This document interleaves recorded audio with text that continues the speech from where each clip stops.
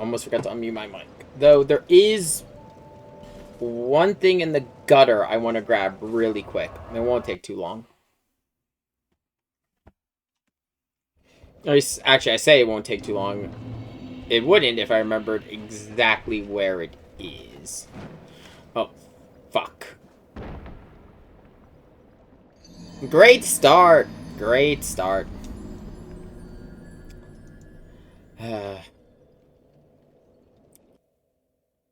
There is another use for the... There's one more door for the Forgotten Key down here. I forget exactly where it is.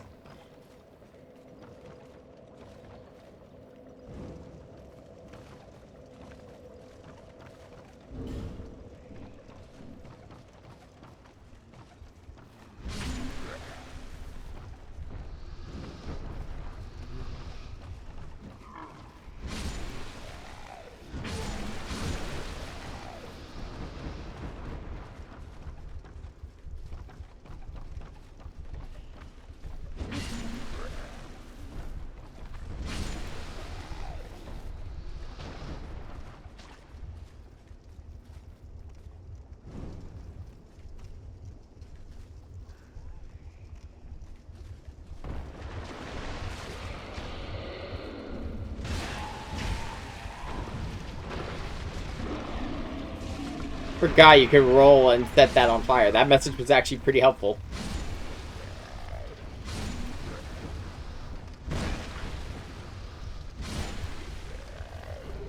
Just so I can mark where I've been, I'm going to light all these torches.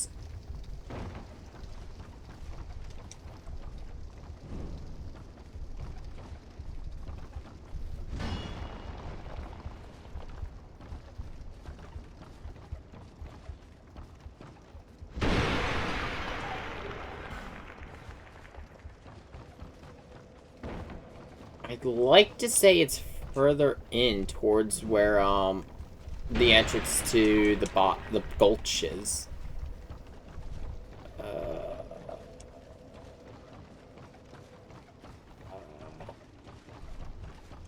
I'll be honest, I always forget where this thing is.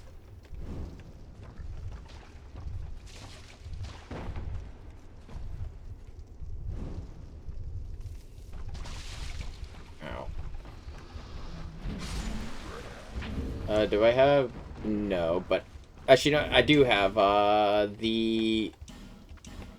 charms.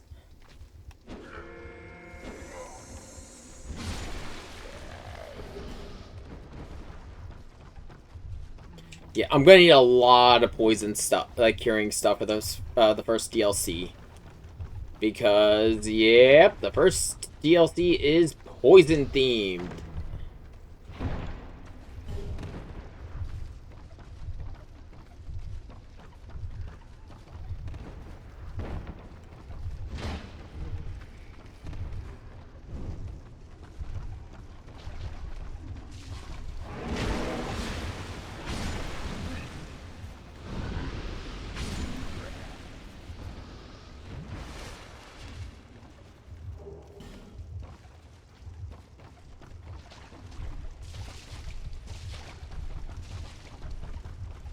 You tell I'm excited for the first DLC.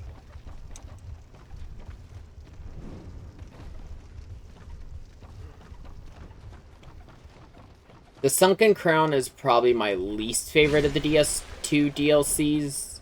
I do have problems with Old Iron King, but my issues with Sunken Crown have to do with the actual damage type it decided to spec in.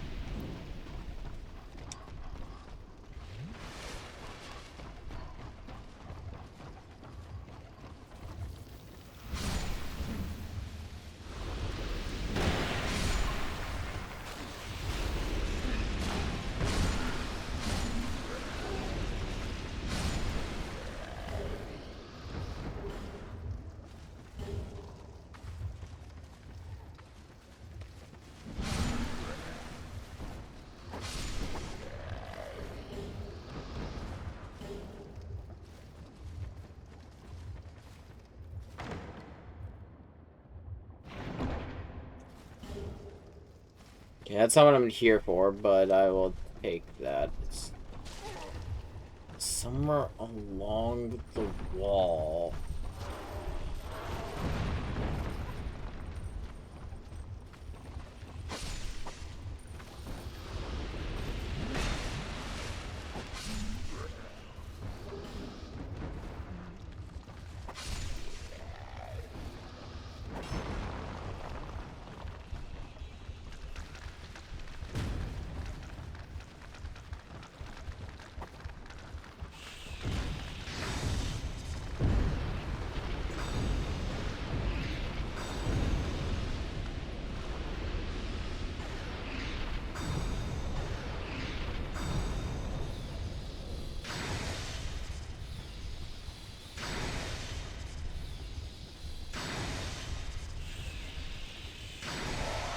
I forget like what attacks that thing has, but if I can attack it from range, I'm gonna do it.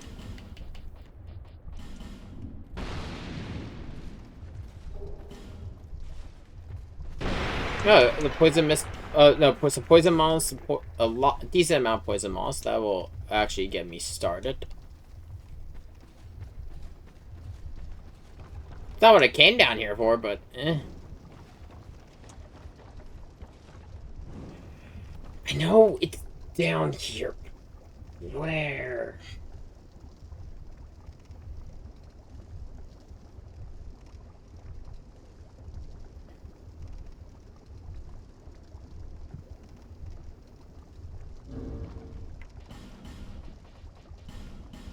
I don't think it was this far in. I'm fairly certain it was this first area.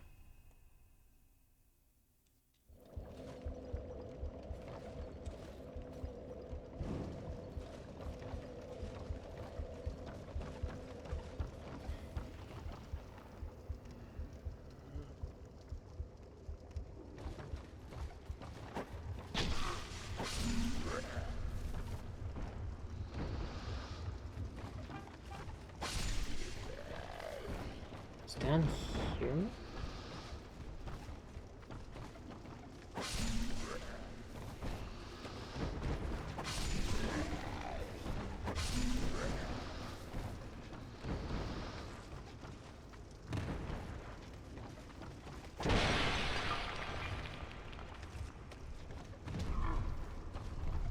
No, I think it's that one. I think it's that one I gotta drop down to.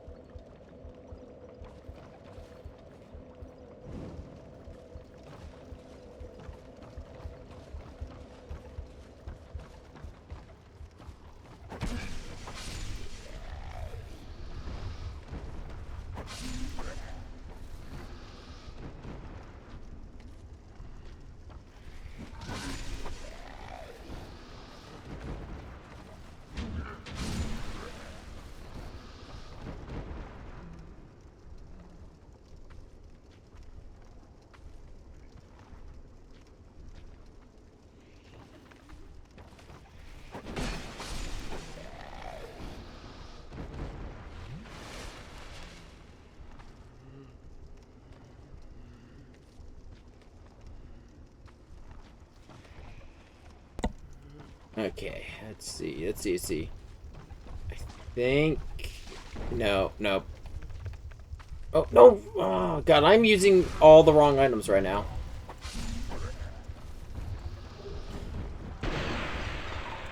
What the fuck? I think I know where I need to go, it's just getting there.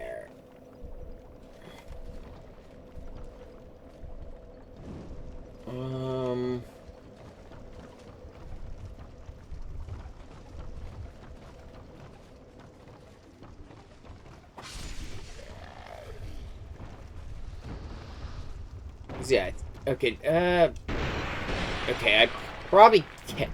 Okay, I can make this jump. Let's see.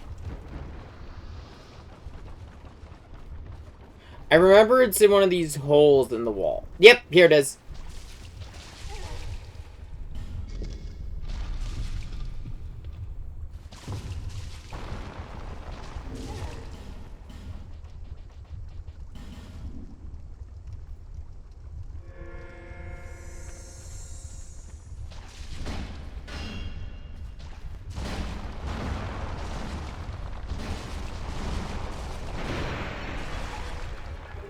There it is. The hovel set.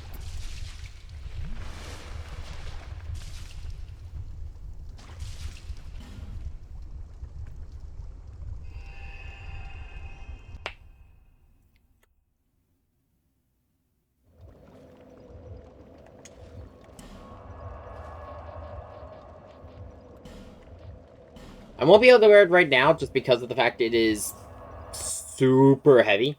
But I don't plan on wearing the full hovel. I don't plan on wearing the full hovel set. I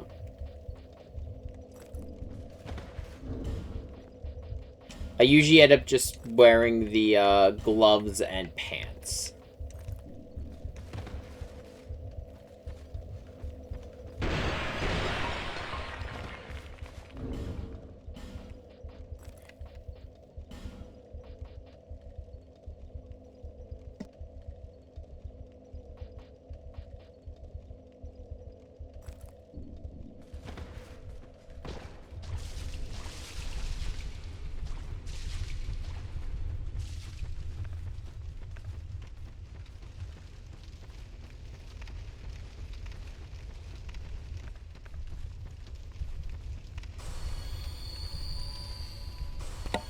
Okay, I'm also gonna stop. Okay, after I get back to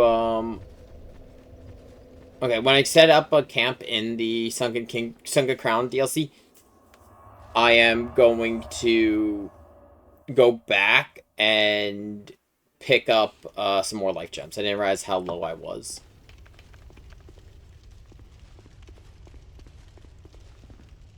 So this is an interesting room. These are all... yeah, try something. Let me see here. Which one of these? The siren here is being channeled from somewhere far away. So you can leave signs here, and basically they appear further into the DLC, if I remember correctly. I think it's a way so you can help people without having the DLC. I'm not sure.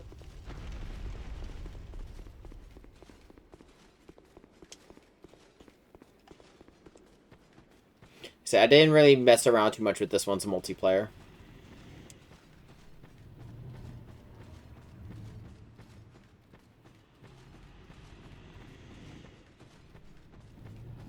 Welcome to the Sunken City. Shulva, the Sanctum City.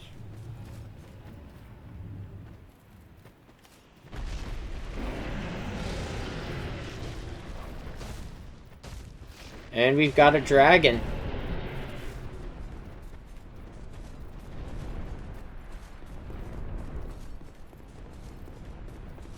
So going over some lore. The Sunken City, worship. It wasn't that they worship dragons. It was basically this dragon came and they pierced its heart. But when they did, the poison within its heart covered the entire city and killed everyone.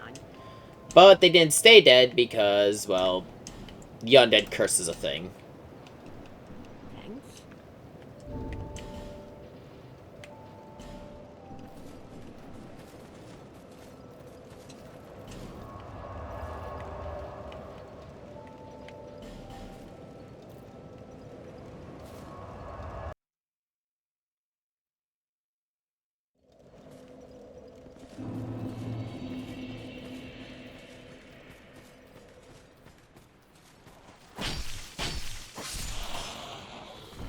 Yeah, so you've been using a poison build up till now. I'm sorry. I feel so bad for you. Everything in this area is, like, I believe, immune to poison. And yeah, the damage goes... Okay, this is a criticism of not just DS2, but of DLC with FromSoft as a whole, up until, I'd argue, Elden Ring. Elden Ring, I think, has the best balance. I've mentioned it before, when it comes to DLC. But, yeah, coming into here, the damage gets ramped way up.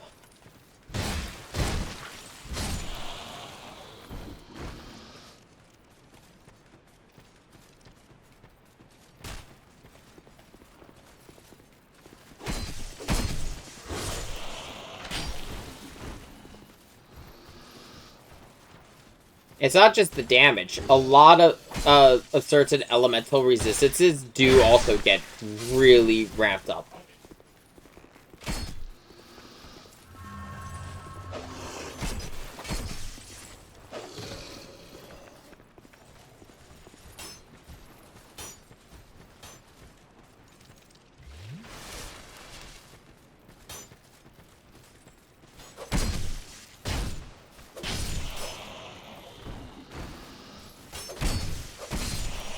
So what's everyone else been up to, though? I've been just recently starting to read the some of the more of the Zelda manga. Yeah. So yeah, you can see there, like, Great Lightning Spear only did 200 damage, and that did not do much to their HP. Where back in the other areas, Great Lightning Spear was doing significant chunks of HP.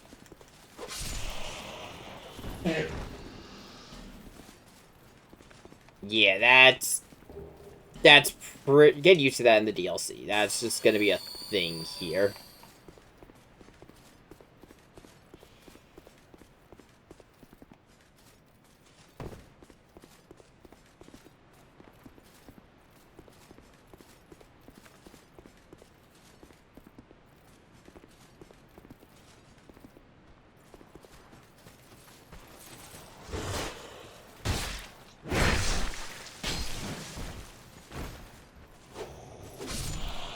Something else is coming at me.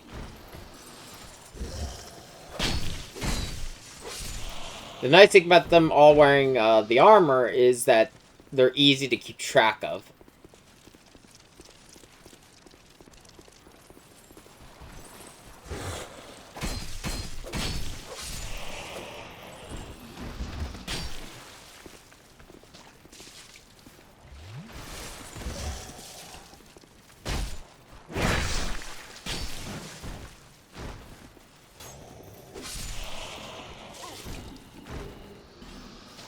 There is a whole separate side area here that we will not be doing. There's pretty much one area in each of the DLC that I won't be doing.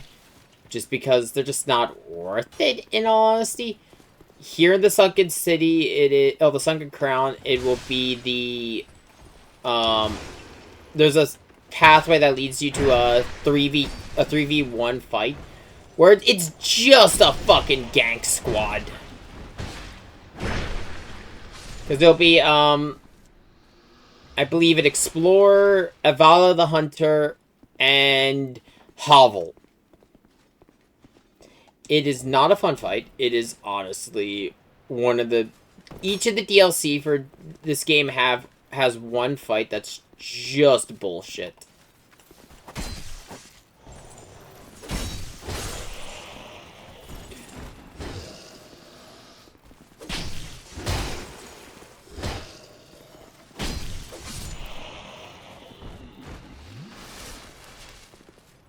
Fire Lightning combo is still working. The only thing that's going to suck about this is next DLC, I'm going to have to drop the fire.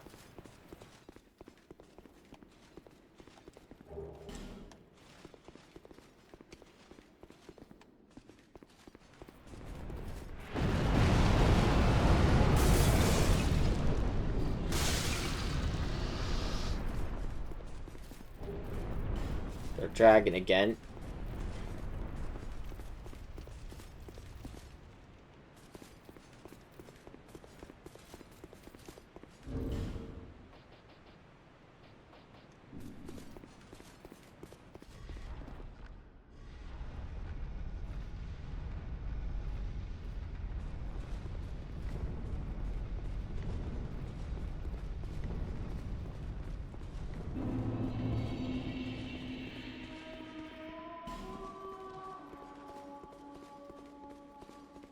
Okay. Dragon's Sanctum. This area has a couple interesting mechanics going on. One is these wall switches. They only react if you hit them. And any form of damage will count. So you can shoot it, you can stab it, you can do whatever. And then there's these ghosts. They're a lot like the ghost enemies back in the Shaded Woods. The only thing is, you can't hit them until you destroy the coffins that that's connected to them.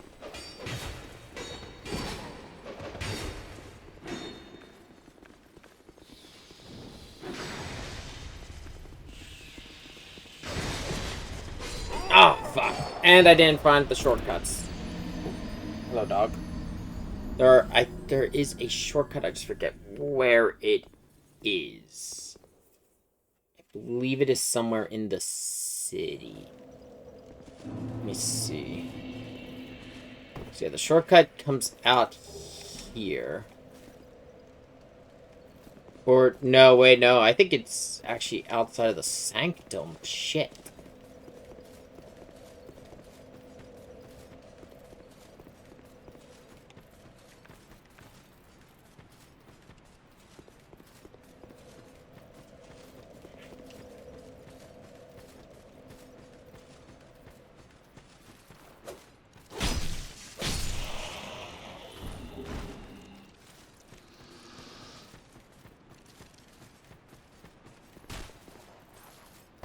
Okay, time for stupid mode.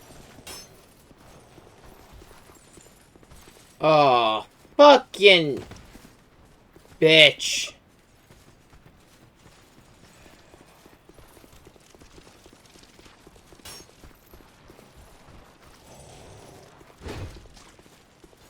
I don't know where they are, and I'm just gonna run. Oh!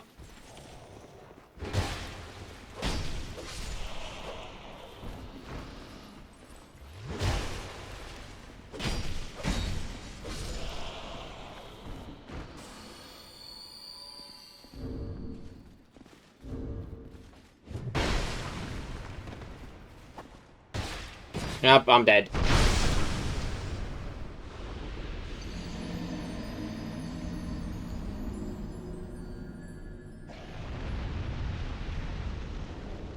Nah, I won't. That one I won't criticize anything about. Unlike the last time we got invaded, but I am upset that that happened because that's 14,000. Oh no, I think it was like 20,000 souls down the drain. How much do I need a level now? Oh, I'm at. I need 30,000. Oh, fuck.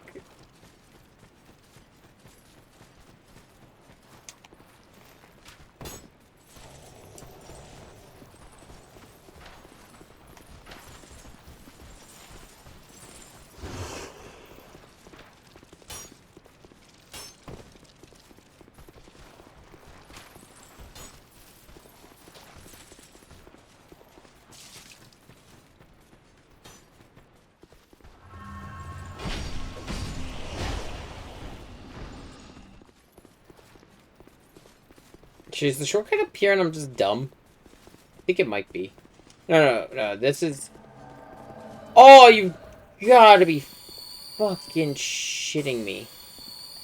At least this one's forlorn?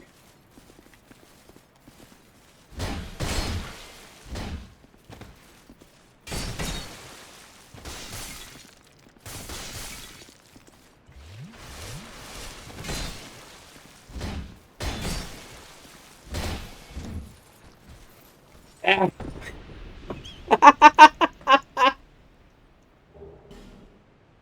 Okay. Okay, that was kind of funny. But I believe that is our third time fighting Forlorn, so I believe that should make the gloves available. Which is interesting. I mean, not interesting, but it's just cool. I'll have to double check.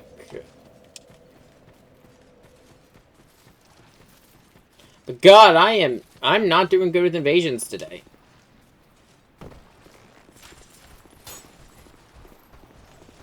One by an NPC, one by a player, and I just slept. Oh my God.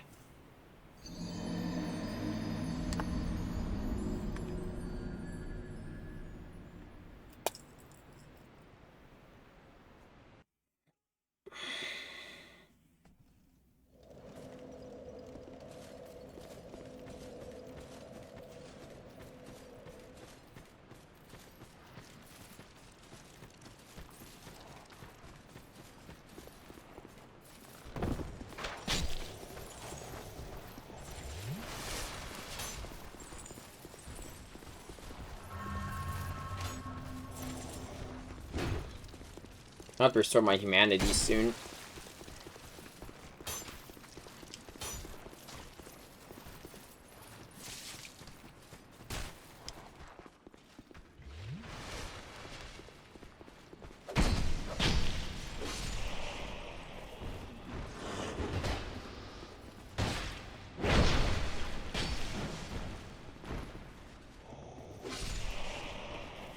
I should just start... Actually, I never got one. I was gonna say I should just start using the Seed of the Giant Tree whenever, I get invaded.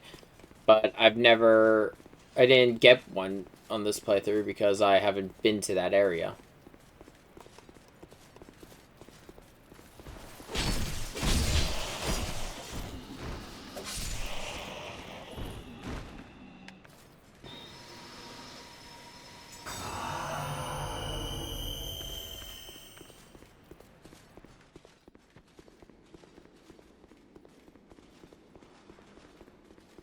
Also, any of those, the coffins you destroyed, the statues, they stay destroyed.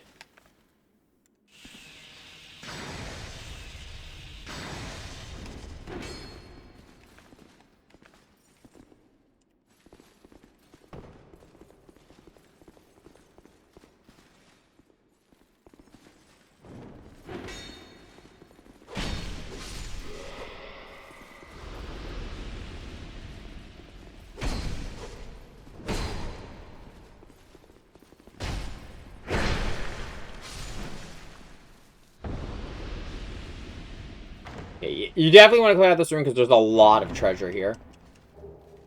Titanite slab.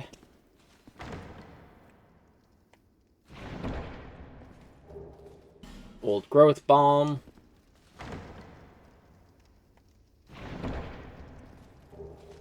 A soul vessel, so that's a full respec there.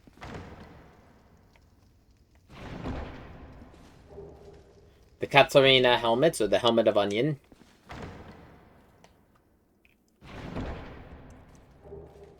And the some 50 destructive great arrows.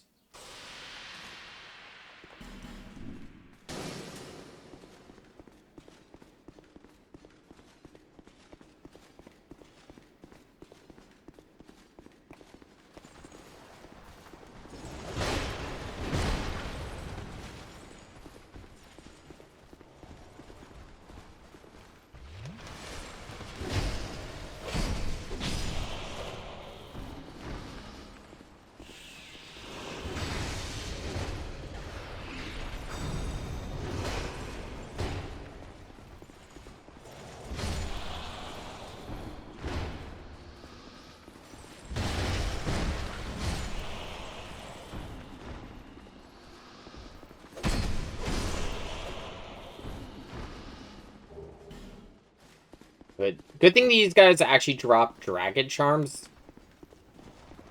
Because otherwise you will, like I said, you will burn through your poison supplies here. Of course, even the trap is poison.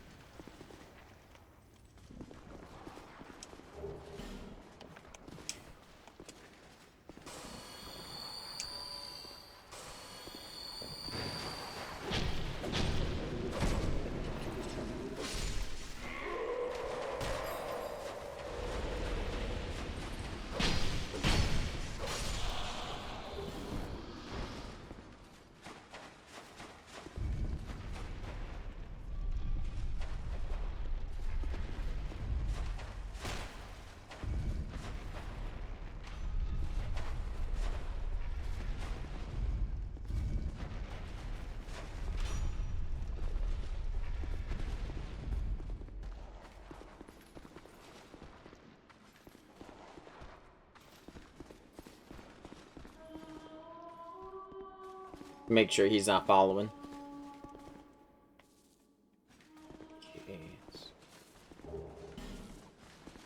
Repair powder.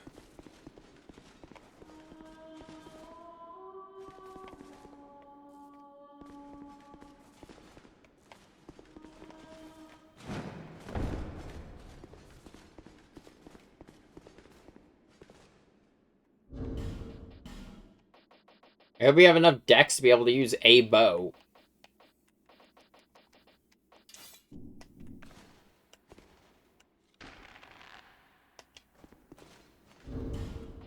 Let me switch my arrows to something that's not as valuable and that I got plenty of.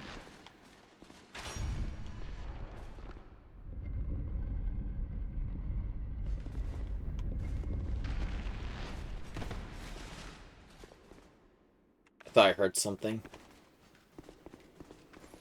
I did!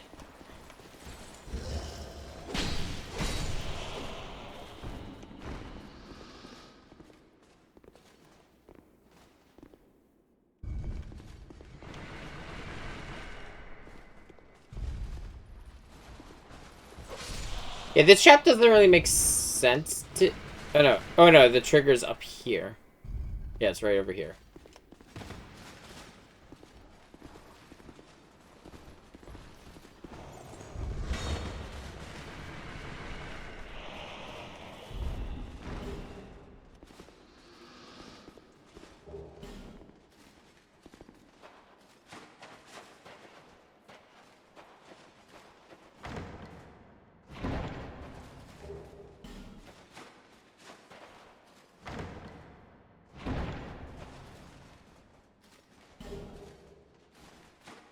Try Dragonbone and Twinkling Titanite. There's another door here, but I don't see a switch to open it.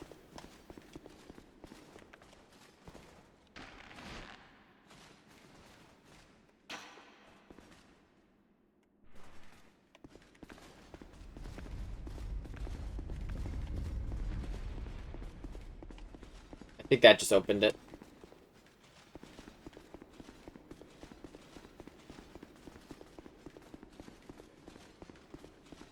Yep.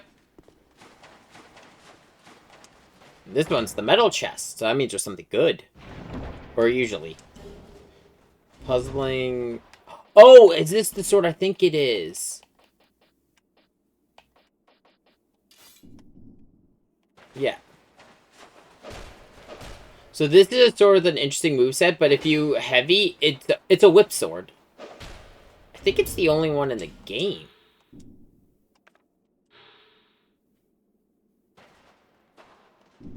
Yeah, based on the description, I think it was originally in the gutter, but now it's been moved here for some reason.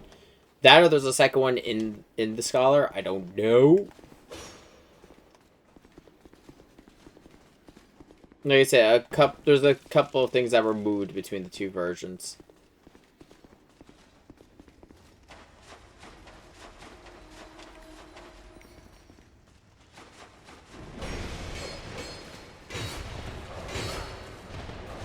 Wait, I could deal damage to you?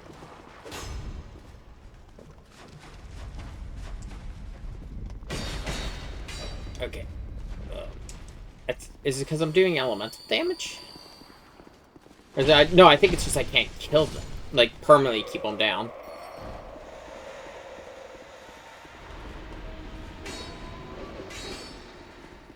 Either way, the rest of the coffins are down here.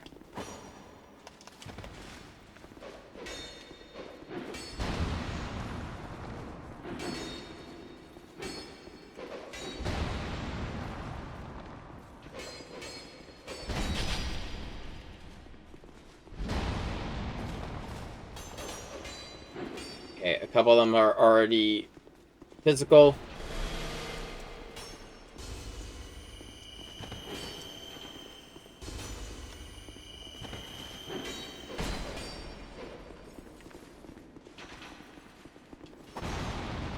There we go.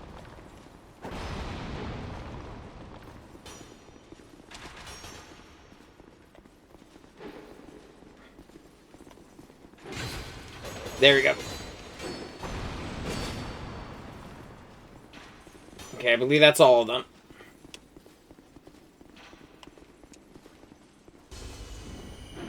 Okay, leave them out of here because this is not an area I'd want to fight them because they got all their buddies.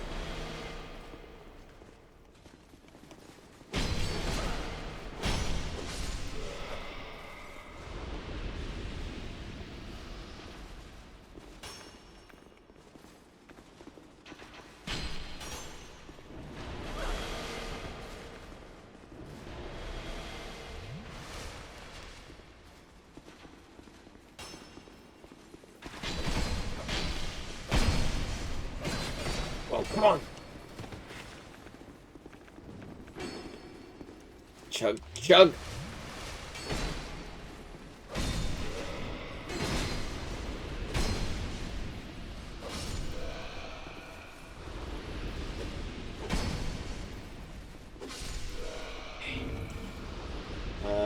Repair powder.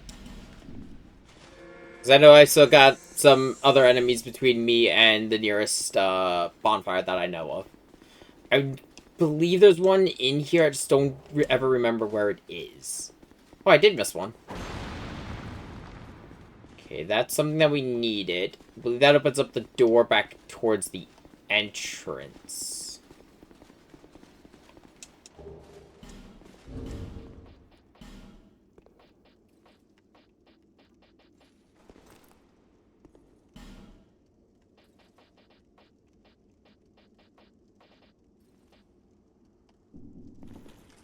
It's probably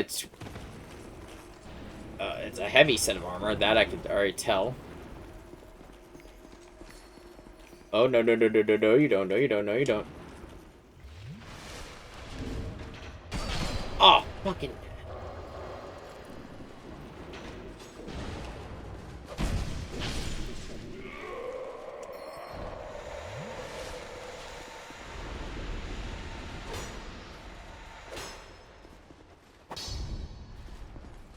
Okay, why would this be joy? And this is probably a trap. Yep. Oh, fuck. That one... Those traps are the ones I hate the most.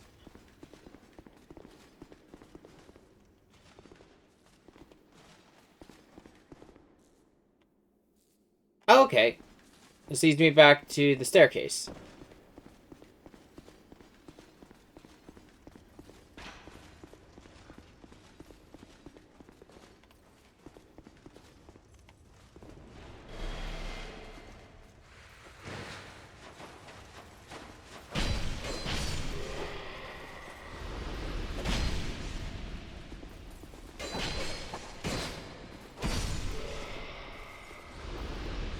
I am playing them with 2 +10 rapiers, I like to point out.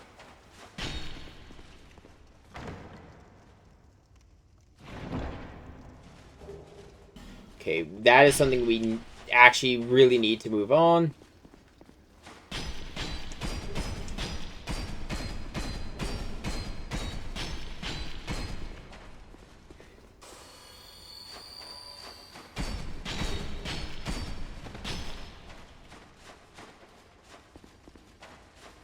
I actually often forget that one's there. Like, that, the Dragonstone. And I have to come back to this room.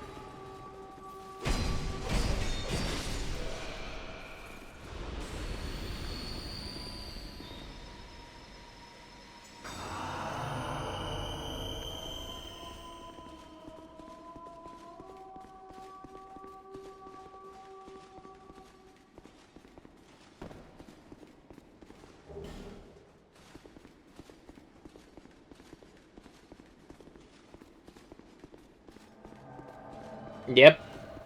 Jester Thomas is our friend no more.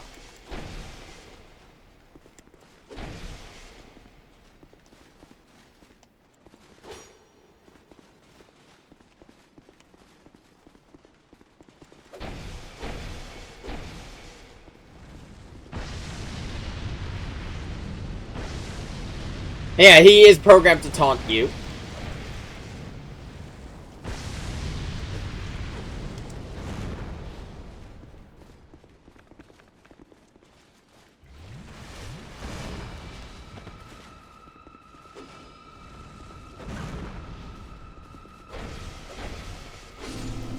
Thank you for dying, and I will use this to recover.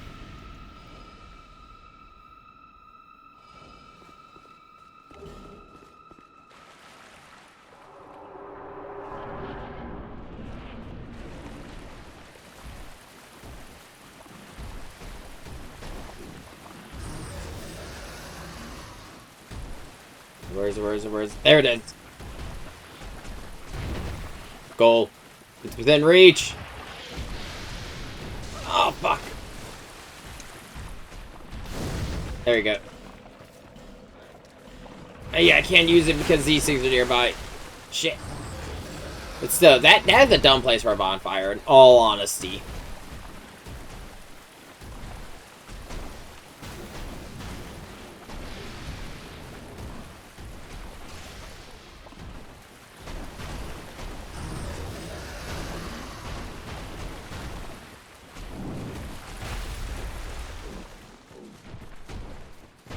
Keep running, keep running, keep running, keep running. If I remember correctly, hit this.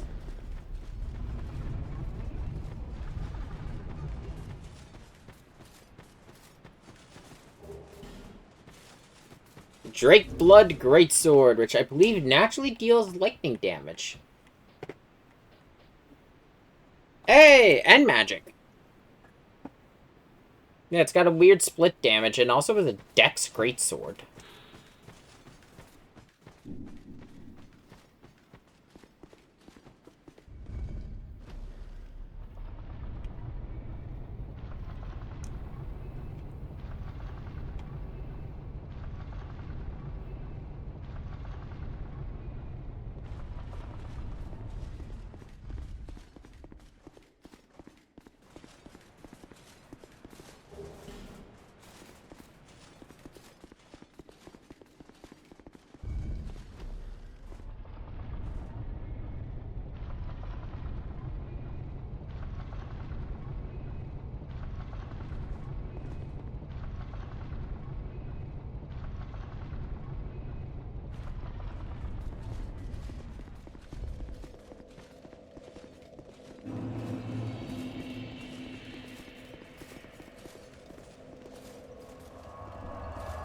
Is that another player? Yep.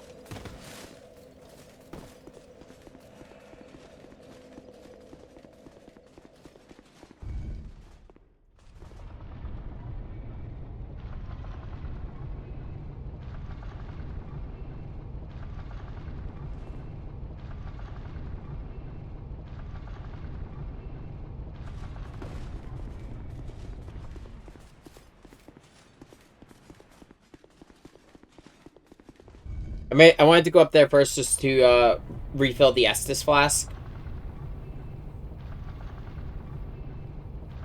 There are plenty of other bonfires in this area. Oh, there's like 3 bonfires. I don't remember where they are.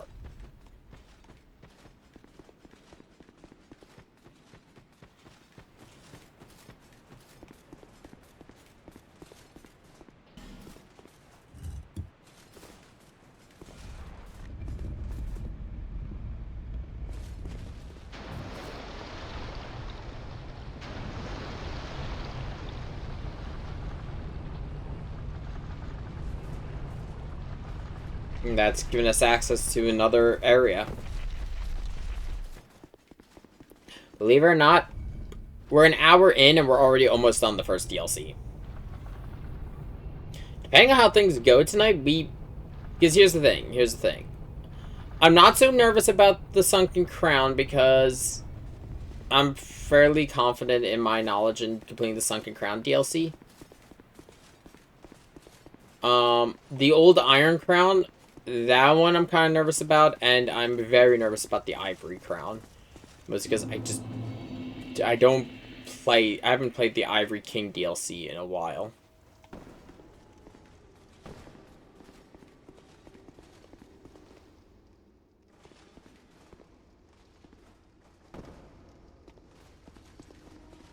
Message.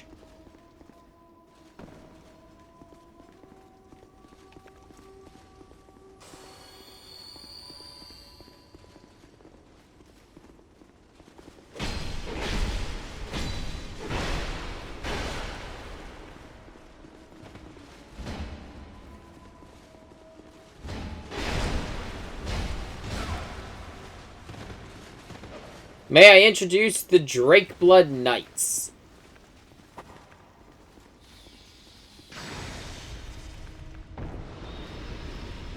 They deal lightning and magic damage, as we saw with the Greatsword earlier.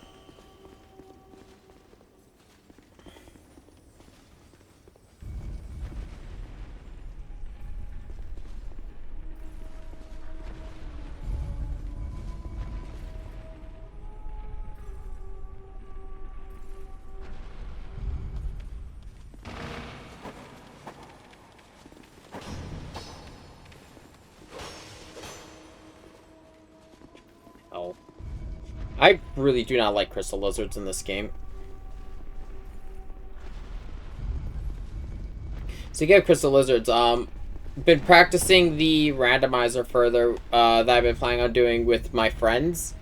We were testing it recently with. So my game I've already that we've got for the multi-world randomizer. Yeah, that one run for the multi-world randomizer is all good.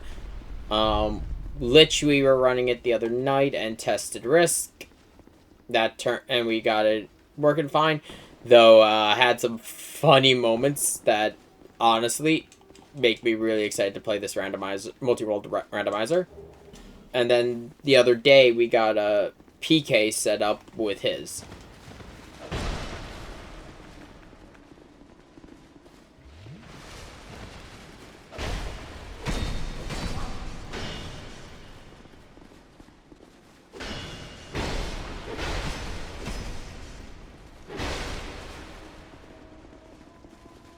Oh fuck. They're kind of slow. Oh fuck. I say and then immediately get backstabbed. I deserve that one.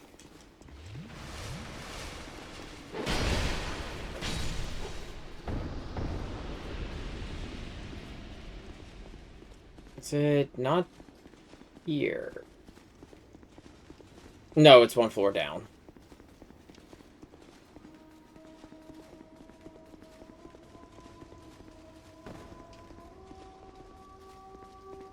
That's singing we've been hearing.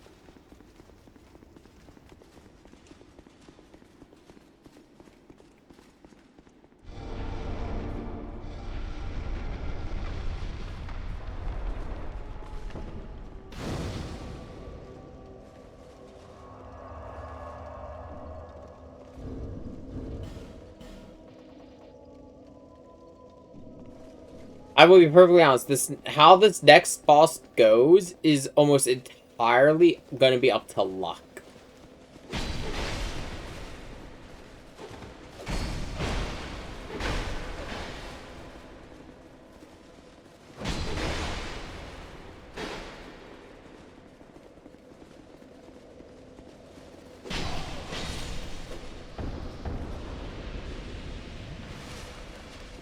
I should have used my miracle, because I am not gonna have time to be able to use this during combat.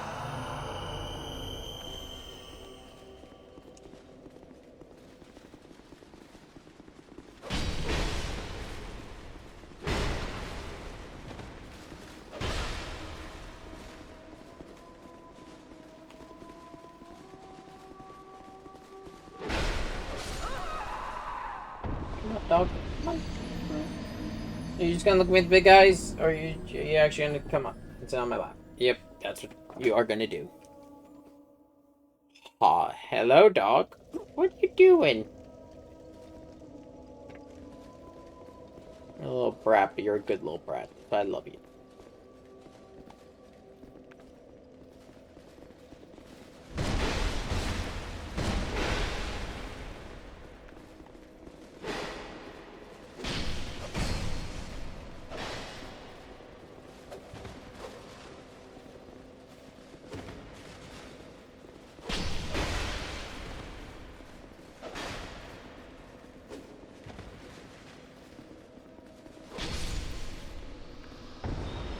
My least favorite thing in all of Dark Souls.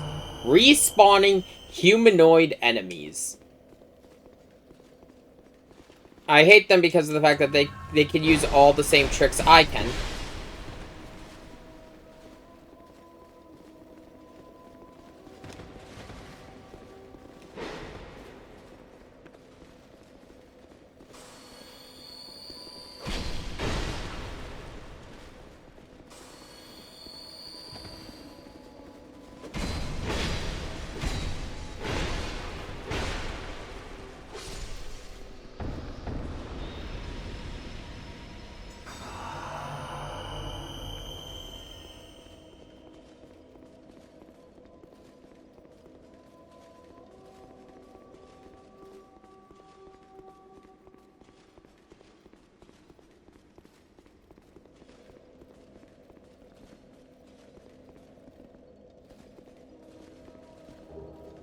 I was gonna say, I know somewhere around here is the Drake Blood set. I just can never remember where it was.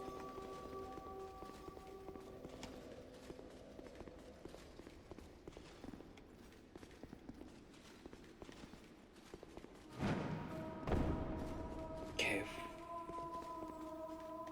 And we have a pretty straightforward shot to the boss.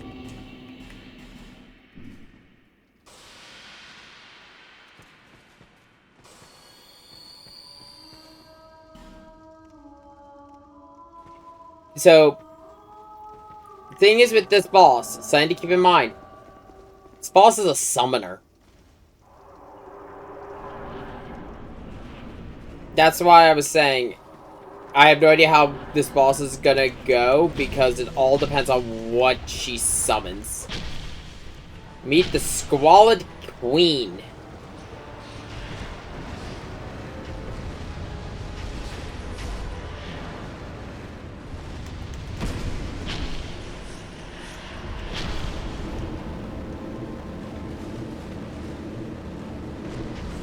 She'll use pyromancies and hexes on you.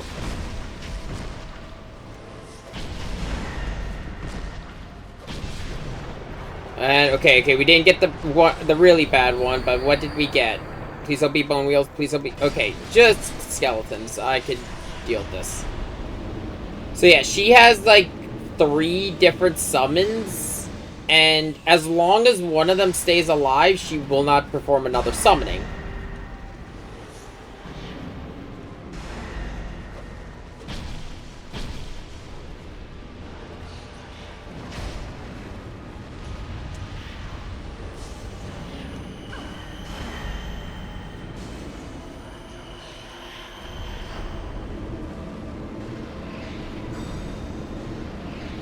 Yeah, as you can see, she's pretty much immune to all my miracle damage.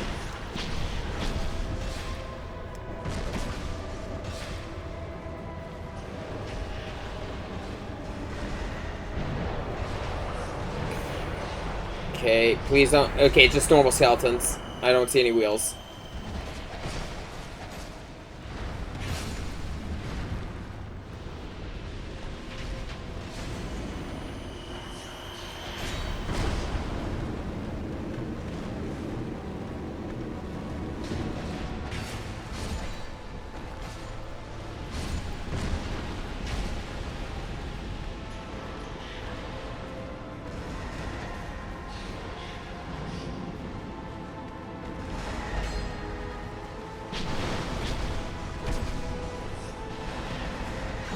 Oh, fuck.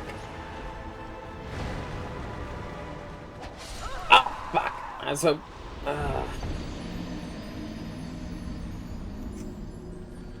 So yeah, the things you can summon are skeletons, I believe bone wheels, pigs, and, the knight's, servant. You know, the one we fought at the crypt. That one could be a summon. That's why I'm worried about this fight.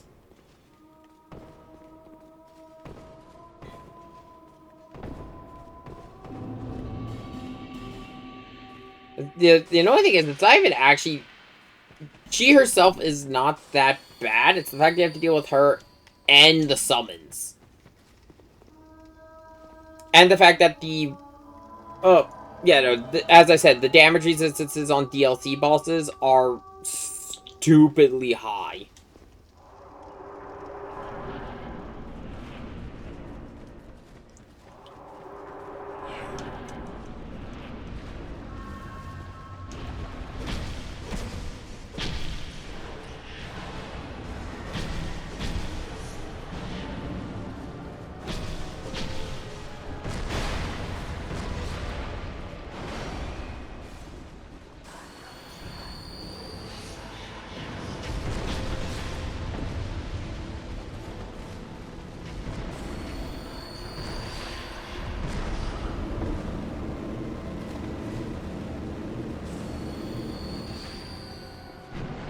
Oh, fuck! I got unlucky.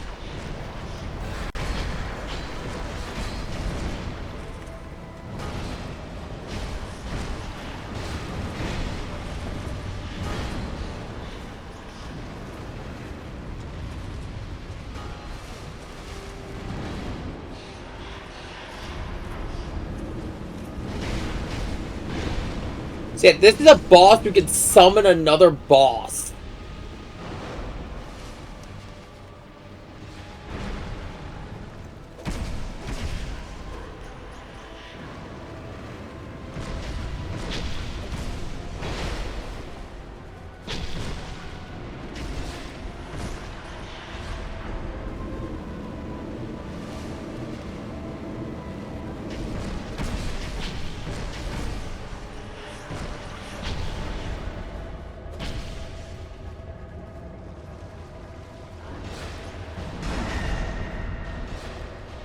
Okay, I wasn't sure who she was going to target with that.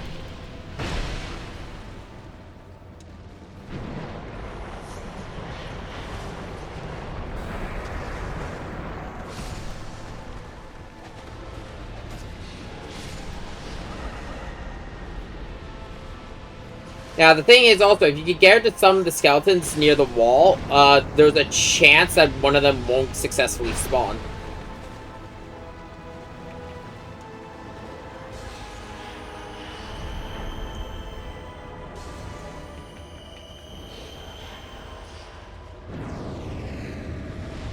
One, two, three.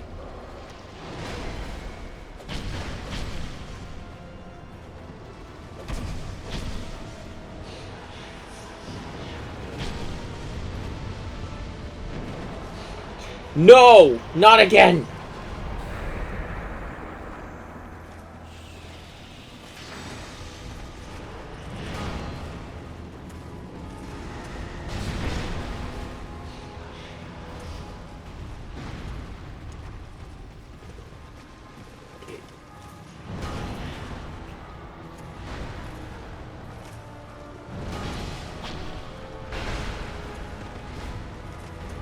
Yeah, I gotta separate the two.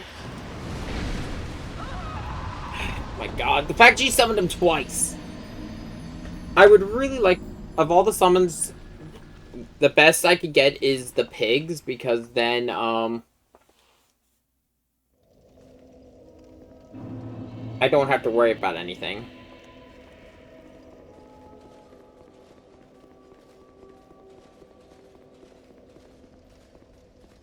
Well, the pigs can be annoying, but they are by far the easiest summon she's got that you could deal with.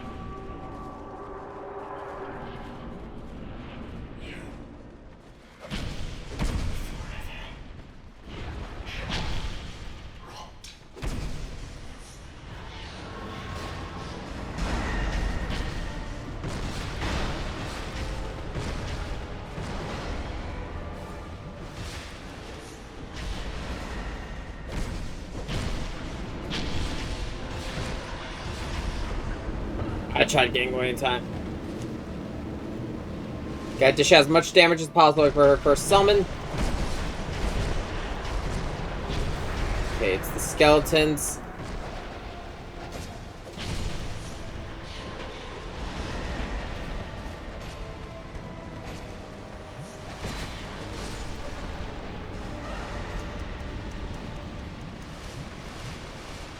I didn't mean to chug that much, but you know what? Fuck it.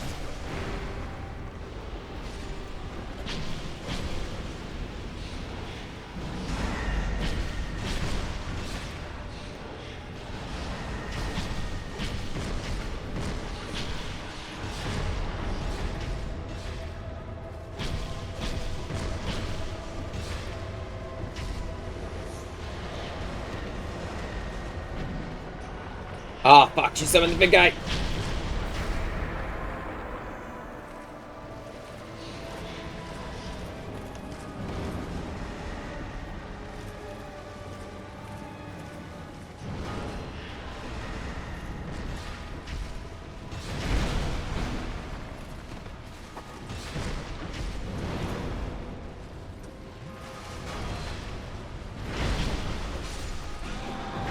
Oh, fuck. Fuck. Okay, nope, no. Oh. That we got Soul of Elena, the Squalid Queen. And, well, her soul, as you may notice, is another purple soul. I'd like to actually read this one. Soul of Elena, the Squalid King, who rests beside the slumbering dragon of the Eternal Sanctum. This child of dark accompanies the dragon, slowly amassing souls in anticipation of the coming day of vengeance. The wondrous soul of this augur wrath can be used to acquire numerous souls or create something of great worth. So, the Squalid Queen is one of 4 queens for the 4 crowns. The way that these crowns work are that they are... Each of them are a frag... You are a sun, bro? I'm summoning you, buddy.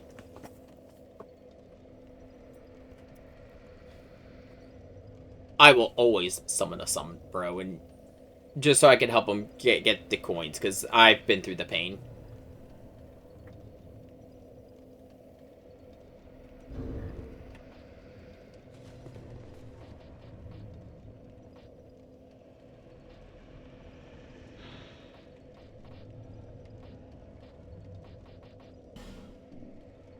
Ah, summoning failed. Shame. So back to Majula then and level up. Oh, that's the only reason I was not going back to Majula. I was gonna see if I could summon the Sun Bro.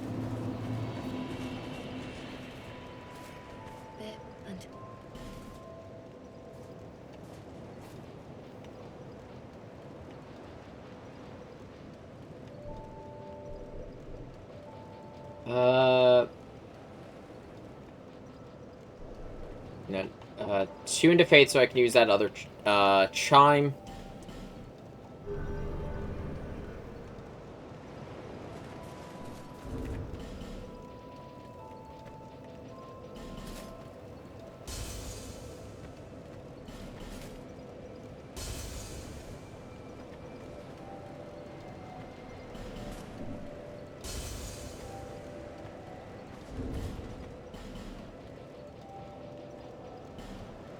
I'm gonna break the soul of the king because there's nothing really from it that I want for this character. I thought about some of them, but eh.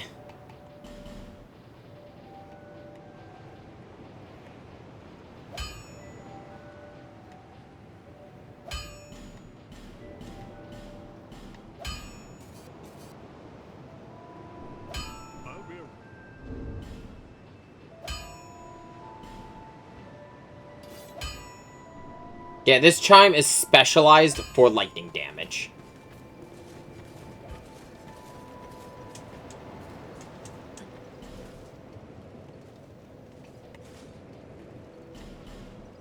Put the rest into health, because I am going to need the health.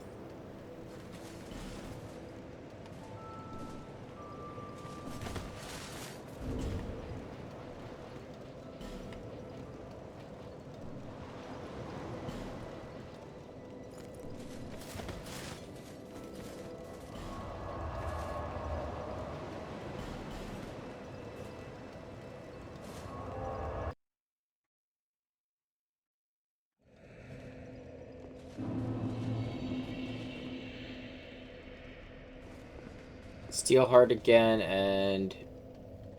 You know what? You're coming with because it's appropriate for you to help me here. We're putting a dragon out of its misery, so we should have the help of a dragon.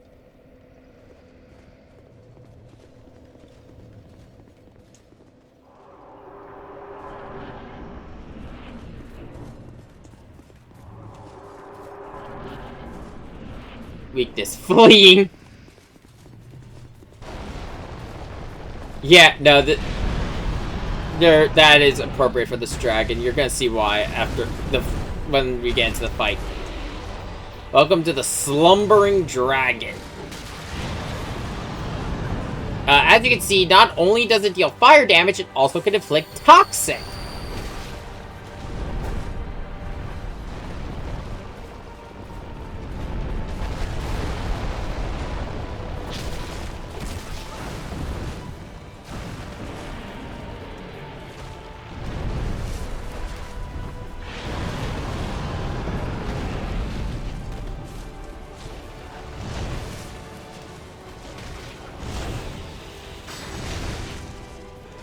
Yeah, no elemental damage. We're going straight physical.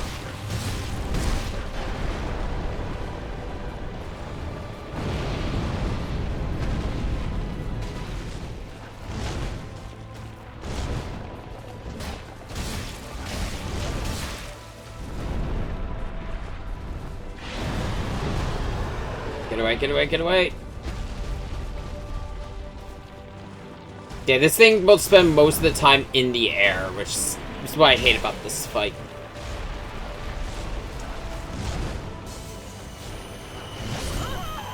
Ah.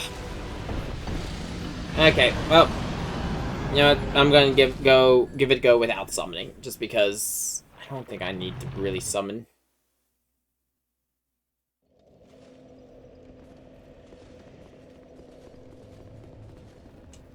One thing I should do is I should have the items for it. I'm going to uninfuse my rapiers.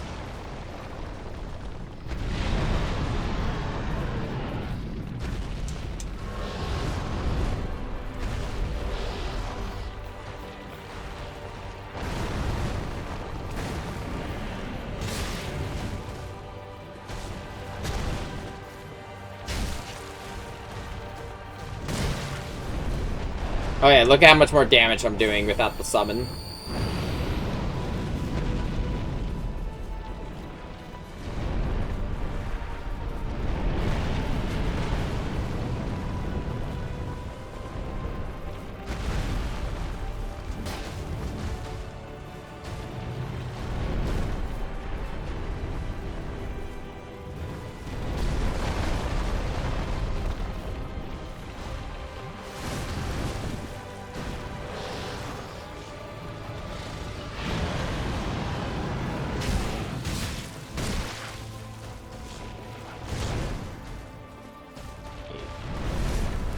Up.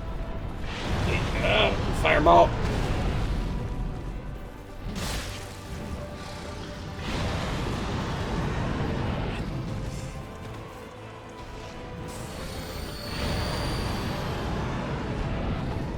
Shit.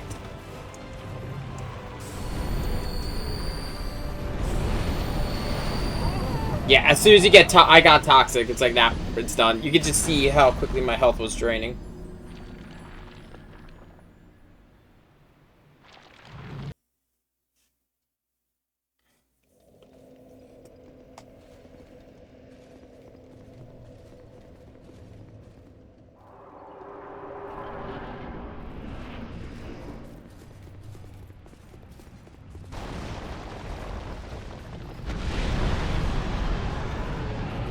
What I should do, I should actually equip the Blossom Shield just so I have the extra, extra stamina regen. And the extra defense.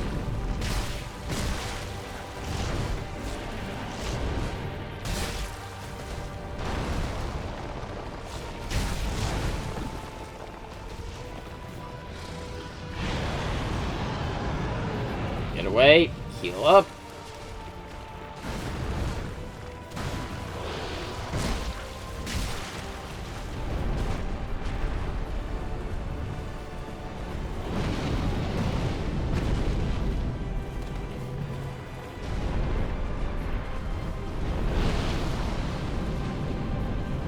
The good thing is the toxic stats does tend to break down quickly when it's not successfully inflicted.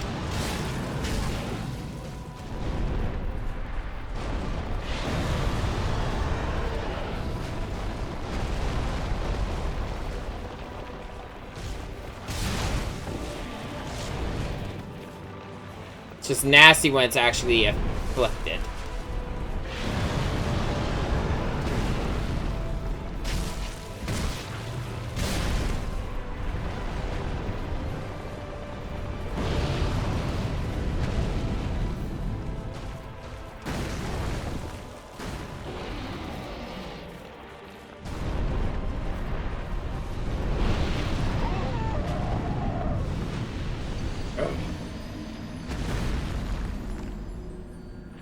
Yeah, I'm gonna actually equip the shield.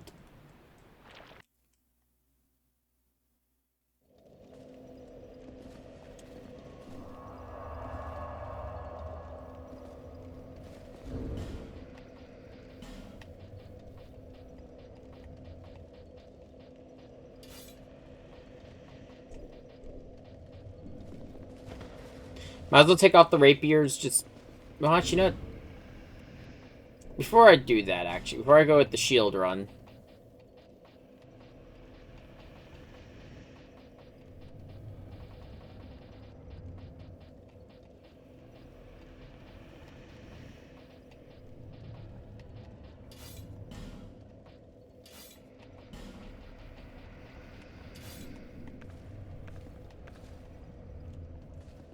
I want to see how much damage I do with these without the summon.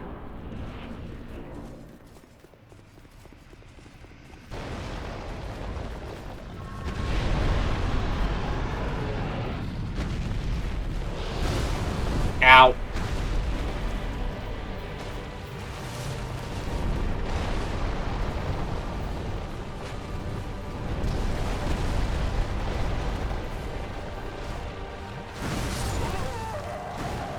I didn't even get a single hit on you that time. Banjay, that was also just kind of unlucky, because it opened with the charge, and then it just went into the air.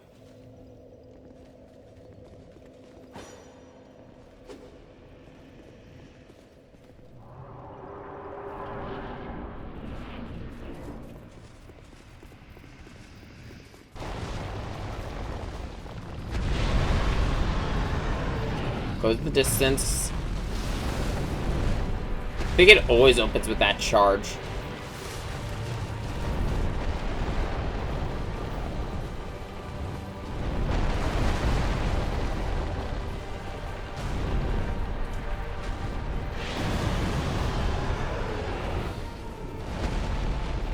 Stop going into the fucking air.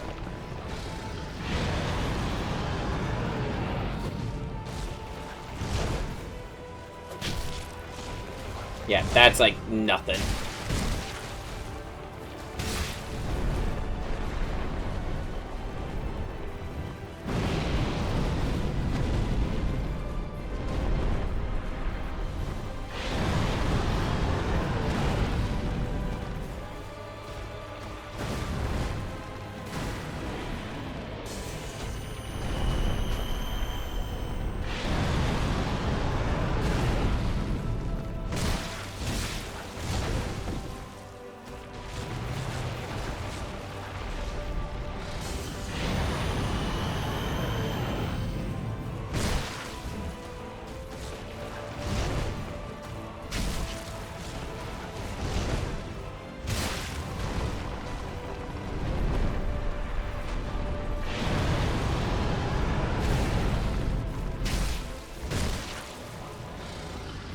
Run!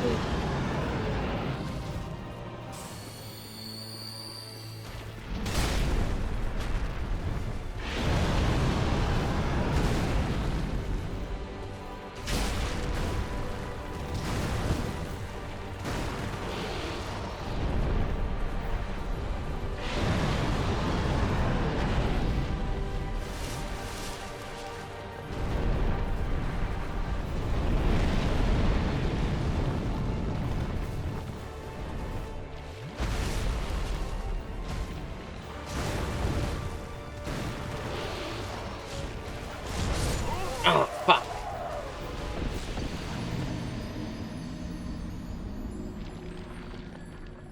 Need to hug the dog for luck. He will give me luck.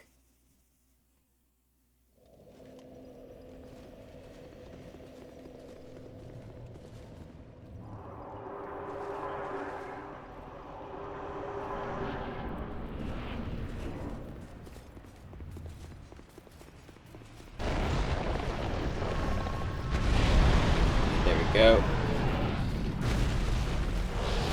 Okay, there we go. Avoid the first attack.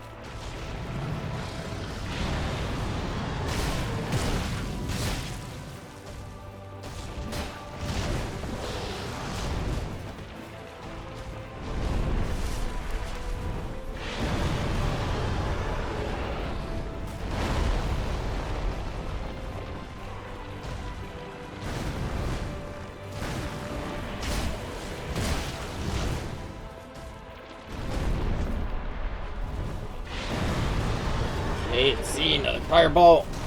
Ah, fuck. Yeah, the hitbox on that downward sweep is kind of janky.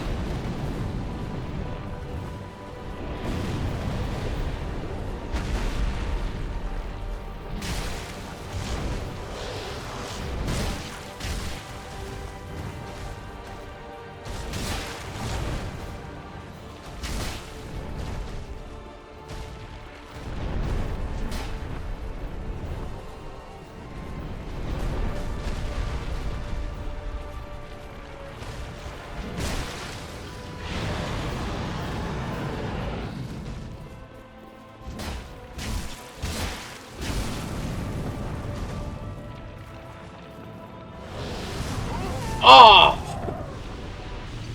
I was so close. I was so close. And then stopped to heal. I just kept going. Or gone further away. There were things I could have done better there at the end there.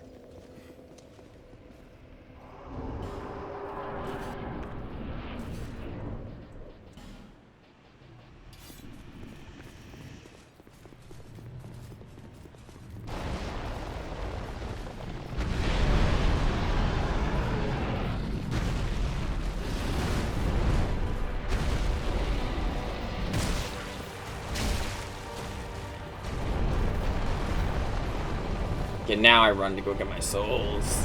Oh, whoa, fuck, that was close. I honestly thought I got hit. Come on.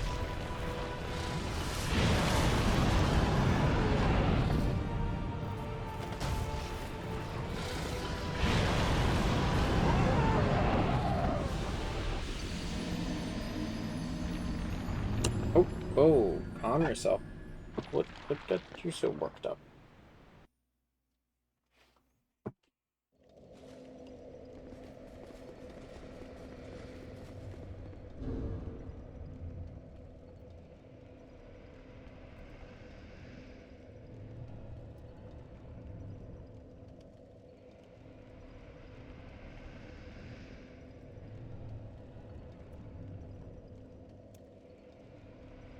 Damn it. Sorry, another bot.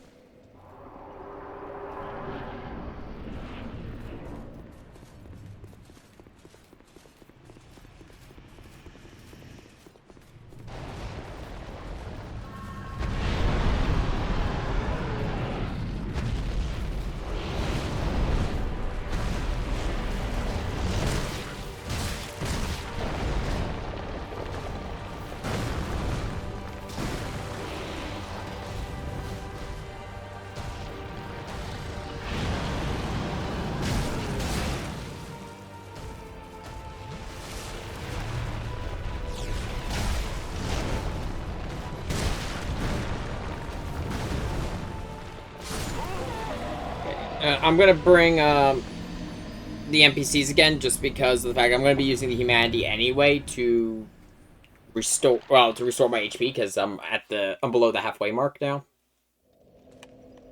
I think my curse is at maximum level.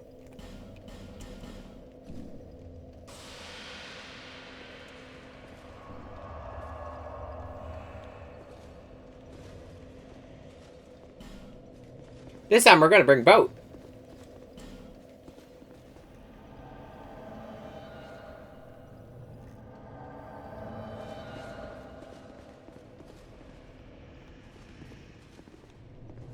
Hey, you're not Steelheart. Oh.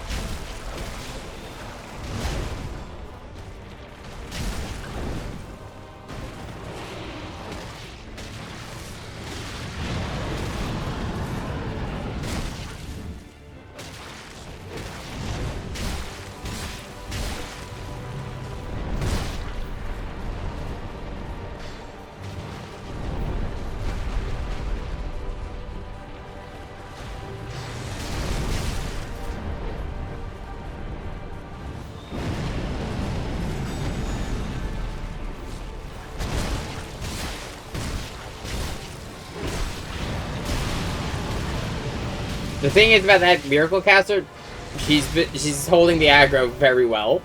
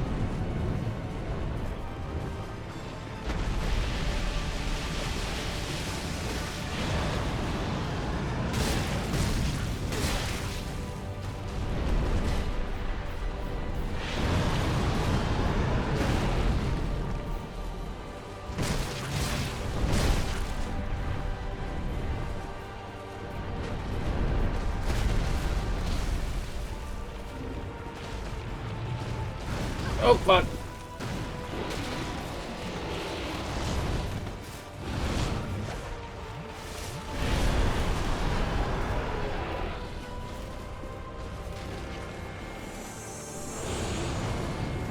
Picks up my hammer because it's about to break.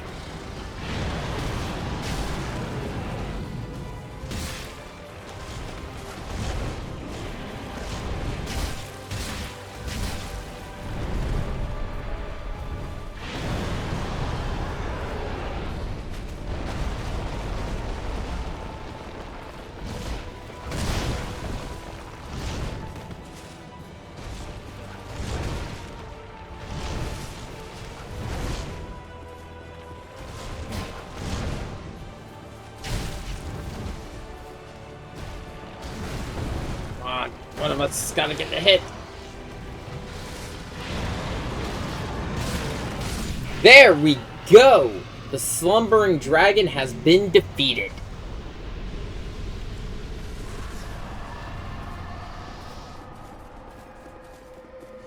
With the slumbering dragon defeated, a light has appeared. Crown of the Sunken King. Fate heat lingers in the ancient crown.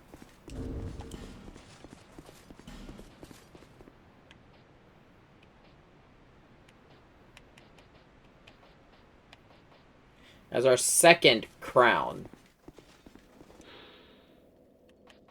we have the crown of the Sunken King who once ruled this land. The king erected the eternal sanctum below the earth to worship the great dragon, but the towering bulwark crumbled with the city shortly after the dragon's awakening. But those were events of long ago, and today, no one even remembers the king's name. What makes a... And then I didn't go over it, but the crown of King Vendrick. What makes a king? Some say that is birthright, while others call it destiny.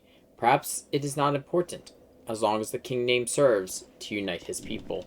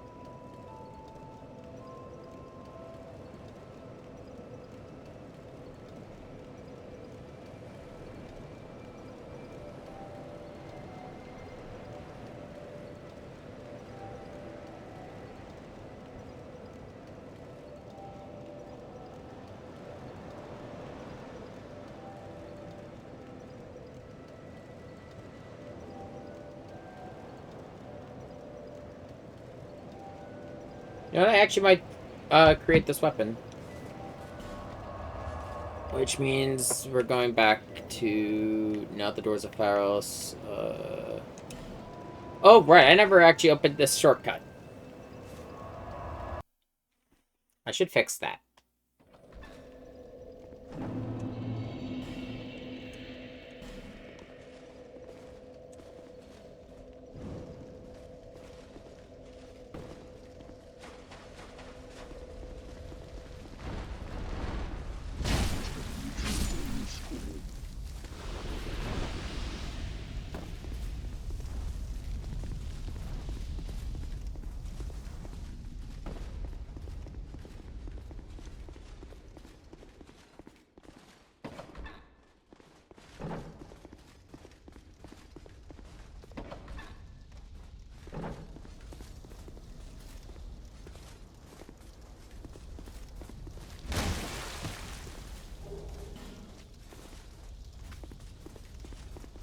I went the wrong way.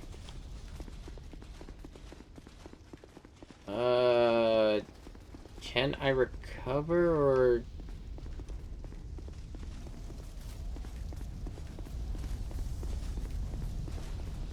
I think so. No, I can't.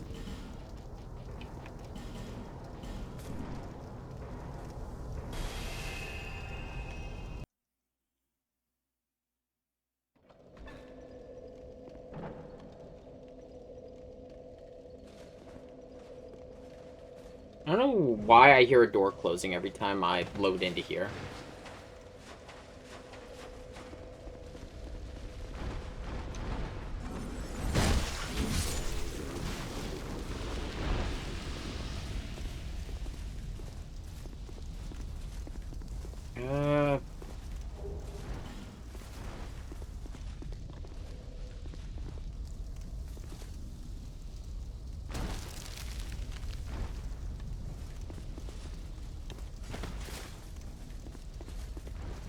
Oh, wait, no, okay, no, I could have recovered, I think, before I fell down there, because... Or not, no.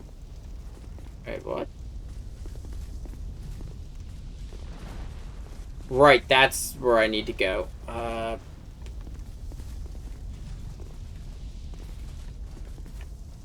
nope. Shit. Okay. Step 1, get souls back. Step 2, roll down there.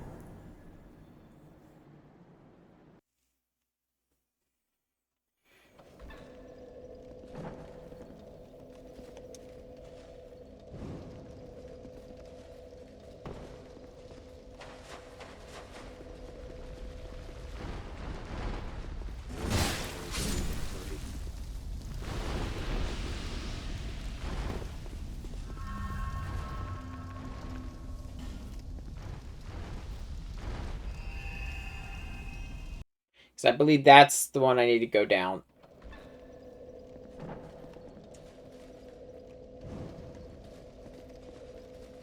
I definitely do not like carrying this many souls.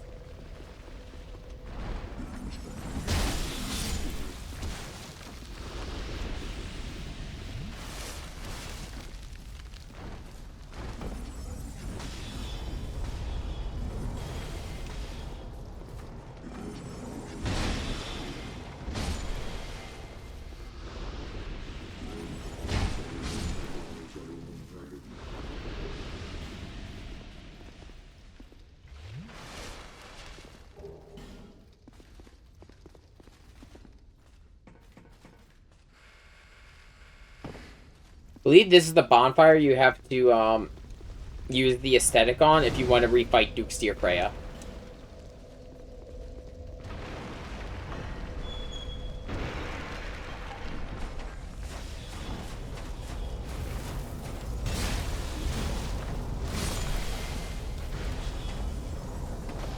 Oh, shit! Back to the fucking spider room. Or not. Fucking spiders everywhere, and casters, and ah!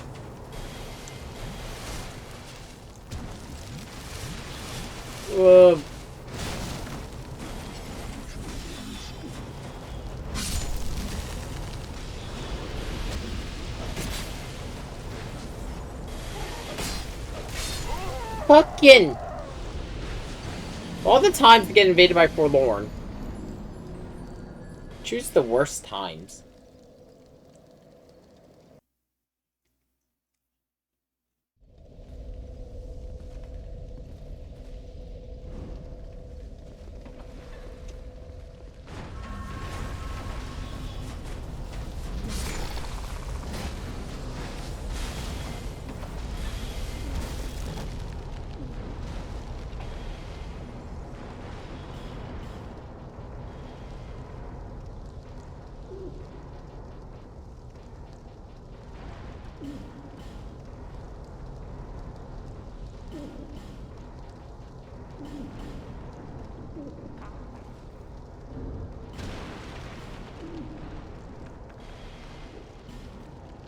Okay. And all those weapons I'm able to use already.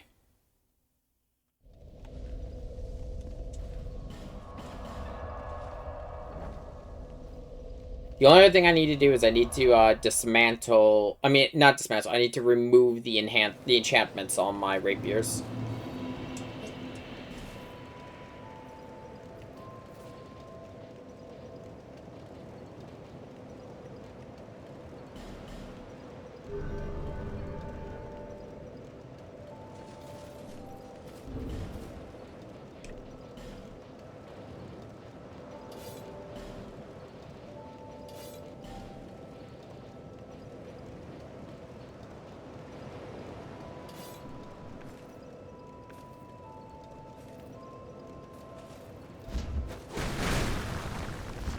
What the fuck?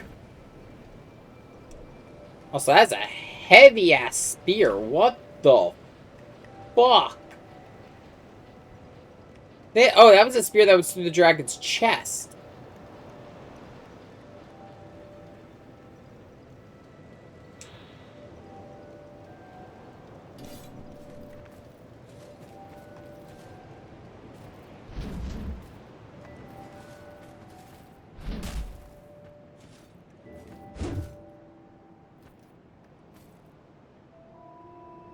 Wait, what?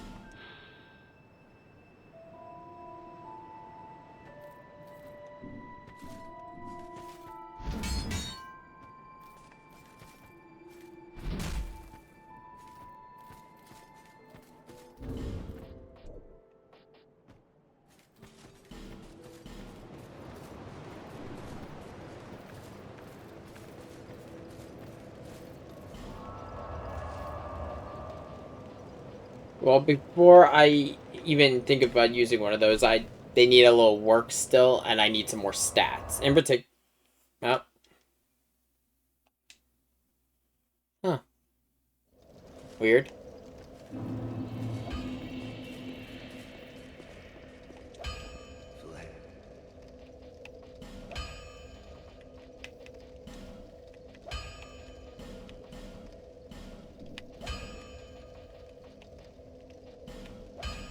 Shit.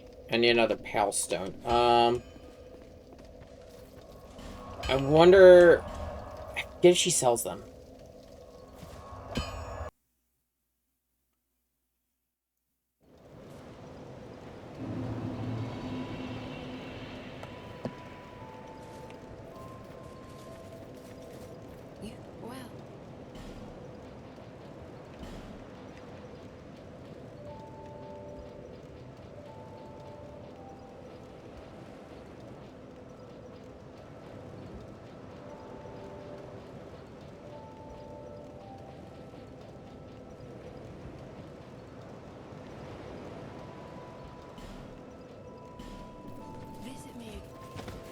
You know what I will do instead? Okay, I can't buy another, I need to find another Pal Stone. But what I can do is just switch the infusion. Actually, this might work out more in my favor anyway, since I have more strength. I think I have a heavy infusion.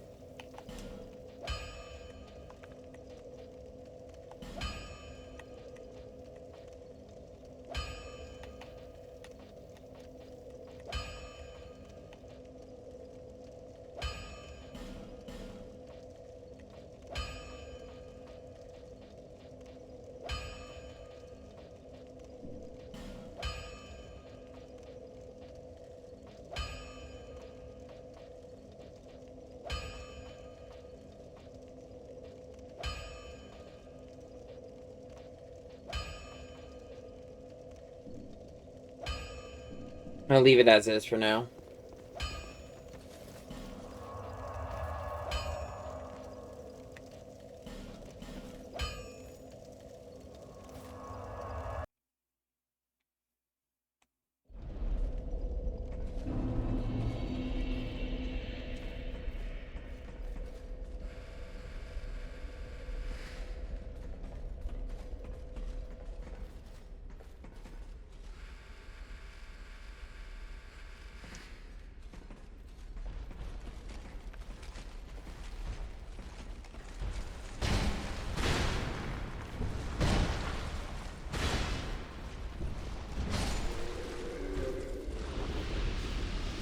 Make sure there was no drop.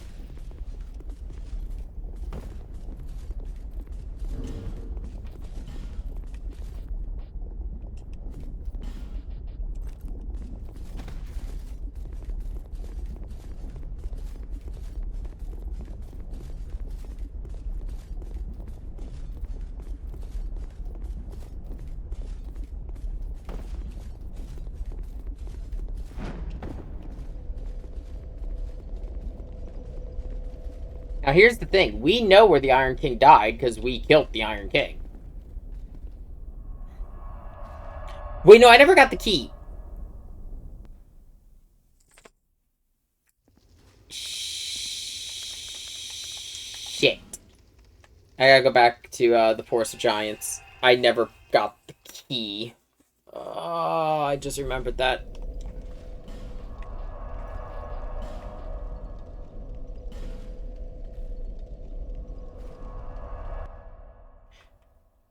You know what? I'm also gonna pick up something else while we're here.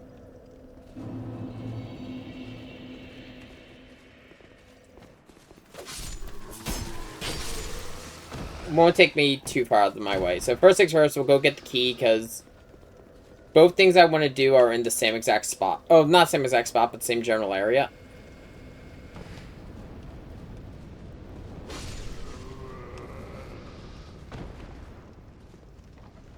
As long as I remember to pick up the key from the Iron Keep, which I am 90% certain I did? Oh shit, did I?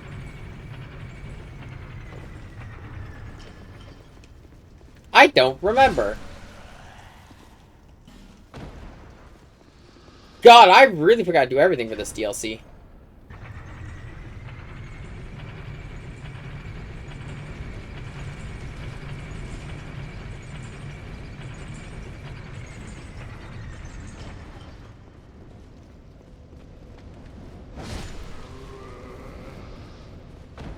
Watch it. You're slipping off, dog.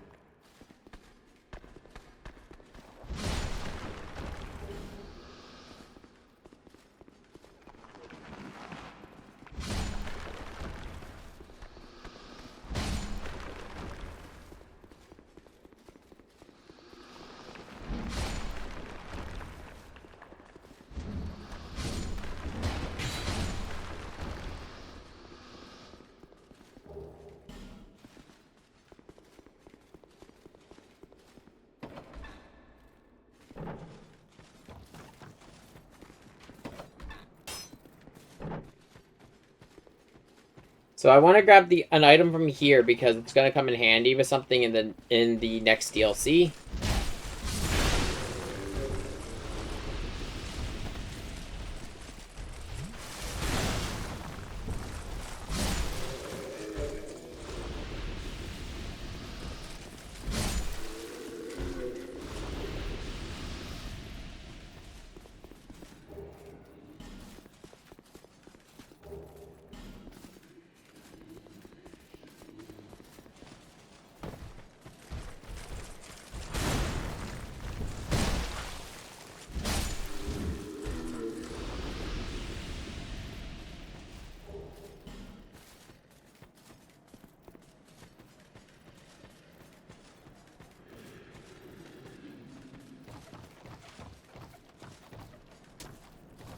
We're also going to see a return of an old friend. Is the leather set?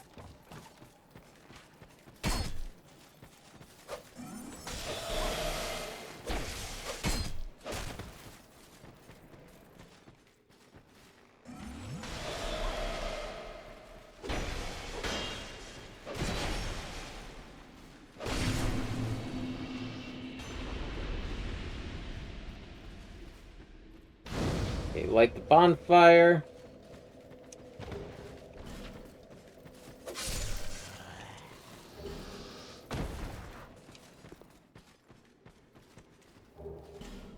Yeah, this giant, you cannot enter its memories, is just there for the giant seed.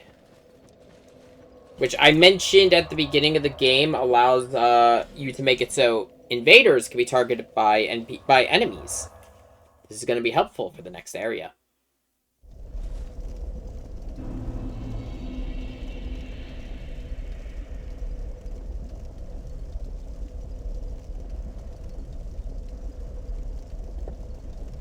Now, because we're going to get invaded a lot, there's one invader in particular who's just annoying.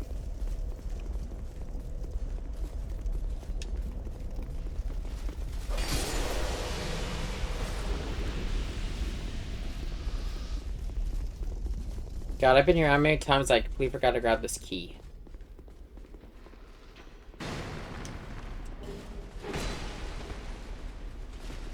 Yeah, somehow the iron key for a door in the Fortress of Giants, the Forest of Giants, made it all the way to the Iron Keep. I don't know why. It's just here.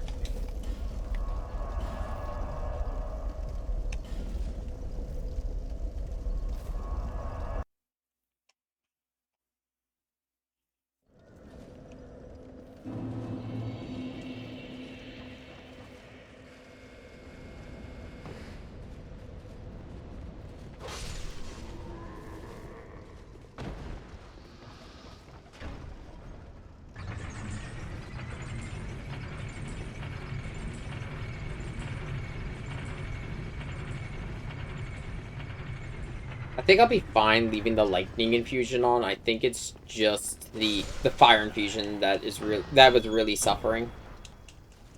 And would really suffer with the next area being, fire-based again.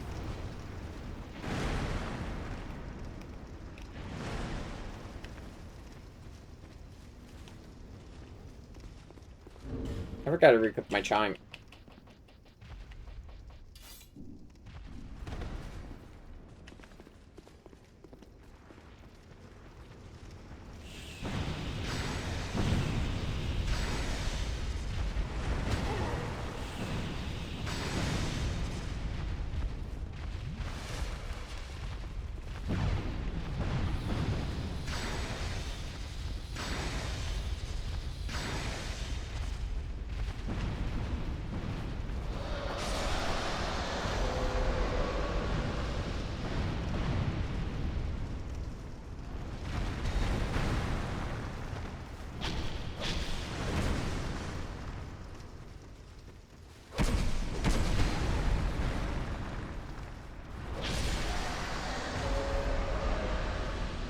Okay, see here. Nope, that's not the key I need.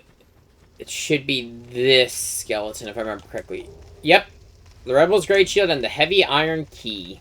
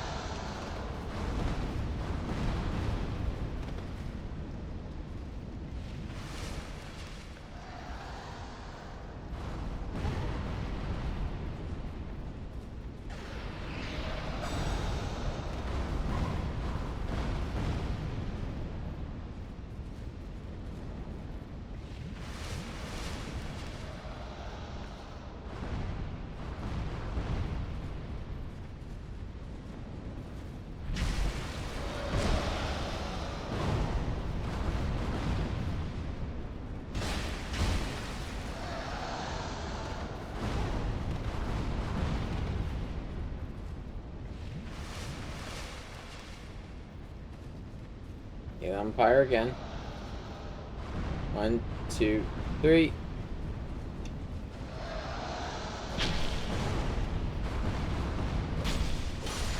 There we go. And there's another one. I hate these salamanders.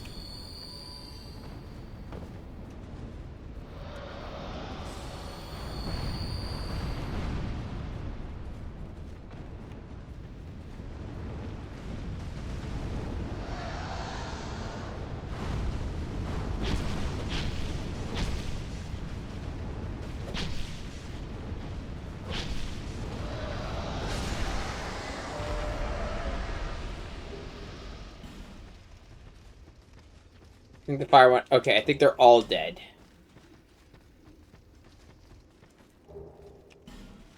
And oh, that's where the hawk ring is, huh? I actually didn't know that's where it was.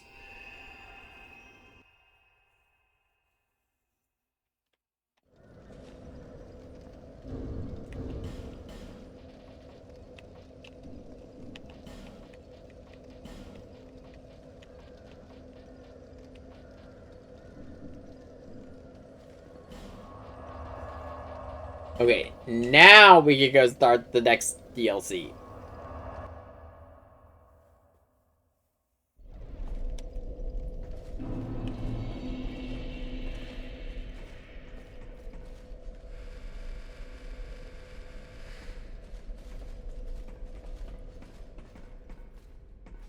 Now this next one's actually a lot longer.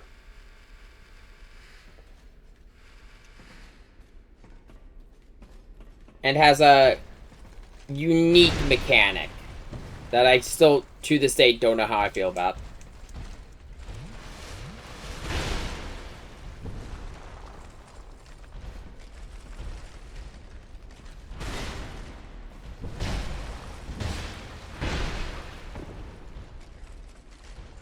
Says there, I was getting my ass kicked by this, but this is a New Game Plus enemy.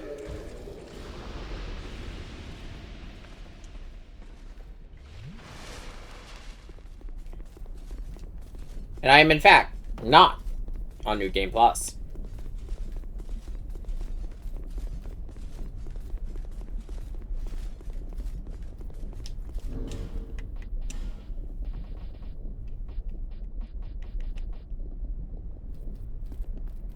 Really? I thought this thing could deal poison damage, but still. What is this thing's weight? It has natural poise of 19. No, actually, that's its weight. It has a weight of 19? Holy fuck. I'm gonna use that. There's an item I need to find. A ring I need to find.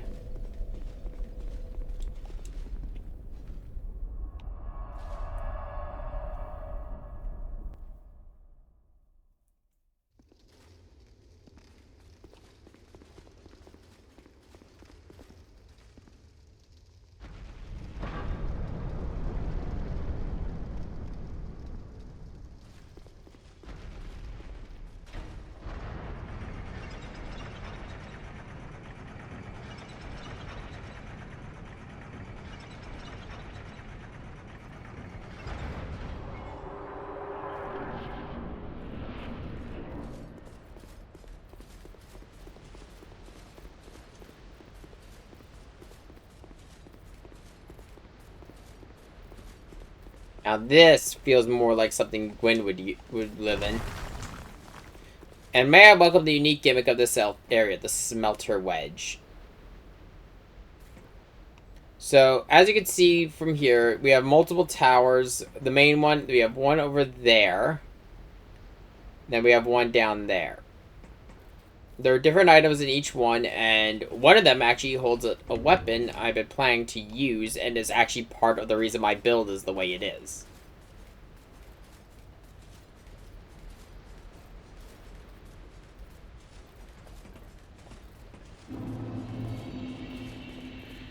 Welcome to the main area of the game of this DLC, the Broom Tower. And this is the unique gimmick.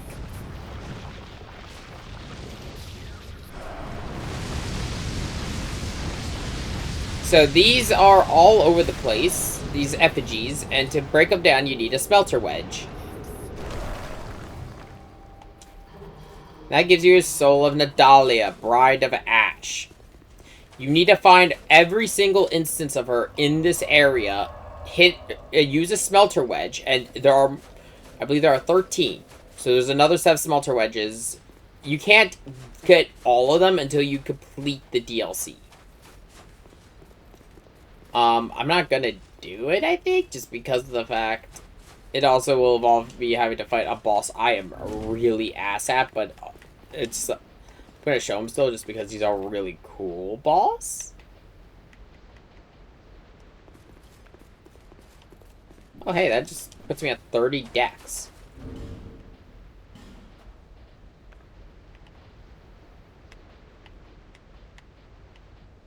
Hmm?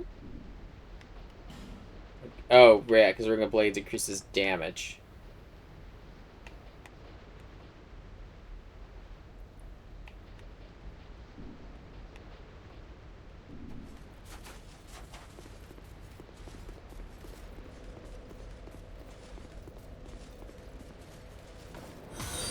Oh. Thank you for the follow! Let's see. Now, I'm really trying to remember how to navigate this area. It has been a while since I've done this. I remember the gimmick more than anything, just because of the fact it can get annoying at times. There's another one nearby.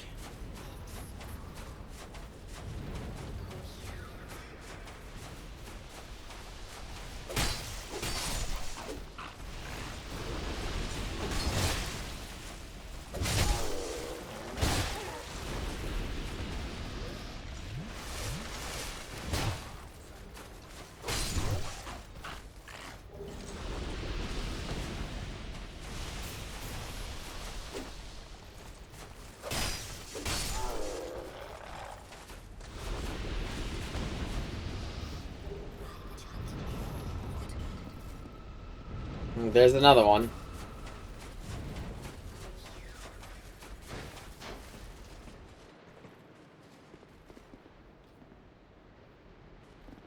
But I can't reach that one yet.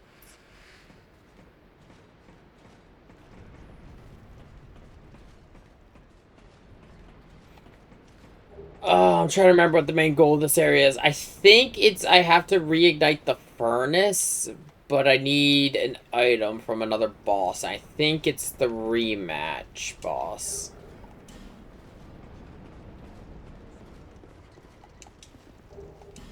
Random +7 scythe.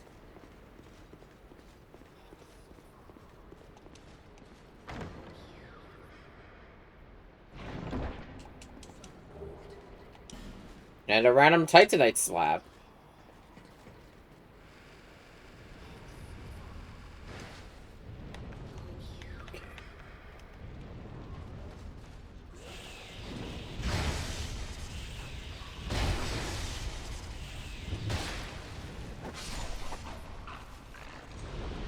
Okay, lead that one away because this one will grant immortality to all the soldiers nearby.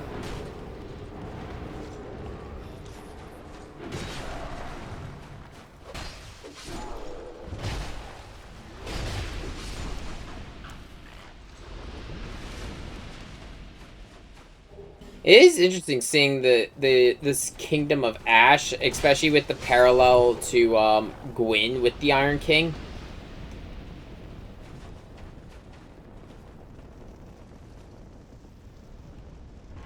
Especially because this is a kind of the first, I guess you could consider it the first bit of foreshadowing into what would happen to Gwyn's kingdom.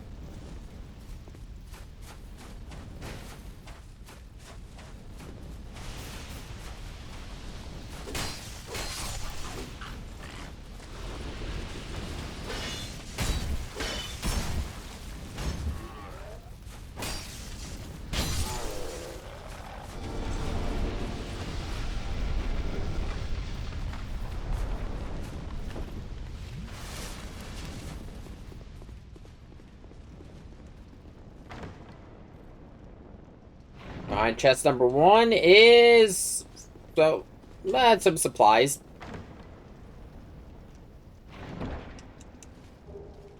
And 2 soul vessels. Nice, nice. Like, 2 free respecs. I won't complain.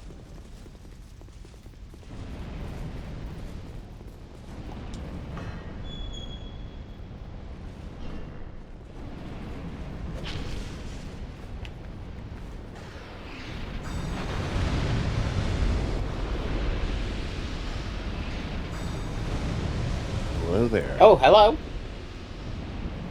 How goes it? It goes. It goes. Yeah. I'm in the Iron Keep. So, fire damage. Fire damage everywhere. Hmm. Uh, I sent my partner a Valentine's card with some money in it, okay. and I just sent you the response. I will pull it up in a second.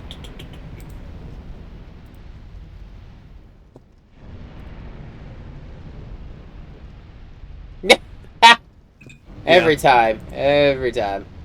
Ah. I ordered the... Actually, I was going to order just the first few volumes. I just ordered the complete collection because it was cheaper. I have the entirety of Twilight Princess now, the manga. And nice. Holy shit, it actually... It does a lot more with Link's character than the game does. I mean, I feel like that's just how the mangas tend to go. This is true, because all of them get different personalities, but like it answers a question. I feel like the Skyward Sword manga especially does a really good job at giving Link as a concept a lot of lore. Yeah. But the Link in the Twilight Princess manga, he is constantly reading books about magic because he wants to yeah, he was trying to research. No, he released the Shade. He's the one that released the Shade. Okay. And it destroyed his country when he did it. I like that concept. So he actually has this actual fear of darkness because he thinks his fault. It's his fault, and he thinks the Shade is a being of darkness. Mm-hmm. Though I think that one I haven't gotten to yet, but I think they do pretty much implicitly say that it's a past hero of courage. So, you know, the theory of the Shade being a hero of time. Mm-hmm. Midna gets a lot of stuff in it. That after I ordered it, I had to have my feed was just Midna finally wins.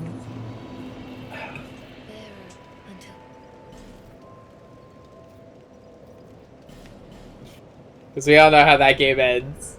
Yeah. She's also tased them. Like, Midna uses her move from Hyrule Warriors, or she...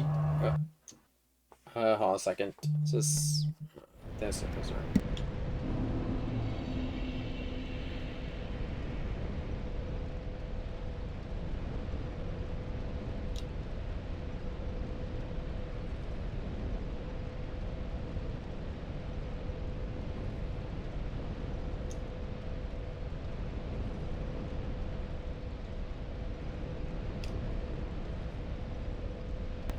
I thought it was something about work. It was not. But yeah, I was saying. Oh yeah, it also gives a lot more time and focus to Zelda as a character. And goes over like the one thing, like, you know, Link's the only Hylian in the town that you start the game in.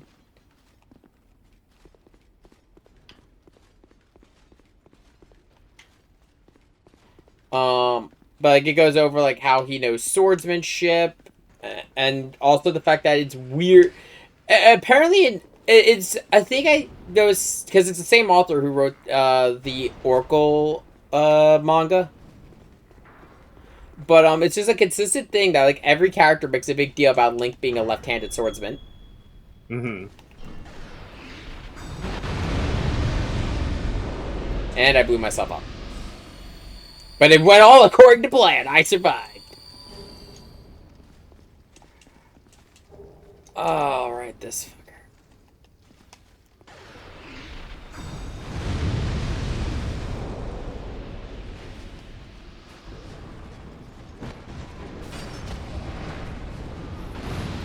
Okay, Smelter Wedge.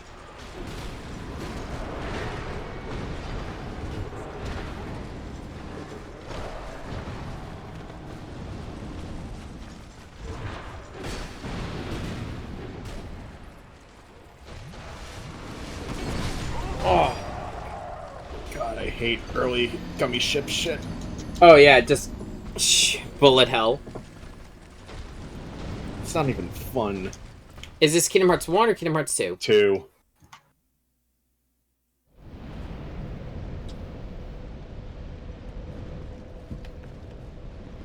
Like, first time going through one of the maps. Some of them, it's yeah. not fun when you don't have any, like, upgrades or anything. Yeah, it's something I kind of like about KH3's Gummy Ship more. It's the fact that you don't have to do many of the battles mandatorily. The only ones is, like, there's one per area. Mm-hmm. And it's usually, like, there's one when you've before, I believe, one before Toy Story, one before Monsters, Inc., and one before the Keyblade Graveyard.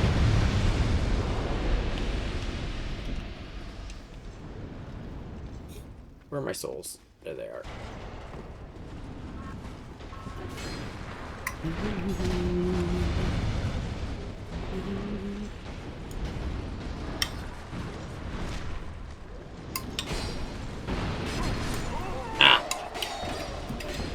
So, I will say, there's a unique gimmick. I was talking about earlier. There's a unique gimmick about this DLC. I love it thematically, but I hate it mechanically.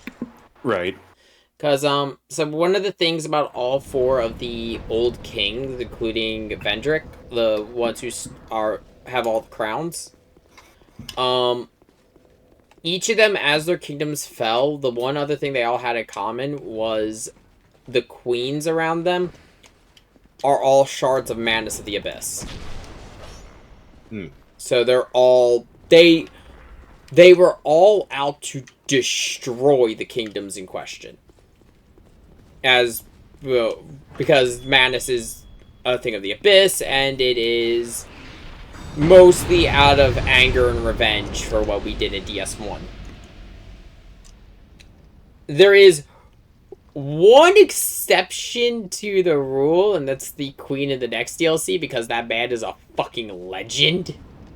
Mm-hmm. The Ivory King's great. I cannot wait to talk about him, because his story is insane. But the Iron King also was a bit of an exception because of the fact he was dead by the time she got here. So in depression, she shattered her soul and turned herself to ash. Which I realize is also kind of appropriate thematically for what happens to Gwyn's kingdom.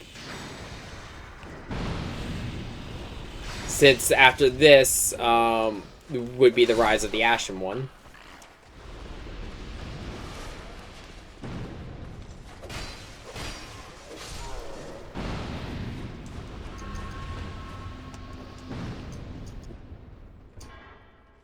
I'll say I am very scared for the randomizer now, because of the fact both times I've tested it, I go to the curse-rooted Great Tree boss, and it's been something insane. Yeah. Our test was very funny for me, because it finally happened. Yeah, I go to the door, and I see Midir on the target, and I'm like, why? I've never beat him legit. I don't fight him because, holy shit. He's insane. When you get him to half health, he turns into Shin Godzilla. Like, So people just waste a bunch of time going from one office to another when they should just be telling each other what's going on. What? Oh, yeah, Shin Godzilla. Gotta love Shin Godzilla. It is a beautiful commentary on governmental systems of Japan. Now, I do agree. Is it a boring film at times? Yes. Absolutely. But that's also kind of the point. That's kind of the point, but I will say, when Godzilla does shit in it, holy fuck, he does shit. Mm-hmm. It is the best Godzilla. I think, visually, until Godzilla Minus, it was the best visually Goji has ever looked. Yeah. Though, Minus is really good. Minus is so fucking good. Especially that fucking, atomic breath. Like, how do we up the atomic breath? So it's just a nuclear warhead now.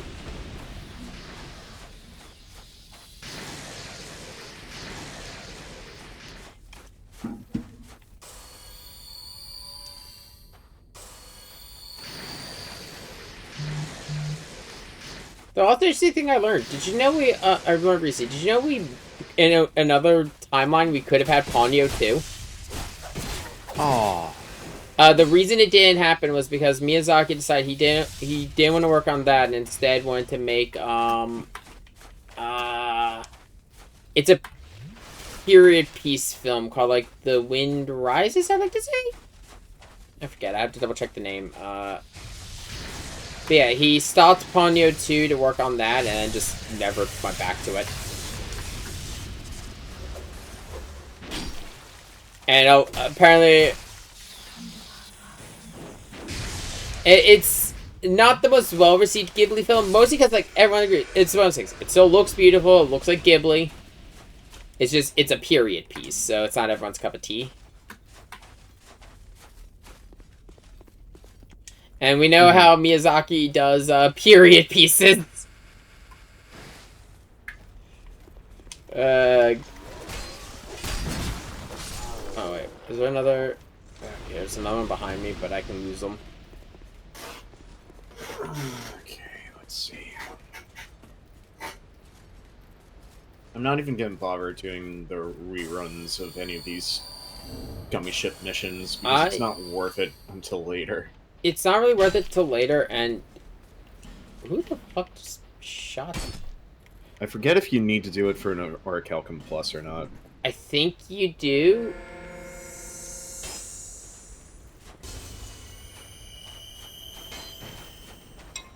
I'll be honest, I've said it before, I really do not care for the Orichalcum Plus grind in KH2. Yeah. Ah, fuck! I hate this one. So, I hate this NPC invader. It hides behind the corner of an area. You have no way of hitting it, and it hides there with a lance. Nah. Gotta love it. Yeah. It's so good. If I could be honest... Bye, Donald. I don't need you right now. If I could be honest, one of the things I like DS2. I really want to say I like it, but the issue I have is it's post-game. Not it's post-game, yeah. It's DLC. Its DLC is, I'd argue, some of the worst. The reason why... It has some really cool visuals. It has some great themes. It has the fucking Ivory King! And yet... It invalidates... Okay, so the Sunken Crown DLC, the first one, invalidates any poison build because the whole theme of the DLC is poison. And everything's either immune or resistant to it. Mm-hmm.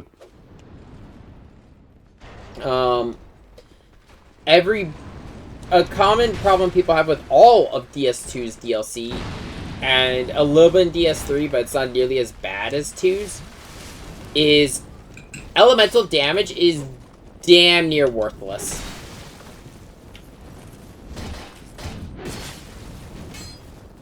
Like, to give you an idea, Great Lightning Spear, one of my better miracles I have, dealt 43 damage. In the base game, the last boss I fought before I came here, it dealt 200.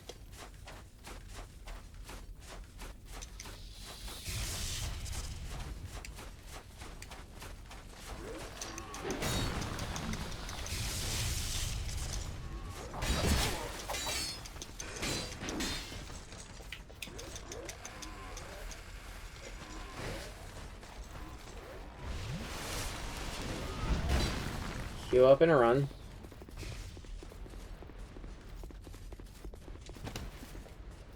I'm annoyed that I died to that NPC invader because I had an item that would have made fighting him a bit of a cakewalk. Because this guy does something really fucking stupid, and at half health, he will run away to the bottom of this tower, and this tower inflicts curse. Like, naturally, the tower inflicts curse.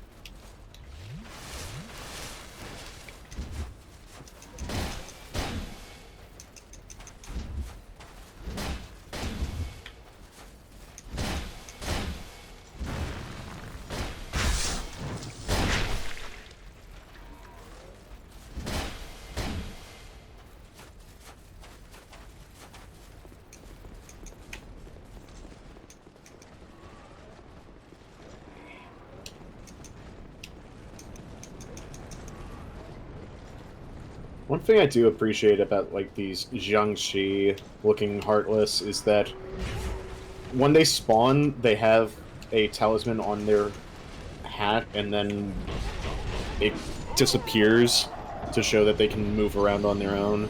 Yeah. I do like that attention to detail. God, I hate this invader. I really hate this invader. The best way I could deal with this, I've had to deal with this invader, was at one point in one of my runs, I knocked him off the edge, so he just fell right to the bottom of the map and died. Lol. And there's a weapon at the bottom of that tower that I want. But I have to get through the fucking tower. And that is a pain in itself, because not only is it filled with enemies, the enemies are immortal because there's a Bride of Ash at the bottom.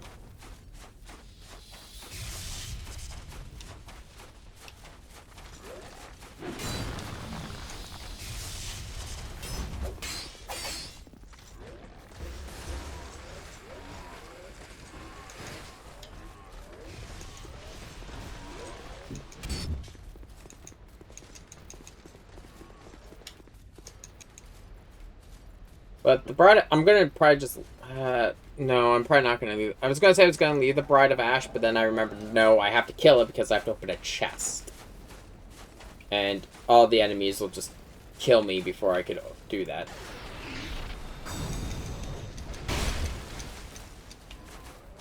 You are wearing basic armor... Why are you already running down down to the lower level, you fucking bitch?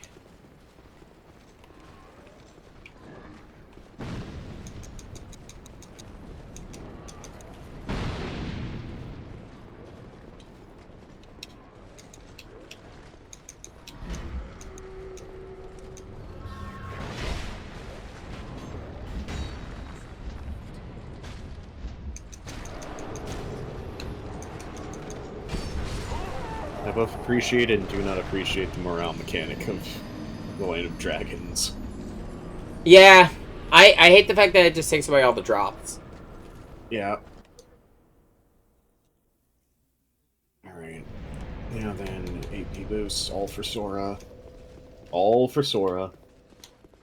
Oh, you should split out your strength upgrades to the other cards. Fuck that, all Sora. All for Sora.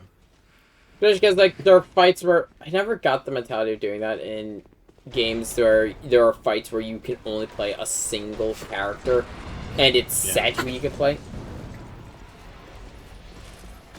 I did the same thing in X Command Mission. Everything went to X. Yeah. Because when you only get one character in specific fights, you might as well just put it all into them.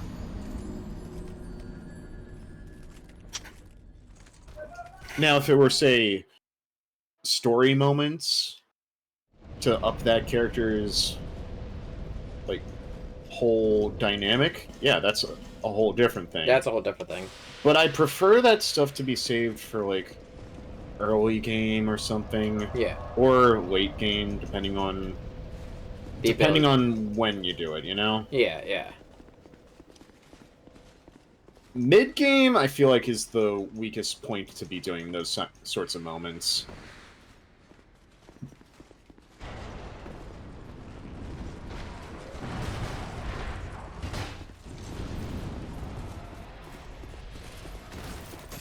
Run, run, run, or I'm going to be dead.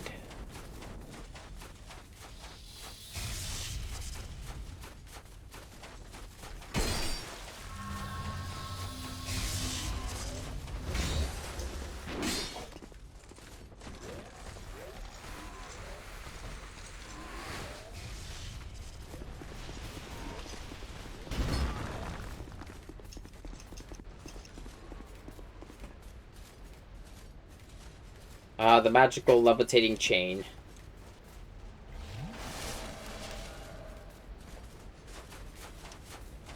Is it just not actually attached? No, it's, I float above it. Ah, okay.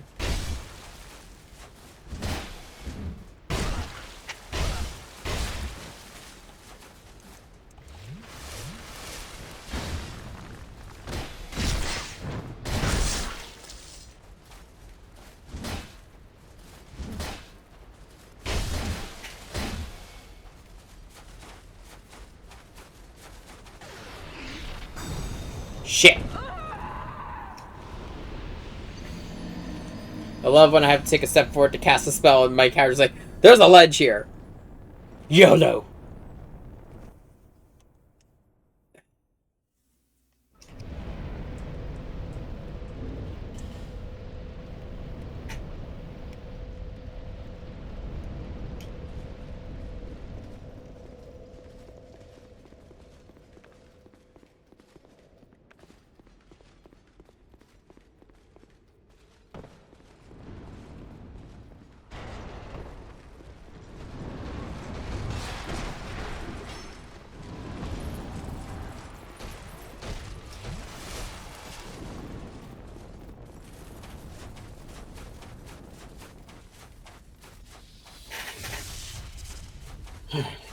Run, run, run, run.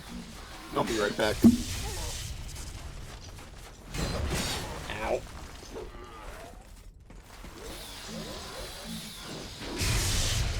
I'm not bothering gathering souls because I'm probably just going to end up losing them again at the fucking tower.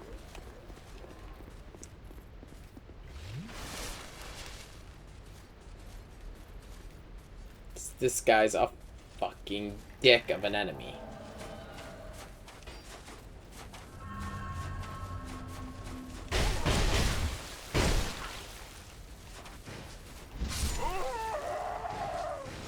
Oh man, I wish I had my lamp.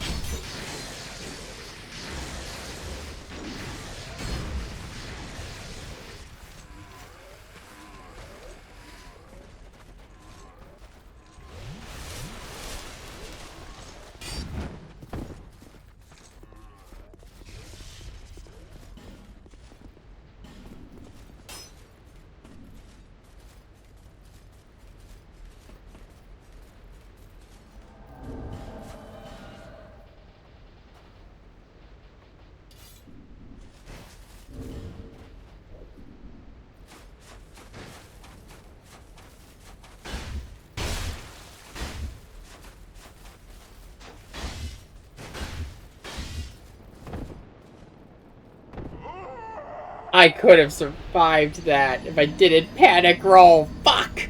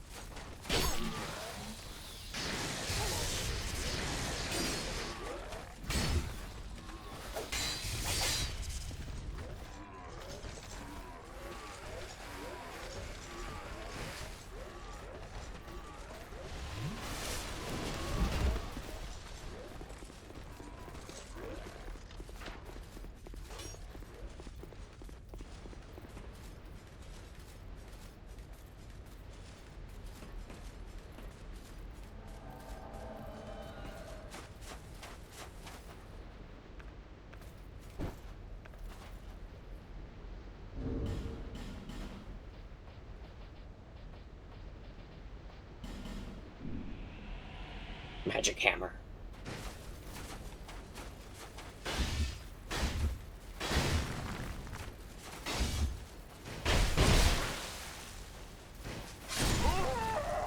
Fucking hell.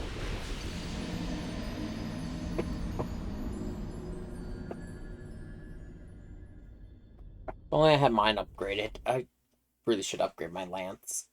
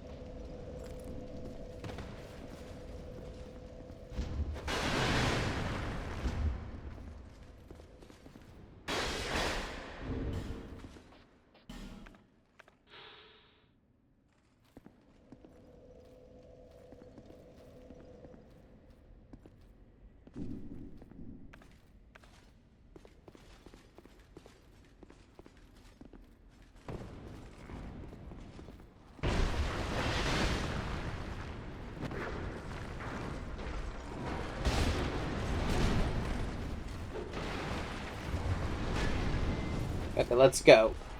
I have no idea how well this is gonna work, but fuck it. Let's try it. The heavy-ass spear that I can barely carry.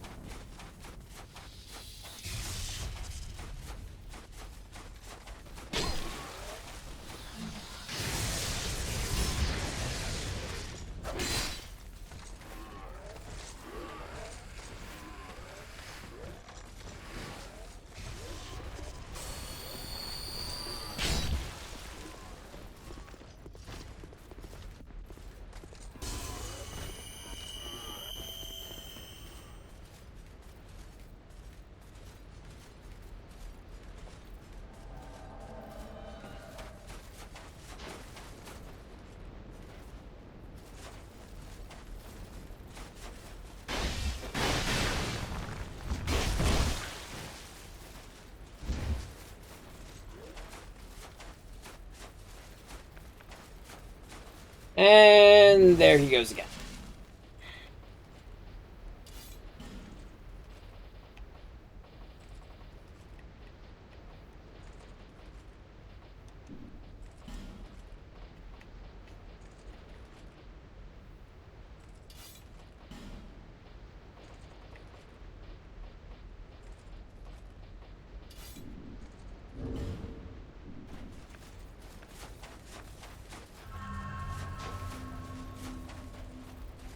I don't think this is anything good. This first chest is ass. And never mind, it's 2 bonfire aesthetics. Still, it's not worth the trouble this guy puts you through.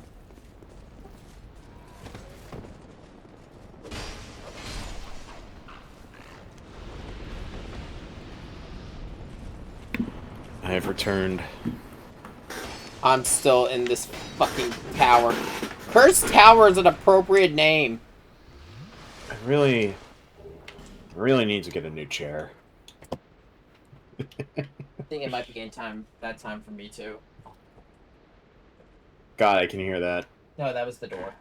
That wasn't the chair. This time it wasn't. Yeah.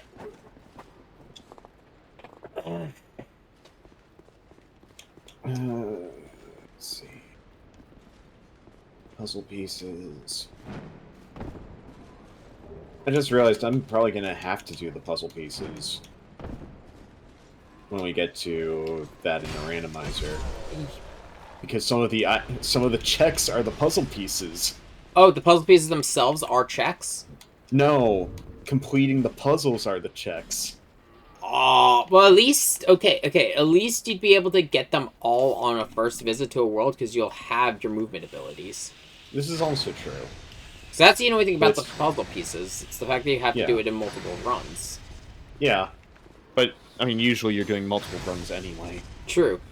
But, like, for example, any that require glide, you're not doing until revisits. That's the funny thing, most of them don't even require glide. True. It's mostly, high jump and, I forget, is it called aerial dodge for the double jump? Aerial dodge, yeah. That's from Master Form. Yeah. I forget, does the thing give it to you at level 1, or are they all at max? I get them at level 1. Actually, that's an option I can choose. So I could optionally make it that I don't even have them. Yeah. Or I have them at level 0, and I have to, like, still unlock them. Oh god, the form level-ups are going to be checks too, now that I think about it. Oh yeah, we already know that. Yeah, that's going to be fun, because you gotta get access to your forms first. I gotta get access to my forms, and depending on what I get, I might not even be able to use it. Like, properly use them. Some of my Keyblades are locked into those forms, too.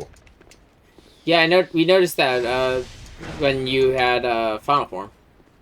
Yeah, when I unlocked Final Form in one of the tests, it had one of my Keyblades. And it had Omega Weapon, which does not belong in KH2, but that's... It doesn't even exist in KH3, it just uses the wrong model. It's wild. It's just part of the fun with modding, you know? He's approaching me! Menacingly!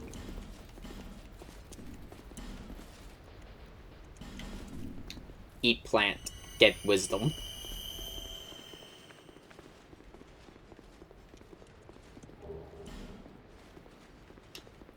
I am basically leading him back up, casting spells, and as soon as he runs back down... Did he have another Estus? Fucking bitch.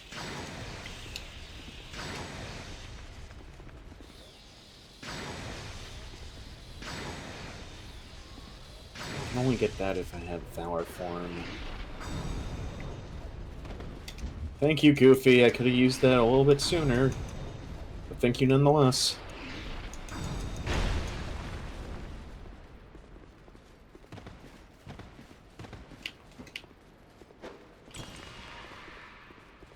What did you just hit me? Oh shit, was that one of those things that breaks my armor? Son of a bitch, you damaged my armor.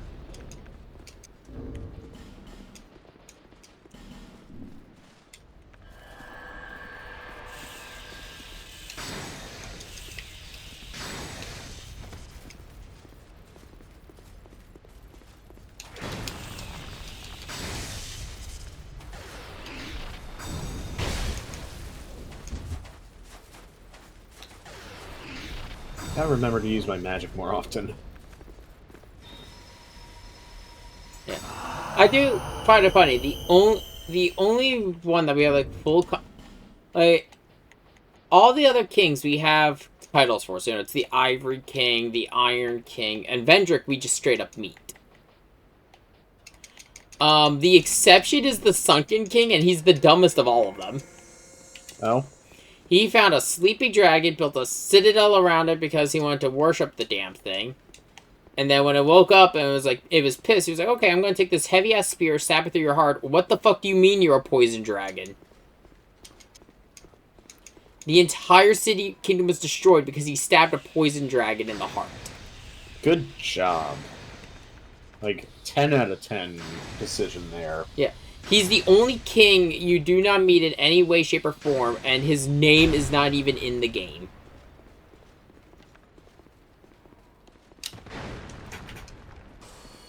Okay, made it to the village area.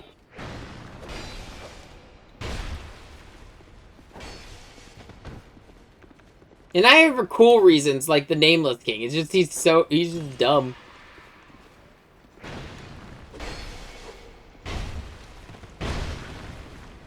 Which I think it was me and Code were talking about it, I forget if we were doing it on stream or just in passing. Or it's You like... talking about Proto? Yeah. Yeah. I can't say Proto because I just start thinking of Mega Man. That's exactly why you should go straight to Proto. But no, It should be easier to remember. True, but no, when we were talking about it, actually, I think we actually did it during the stream where I found out that he never fought for Dawn. Okay. And it was Gwyn's one son. Hey, Dad, I really like dragons. You what? You what? Yeah, that sounds about right. He fell! He fucking fell and died! Like, we do this whole cat and mouse thing and he turned too sharply. I love this game's AI sometimes. It has some... God, that just makes me think of some of the puppets in Lies of P. Yeah. Yeah, no. They can be... Some of the enemies in Lies of P can be very stupid. Yeah. And it's very funny. Okay, Where's the save station in this map? There we are. I'm actually going to go over to Beast Castle now. Okay, now for the whole reason I came to the bottom of this goddamn tower. The Majestic Greatsword. I wanted to get this in particular because the Majestic Greatsword is weird. It has a completely different moveset depending on what hand you equip it in. So if you left-handed, it'll behave differently than if it's in the right hand. So the reason why it does this is... I'm going to read its description. An ancient greatsword of unknown origin. This sword is passed down through generations until it reached Gordon, wandering knight of Forza, and was lost upon his death. Uncannily, every last one of the prominent swordsmen who inherited this weapon was left-handed. Its original wielder was not, until his arm was broken. It's Artorias's. And if you left-handed, the heavy attack becomes his spin attack. Beautiful.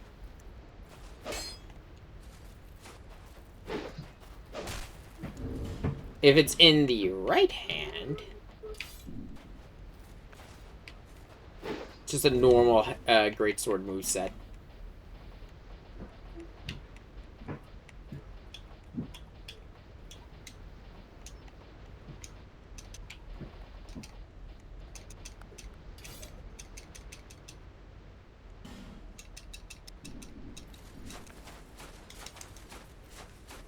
Got decent scaling of my current build. The only thing that sucks is they don't fix this until DS3. It's the thing that holds the Artorias Greatsword from being a good weapon in all three games. Yeah. Essentially, the issue it has is that it requires 20 int and 20 faith to use. For no damn reason. Because there's no scaling from either of those stats. Strange. Yep. Strange, isn't it? Grrr.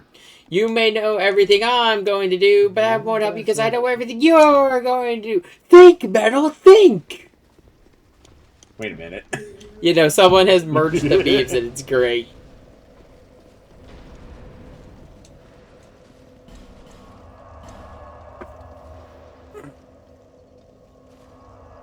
might be able to get that puzzle piece now.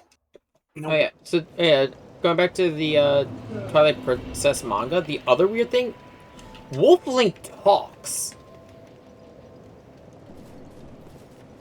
Like, not to the point where like just Minda can hear him. He can talk, but it does seem like he cannot be heard by normal people. Like, when he talks, Minda understands him as English. So did Zelda, but the people of the village did not understand him. Hmm.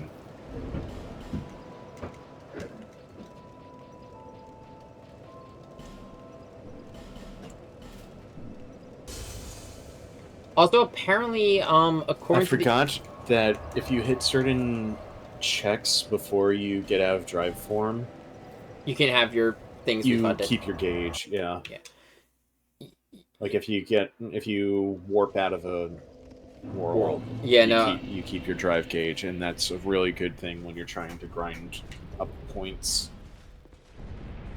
hopefully you can take advantage of that, because you can't world map hop in the Garden of Assemblage, can you?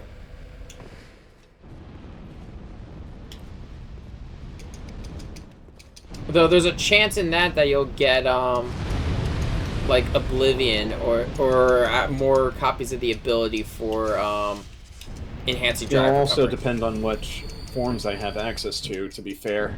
This is also true. There we go. High jump, and high jump level 2 by extension.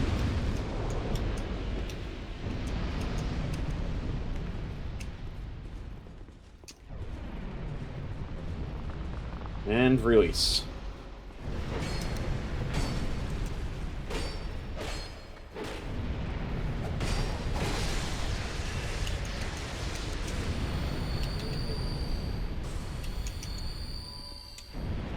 Yeah, it gives more of a reason though, like Link is so. I don't know if you remember at the beginning of Twilight Princess, where like you're offered the chance to go to the capital.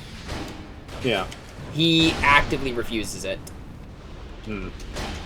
The interesting thing was the village he lived in before Orden was on the edge of the desert. And they were keeping out the thieves of sand. Hmm.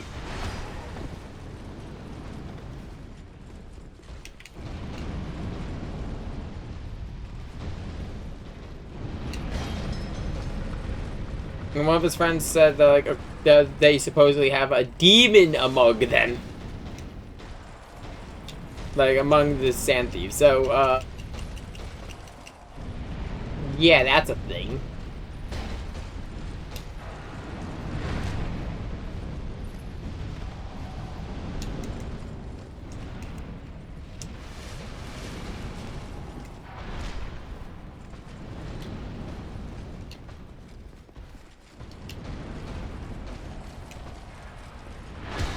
Ow.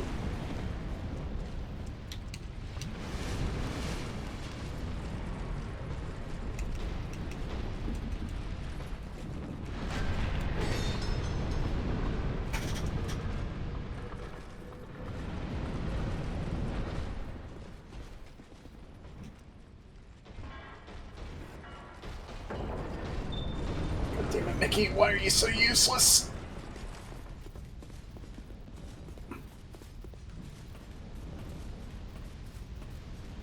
Tower number 2. What I actually need to go to. Hey, cool.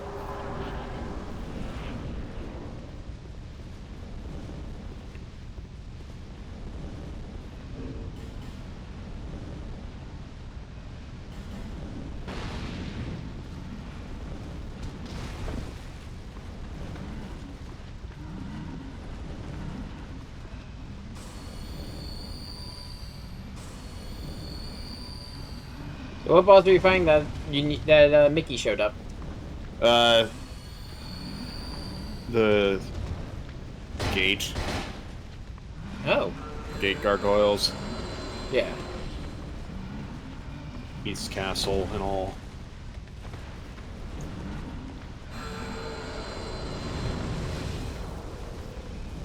You know, I think that was the first time I saw Mickey on my own. I'm also playing Proud Mode, so... Oh, right, you can get set on fire. Before I progress, wall map jump. See, the thing is, I don't know if the Garden of Assemblage gives you that advantage. Yeah.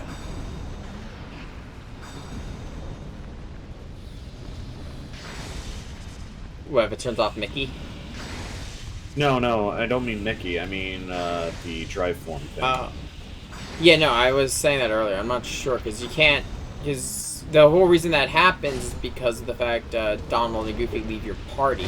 So whenever you'd have a party check, that it would trigger.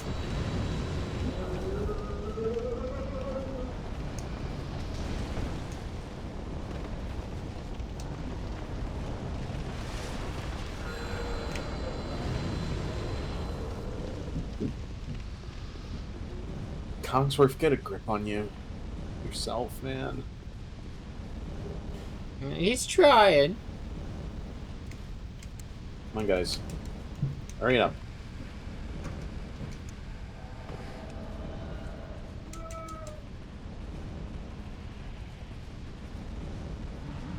Hey, now I gotta go back to Cogsworth because he can't hold on long enough.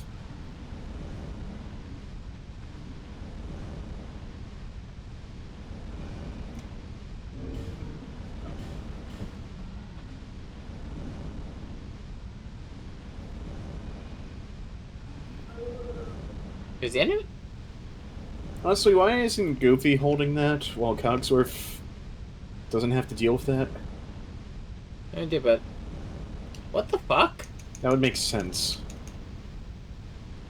I think the NPC's invader is broken.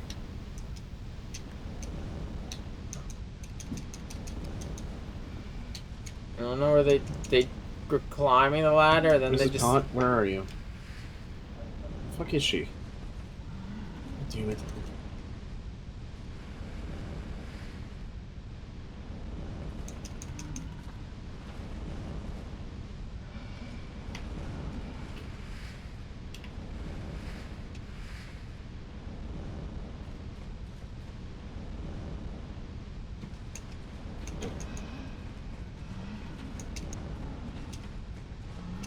I think this NPC invader is allergic to ladders.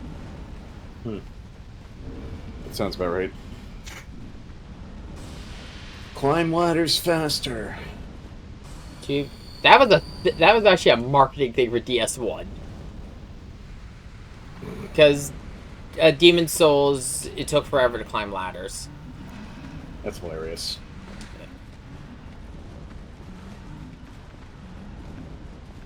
Come on, this is not.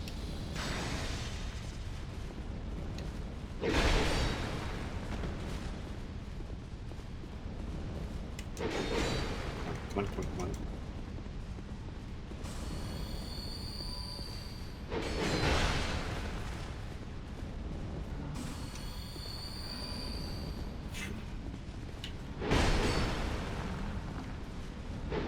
Okay, Lucid Shard.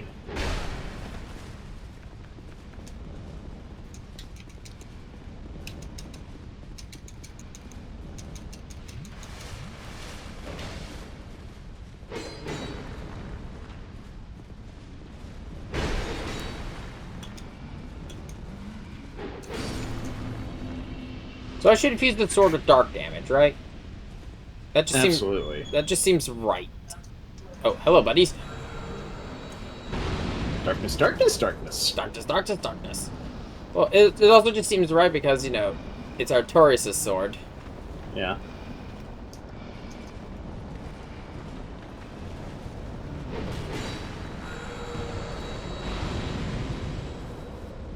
And dark damage is so heavily associated with the Abyss. Ignore the bad implications of what happened with him in the Abyss. Yeah, no. Nothing be bad fine. happened. Nothing bad happened to Artorias.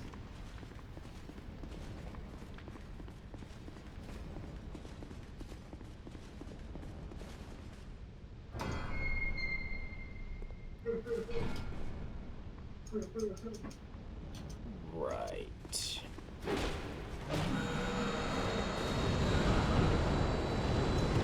Okay, get them all to self-destruct.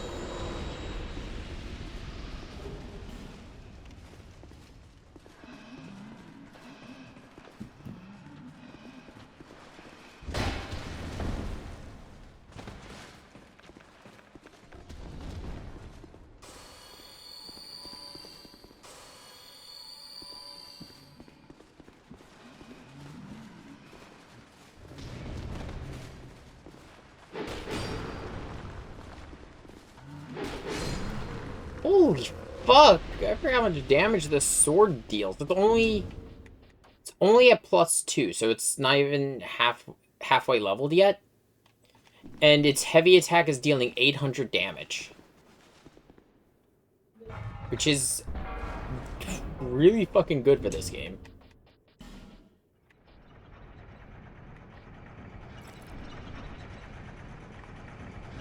Can I wear my fucking helmet? Oh shit.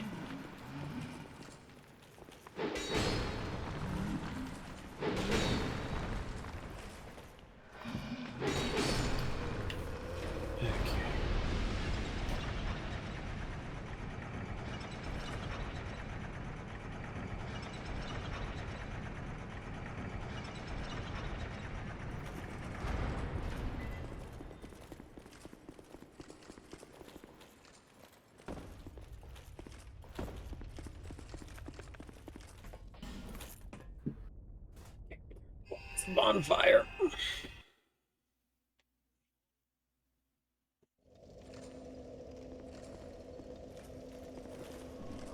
The only thing is, its durability is hot garbage.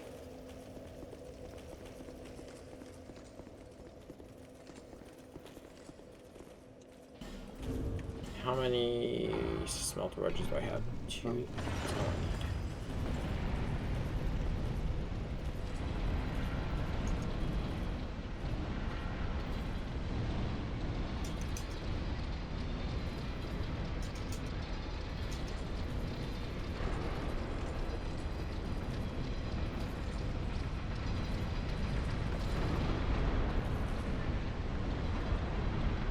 I will say I very much do appreciate, like, the limit breaks of KH2. Yeah.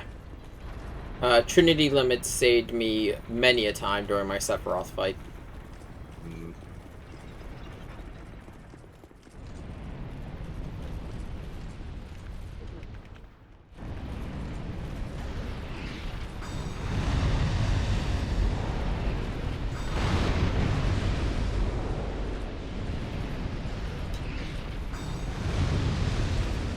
Real question, why aren't the suits of armor helping out Beast? Like, that'd be a cool little detail, like the suits of armor just come out and start helping with fighting. Because they're scared of him. They're scared of Donald. They sense the innate power. They sense Donald's epic power of Zeta Flare that he keeps as a forbidden technique. Okay, guys, I didn't need you both to use waste your potions on me.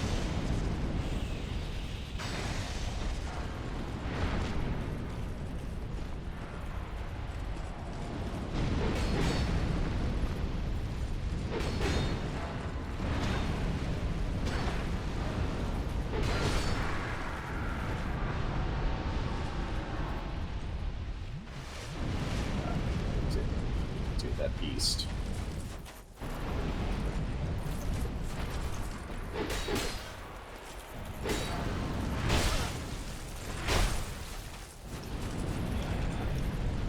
There goes Beast's entire potion stock. What else is new?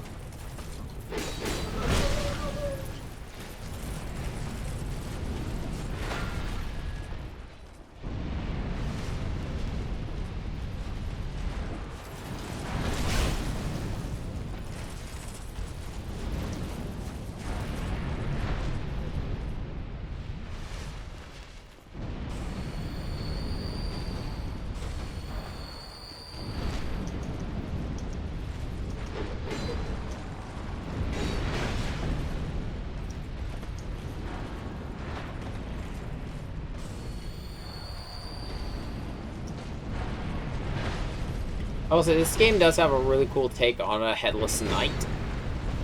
So there's headless knights in this area, but from Right. from where the head was, the spout for the neck, lava's pouring out of it, Ooh. and it can hurt you.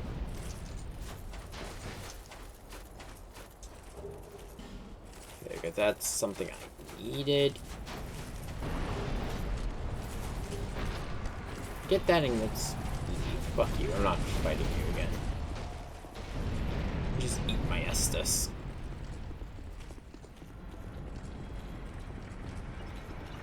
Just devour the Estus. Oh, yeah, I have 10 charges. Glass and all. I'm the chosen curse. I'm the bearer of the curse. I am not Breath of the Wild Link. Howl at the moon, eat dirt. I like how it is just universally agreed upon by everyone in the community that Wild Link is just a menace to society. Yep. And it only got worse with Tears. Like, it is canon. It is very much canon that that man just woke up one day and decided, alright, I'm gonna be a menace. There's a whole, like, band... He was normal. He was normal for a time, and then... Well, he decided, you know what happened. after he woke up, I crave violence.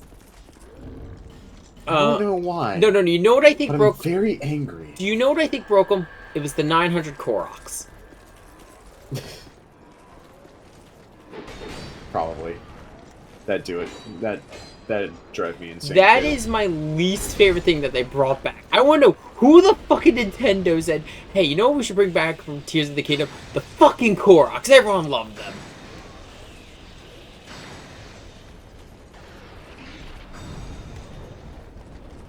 Because, why?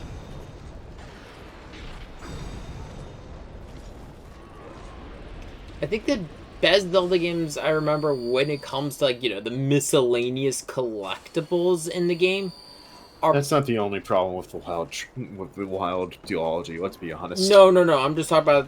I'm focusing exclusively on collectibles right now, though. I think the best that does them is probably still... Link to the Past ever does it really well. Not Link to the Past, Link Between Worlds. Since there's only 100 and they reward you for all of them for upgrading the weapons, right? Or the equipment, if I remember correctly. I know Twilight, if I remember correctly, only has the golden bugs as a miscellaneous collectible. The Post Souls, yeah. The Post Souls, yeah. There's one for Wolf and one for normal Link. The Post Souls for Wolf and then the bugs for human. The bugs are... Well, the bugs are also, like, something that you kind of gotta find as Wolf, too. You don't... If I remember correctly. No, you don't... It's been a while yeah. since I last played Twilight Princess, to be fair. Yeah, you have to be human to catch them, of course. Point of the matter is that once you have, like, free control over swapping between the two forms, that's when the game really opens up. Yeah. When I first played it as a kid, I didn't get to that part, mostly just because I got stuck at everyone's favorite dungeon type in all of Zelda. The Water Dungeon. The Water Dungeon. Young Shade. Okay, to be entirely fair, I don't think the Twilight Princess Water Dungeon is that bad. No, it's not. It's just, it was annoying to Young Shade. Yeah. Also, like, especially this, right? Yeah. People overblow the Ocarina of Time one. I agree. It is not that difficult, people. I do agree there. I think it's... There also was never a soft lock. People just thought that there was because they couldn't figure out where the hell they were going. Yeah. And then it just spread as urban legend. Yep.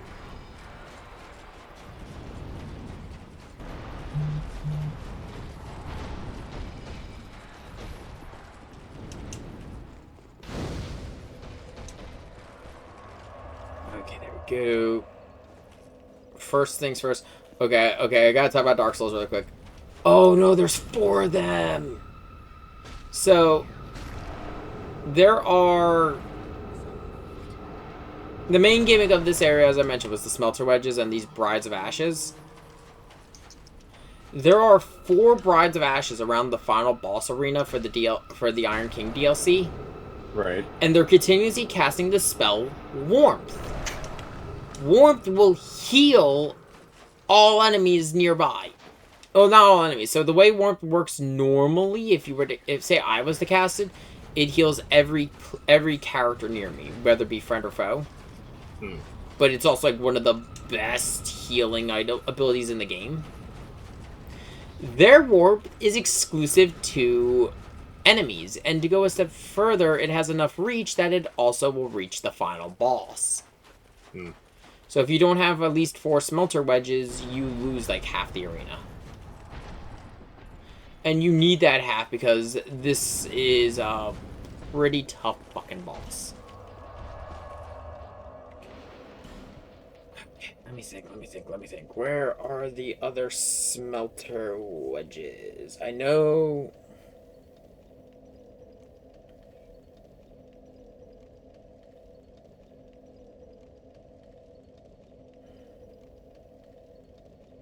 Yeah, there's 6 at the start. 4 of them... Okay, I could go get more. I need to...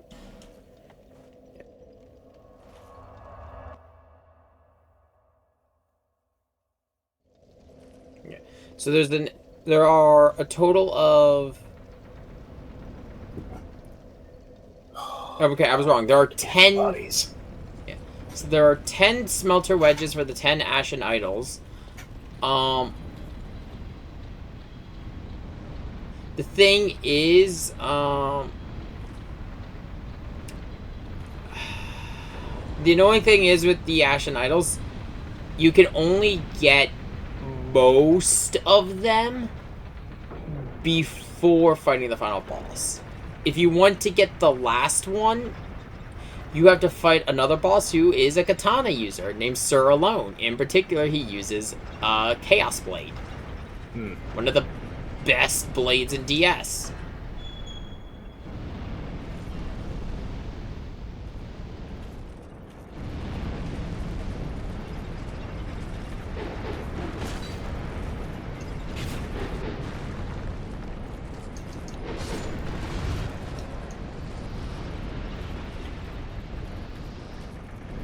I would really love to actually stream Twilight Princess. The only issue I'd have with streaming it is my copy is for the GameCube. I don't have a capture card for the GameCube.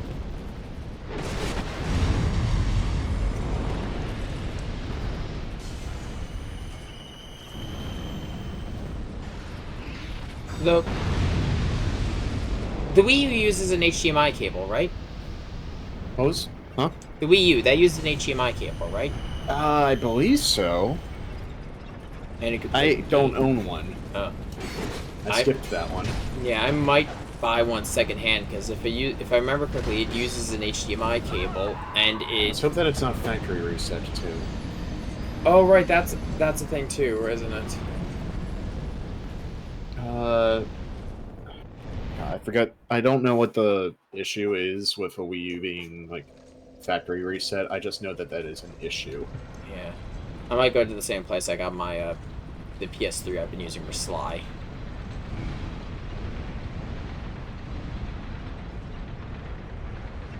What shit? Oh.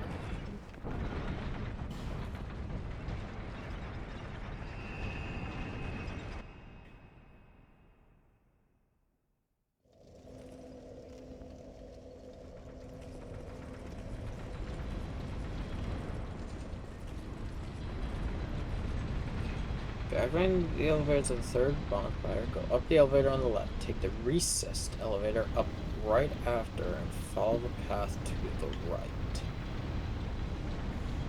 So yeah, I think it's at the end of that hallway I died in is another 4 smelter wedges.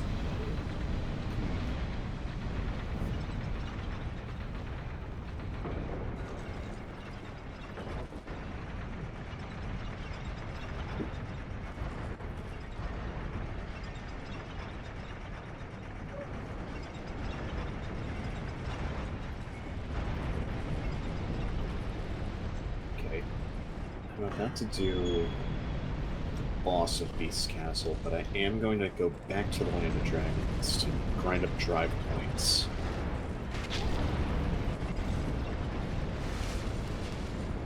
I wouldn't be nearly this Meticulous. thoughtful, but I'm also just... I want to do this more for myself. Yeah. So I can, like, train myself a bit more with stuff in KH. Yeah, no. The reason why, and this was the reason why I specifically selected DS3 for my half of it, it's because I realized if I was to choose a Metroidvania, like, Hollow Knight was on there. I really like Hollow Knight. But the issue is, I would more than likely have to need to know speedrunning techniques. Like, what I'm doing isn't even, like, speedrunning shit. Yeah. No, yeah, no. With KH and DS, I don't think we're really going to need any, tricks. Outside of maybe how to fight certain bosses. There's a reason that I didn't pick Super Metroid. Let's just say that. Yeah, no, because Super Metroid, you were almost guaranteed you would need to... I'd need to be able to pull off Mach Ball, to pull off... I'm trying to think of, like, other tricks that I'd need to pull off to be able to progress.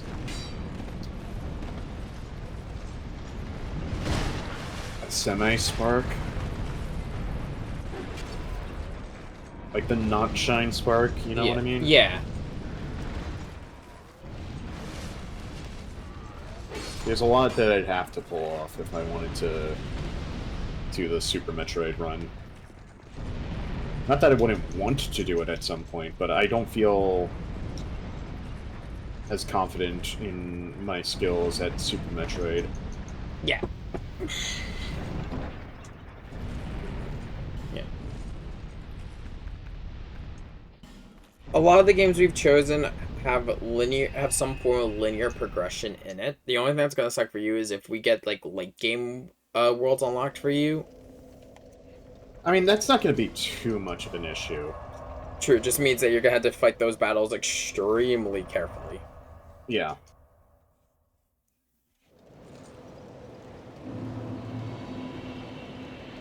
And luckily, like, stats don't matter highly.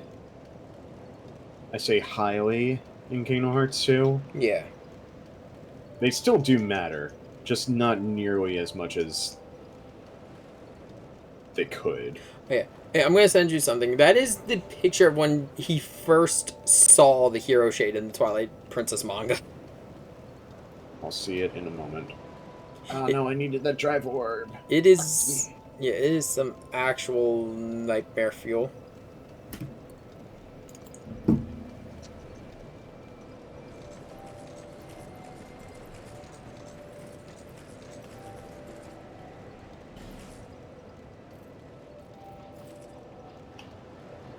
Let's see this.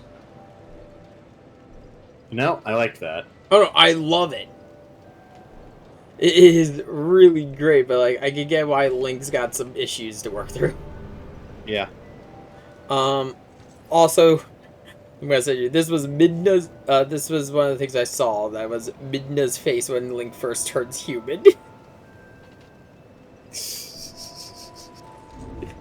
Yeah. Yeah. Yeah. No, the author did not hold back on. I think that I know who they like from that game. Which, yeah, no, they write it very well from what I can already see.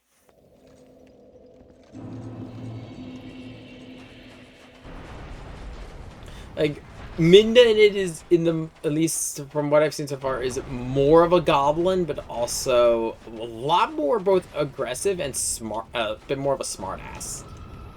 Mm-hmm. Which says something, because she's already a smart ass. Though Link himself is also a bit... Well, Link's got his own shit to work through. And we all appreciate that. Yeah. It's interesting, though, coming off of, like, because the last one I finished before getting to this was Phantom Hourglass, Hmm. which that Link was also a menace to society in a little bit of a way. In his own way, that Link was an absolute menace. I love it is specifically the scene in question I'm talking about is when he first enters the Sea Temple and learns about the curse and how it works. Because he goes in looking for the captain of the ship. Yeah. He sees him. He's like, "Are you the guy? And if I'm not, are you not going to save me?" Yep. Like, he was willing to leave him die if he wasn't the guy he was looking for. Are you Linebeck? Yeah. Because if you're not, I'm just going to leave you. Minish Cap, he actually used shrinking in a lot of interesting ways. Like, he would fly around on birds to get places. Like, that was an actual active plot line he kept doing. Hmm. I like that more than just, like, summoning an ocarina to ride on a bird. Yeah. And the fact that it is just... He is shrinking and just getting on birds. I'm trying to think. I have to... Interesting enough, actually, a weird change is in, Ocarinas. Yeah. And this is also a little bit in, Minish Cap. He doesn't go into the dungeons alone. Or at least he didn't go into the first dungeons. In Ocarina, when he goes into, the Deku Tree, Mido follows him.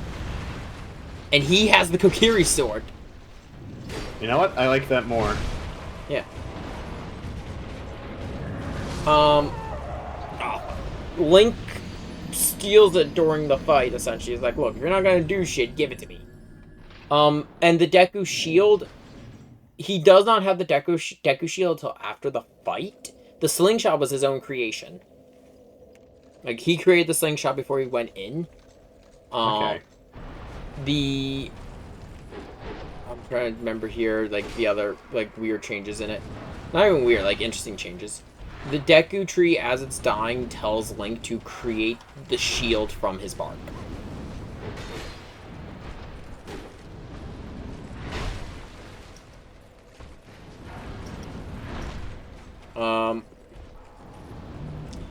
I haven't gone to the time skip part yet, but I have seen one bit from when I was first opening the book. It's when he first meets Malin again.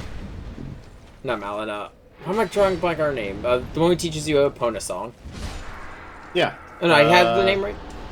I think it's Marin or Malon. Yeah.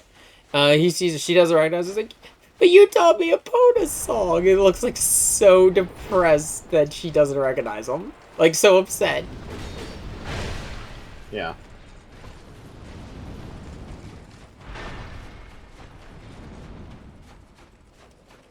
Four swords, because of the fact it's not in color. Oh my god! They all have different eyebrows.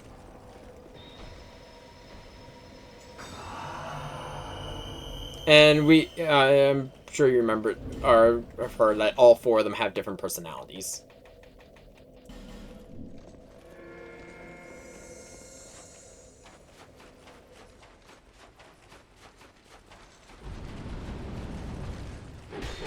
Okay.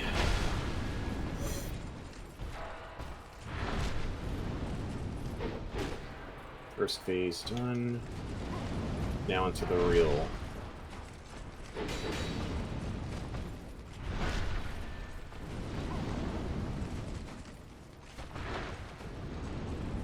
You could fire poison. Okay. I don't mind dying here because it's probably better that I redo that fight as a whole.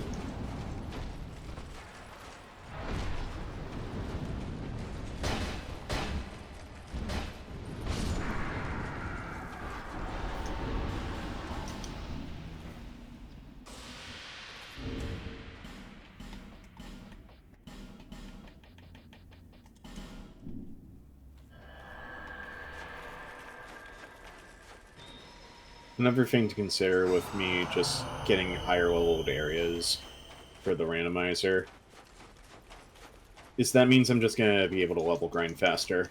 This is true. I mean, that's probably why they have that one area set as a grind That's why they spot. have the first, like, back streets area of the world that never was. Because they'll only be shadows, but they're worth a decent chunk of experience.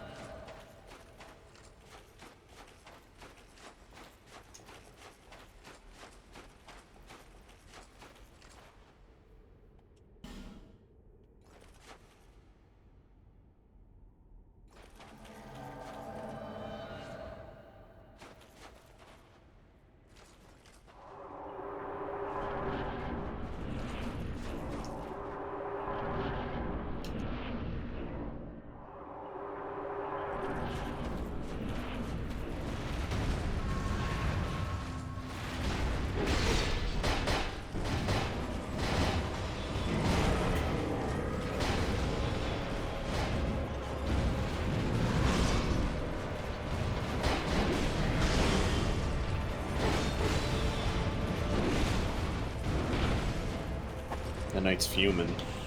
Yeah. That his sword is a woman. Like, I shit you not. He's fuming. That is the lore of the blade. He's one of Vendrick's knights who came here looking for something and basically just said, fuck it, I'm depressed. I'm gonna help you defend this tower that has no one left in it. Ah. Oh, God. He is.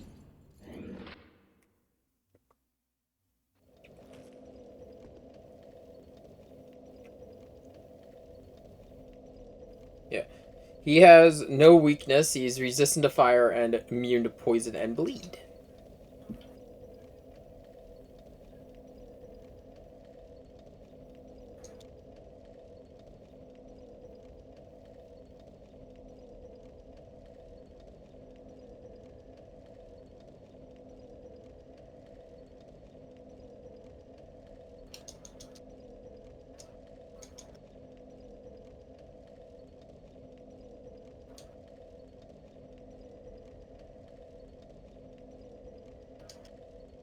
Yeah, he has a...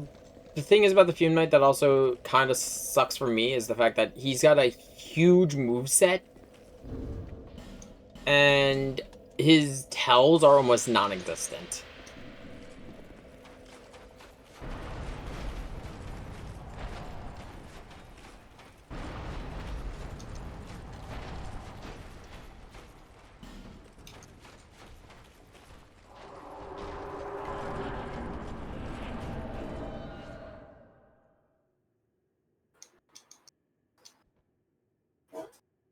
Okay, first phase done again.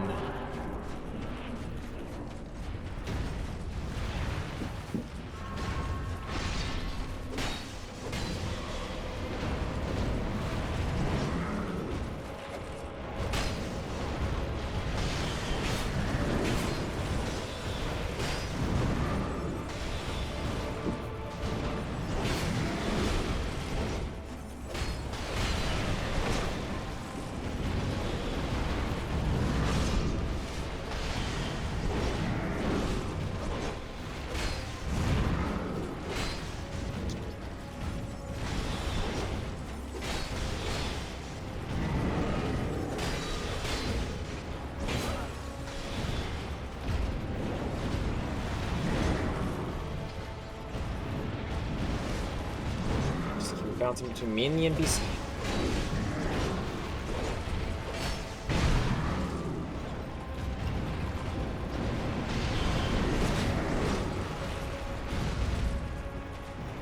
His range is also, like, super deceptive.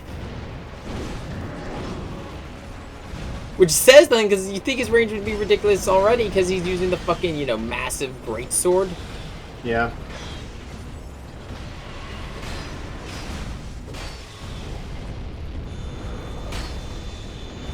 Shit, sword's on fire now.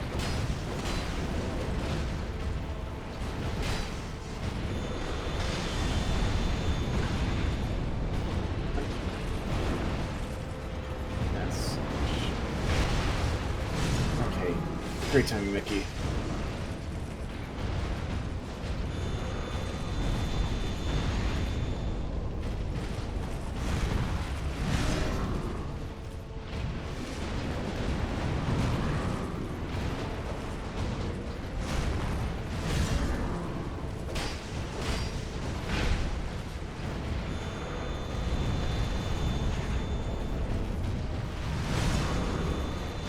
Fuck! I actually was doing really good there. Okay. I think I'm gonna go stick with the twin rapiers for this fight.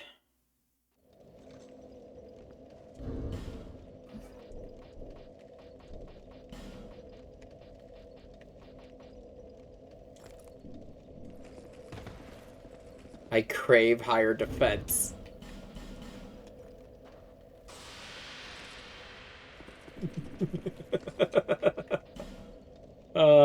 The beefy armor is here. Chonky. Hovel.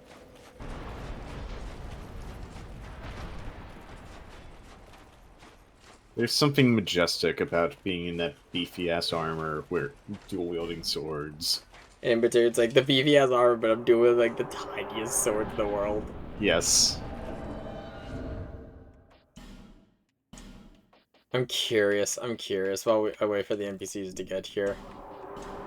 I don't think I can wear the full set and actually move. Oh wait, there's a chance, 83%. I weigh a fucking ton, but I can wear it. Fuck it, it worked for Artorias, let's poise tank this bitch.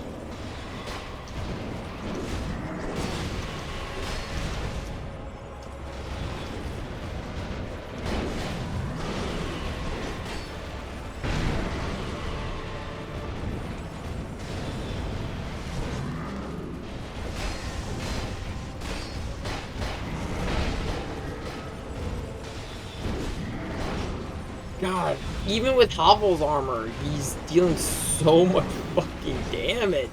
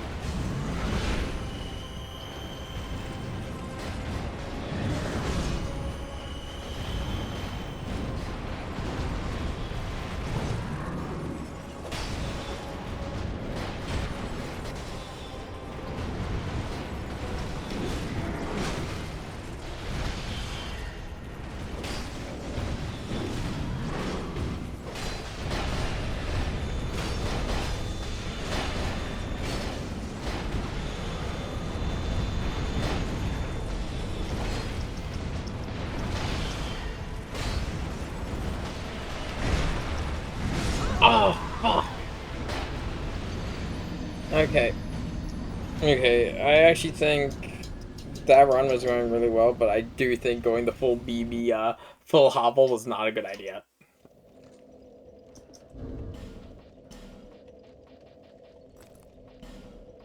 Let's see.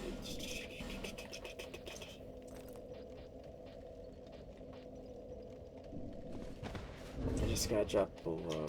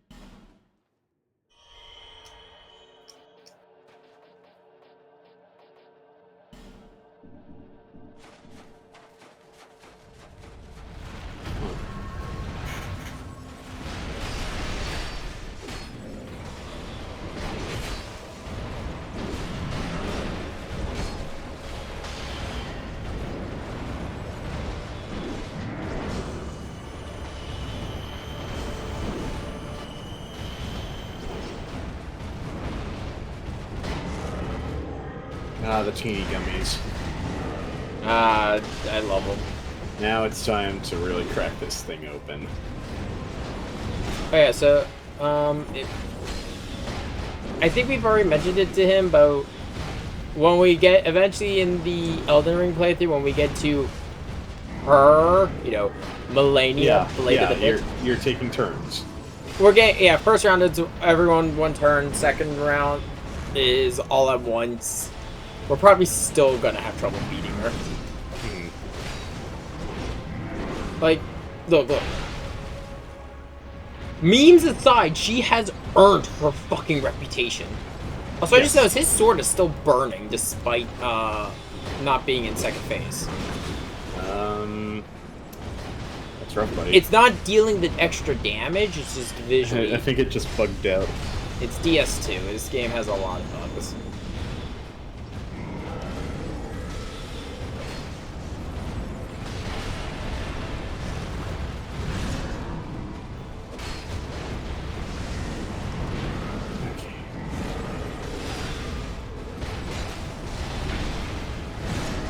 Oh, right. I don't have Goofy. Goofy!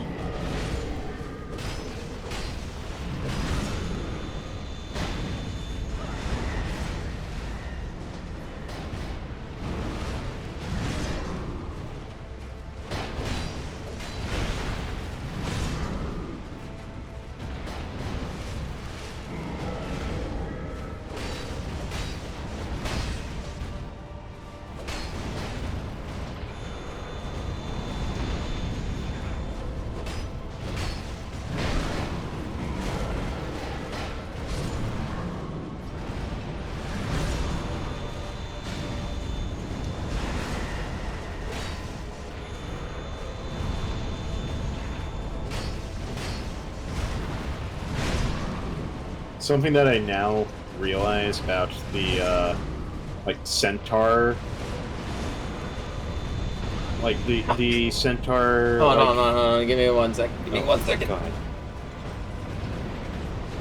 Come on, use that fucking attack again so I can heal.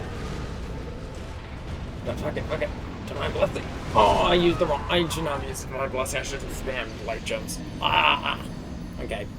You were saying, sorry. The centaur, like, Heartless in the Land of The Dragons. Lu-Bu of Heartless! Yeah, they're the Lu-Bu of Heartless. Yeah, no, I have a short interest in shouting that. I only now realize that. But, like, it's definitely based off of Lu-Bu and red hair.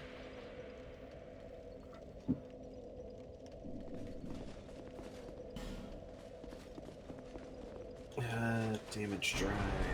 Yeah, definitely want damage drive on. Turn magic alcohol on the wall.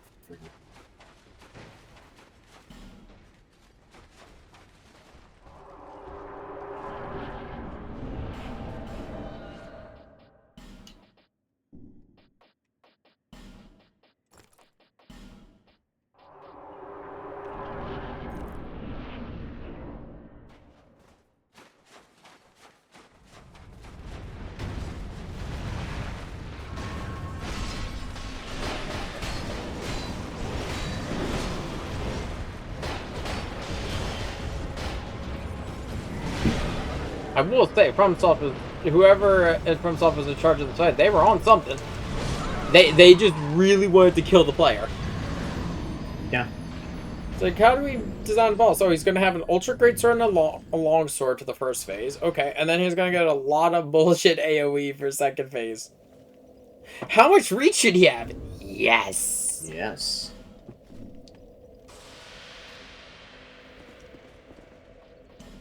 And then there's the fact that he's immune to every status effect you could inflict.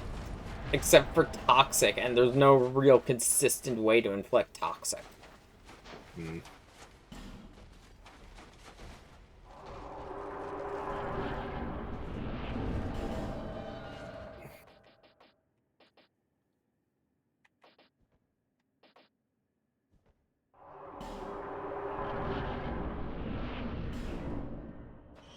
Okay, let's put the faith increase. I know I had an Elven bandana from playing Roxas' side, but I guess it's, like, not equipped. And if it's not equipped, then you don't carry it over. That doesn't make sense. I thought everything carried over. Yeah, all of Rox's inventory should have carried over. Yeah, but I know I got the elven bandana from the mansion. I just don't know where it is. Either that, or I'm just stupid and forgetting that I equipped it to Donald and Goofy. Yeah, it's on Donald. Okay, I'm stupid. Now we're just all on crack.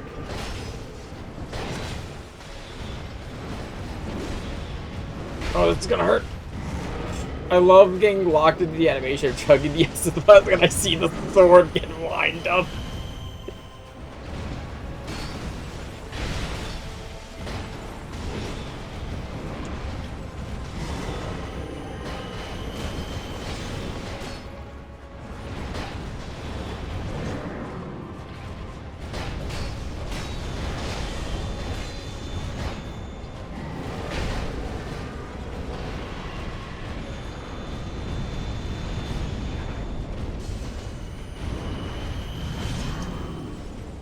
Come on, Steelheart, you got this, you got this.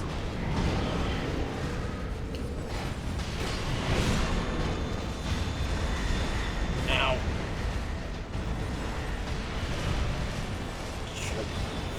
That's just a little bit more than I planned, but... Oh. All for Sora. All for Sora.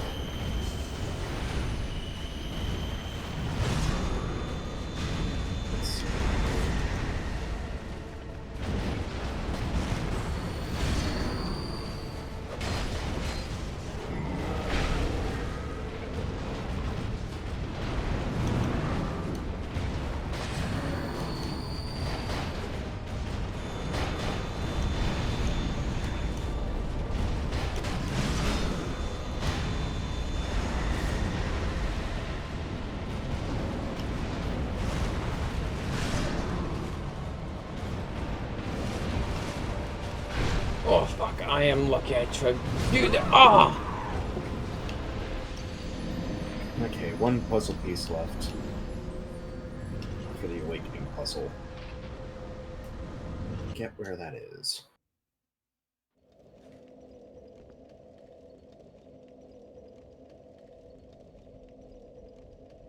I feel like it's gotta be in Land of Dragons.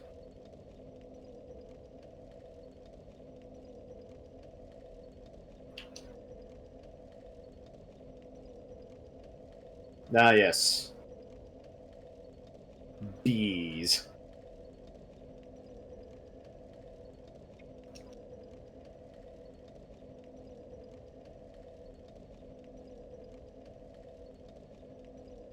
Oh, so you want to hear something kind of insane? So if you wear Velstat's helmet, which is the boss who was guarding Vendrick in the maiden game, Right? you skip phase 1. He sees the helmet, he's like, okay, fuck it, we throw. He just goes right to phase 2. The lore reason is because of the fact he was defeated by Velstat. Right. So it's personal. Yeah.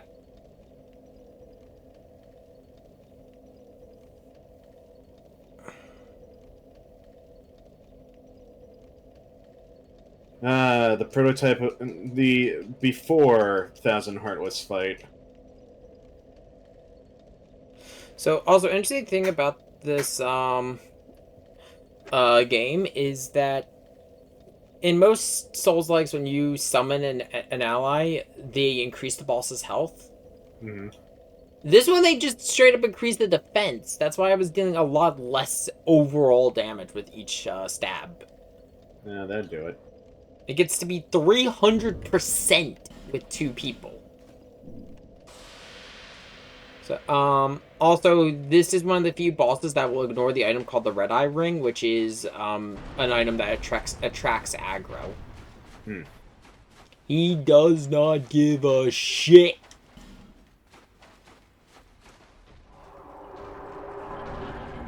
Okay, if multiple players are present, he doesn't care about aggro. He targets randomly. His target? He doesn't even know. Oh wait, fuck. I meant to summon Steelheart, but fuck it. Fuck it.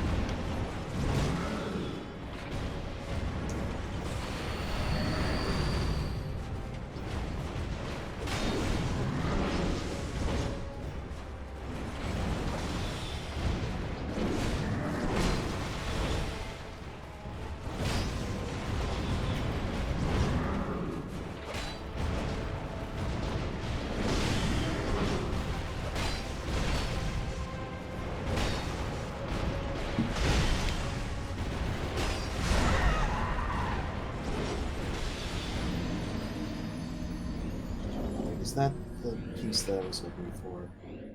Probably. Yep, that was the Awakening puzzle piece. Also, funny thing, you can actually dodge some of his attacks by using gestures and duck under the blade. That's hilarious. Just Slav Squad and avoid his attacks. Yeah, you joke, but yeah, no, Patches, I wasn't joking. yeah, the, Patches' Slav Squad will get you low enough to avoid the horizontal slices. No, so I was doing the Axel fight, right? Motherfucker does the Slav Squat. Damn. I was so mad. He Slav squatted at me.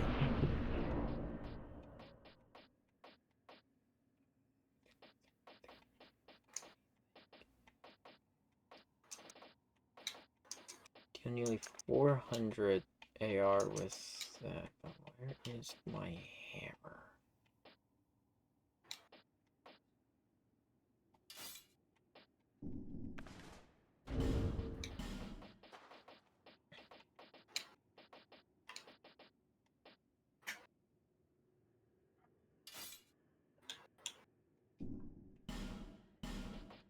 Is this a waste of Valor form? Possibly. Is it funny?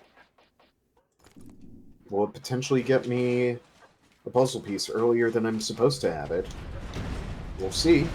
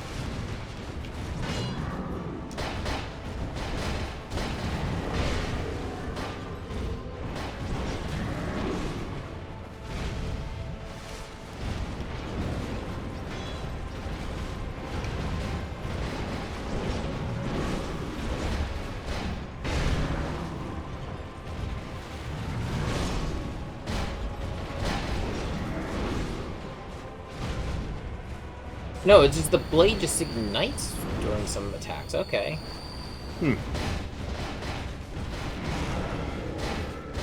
Maybe it's just I think at this igniting over time. I think in phase 1 it's just a visual thing. Okay, so I can't reach that puzzle piece just yet. Maybe if I had another tier, I could.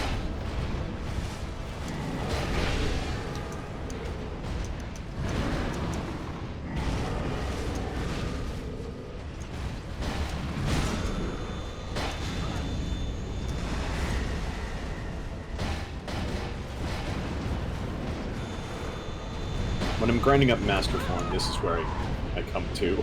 Which I area? just come to the Land of Dragons checkpoint area and just blow up the. I run through all of the Land of Dragons and I just blow up all the fireworks carts because they drop drive orbs. Yeah.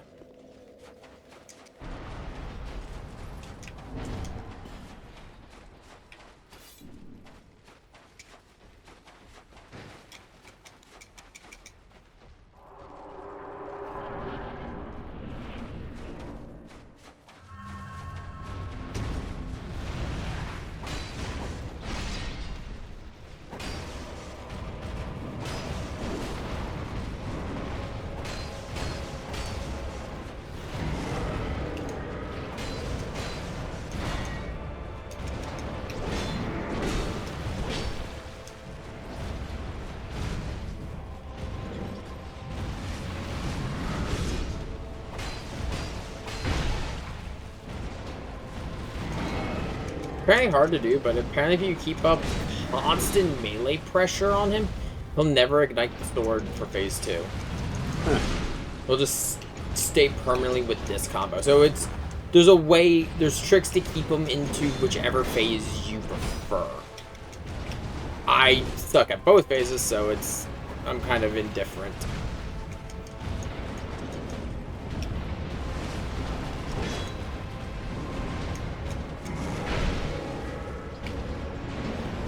I have like a new appreciation for these Lubu Heartless now that I know what they actually are. Yeah. Whenever I see them, I just think of Tristan just going, "This is some Romance of the Three Kingdoms bullshit." Yeah. Assault Riders. Oh, if I can die. Okay. I've avoided using it up till now.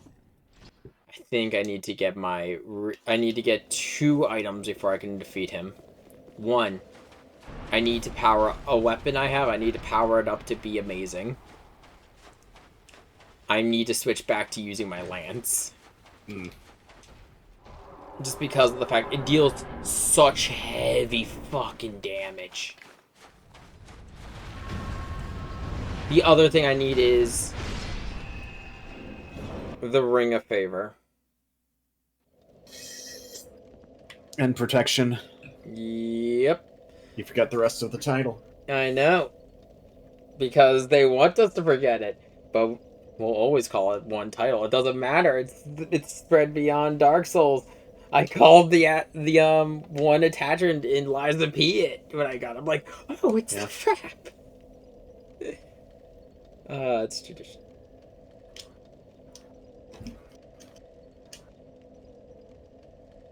Dragon Shrine.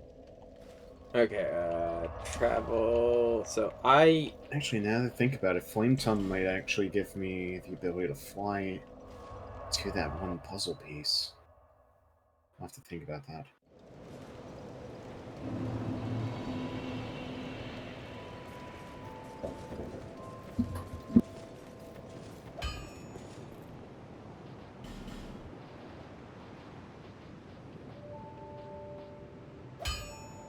It is kind of interesting though. The one thing that every person, because there's a lot of debate among people when it comes to Souls, like which Souls game is actually the best.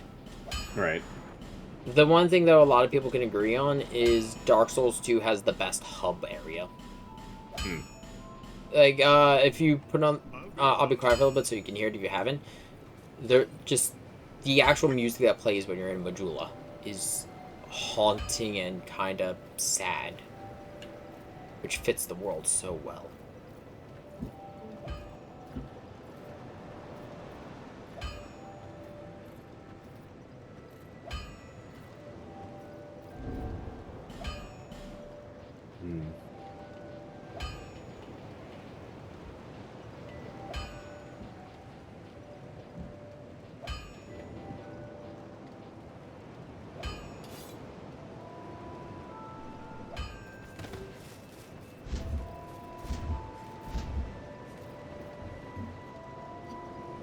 Yeah, that's some nice melancholy And the fact that it's always bathed in eternal twilight.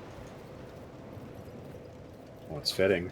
It's fitting. Actually, I'm curious, because I was online, but then I got disconnected, so I'm curious what this death counter is tracking. If it's tracking worldwide or just mine. Just mine, because I've died 141 times this playthrough.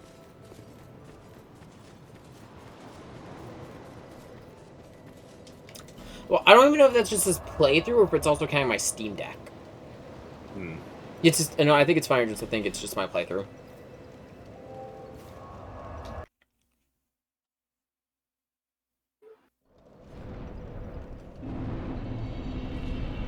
Oh. Yes.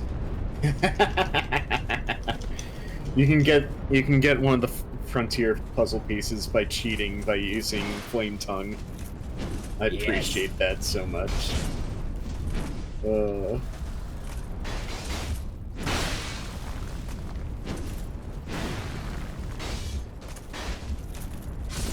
It's not a glitch, it's a feature.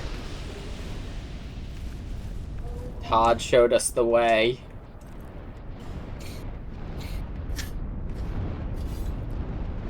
Suck it.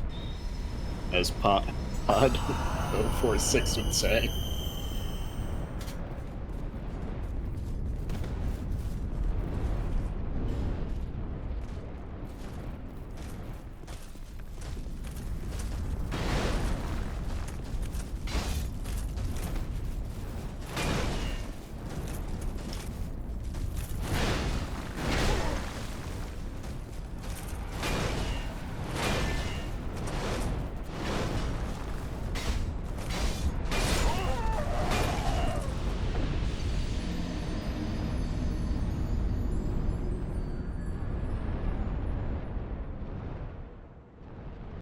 Get the second one, but I'd rather have the tier 3. I'm actually curious. Yeah, okay, so this one's dealing more. I could probably lightning infuse it and deal even more damage.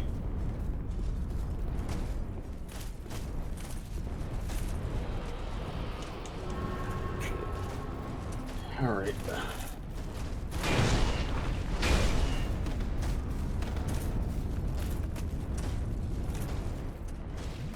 So it's beat Shan Yu.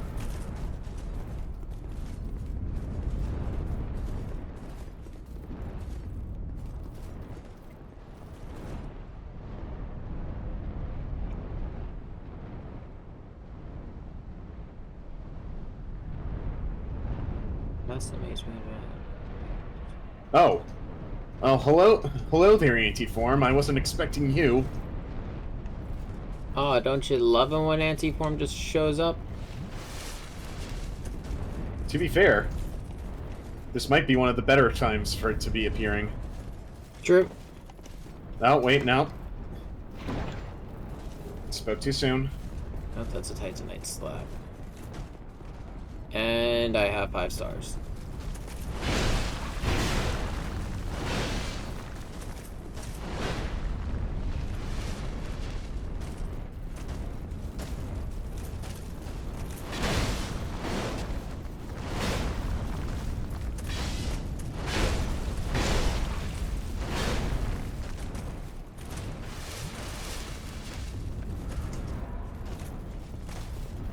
Oh, hello!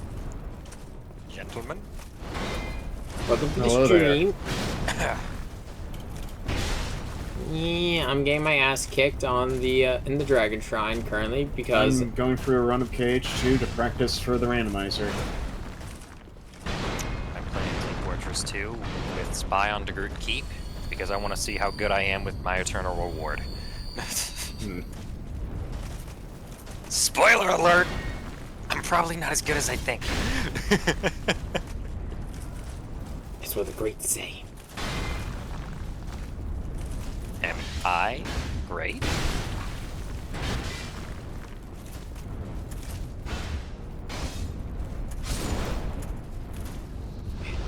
For context, I'm looking for some items to help me fight the Fume Knight. God damn it, Shan Yu's bird killed me. I forgot the bird could deal damage. The bird can carry you away. Okay, I found the ring and I just... Okay, now this is Oh. an NPC invasion. Who the fuck are you? Proto, I'm gonna like pull up my stream so you can see if you want. Yes, please. Note that I'm not using any mods for this. This is just pure game. The randomizer will be when I have the mods on. Alright. I'll be taking a look at that shortly.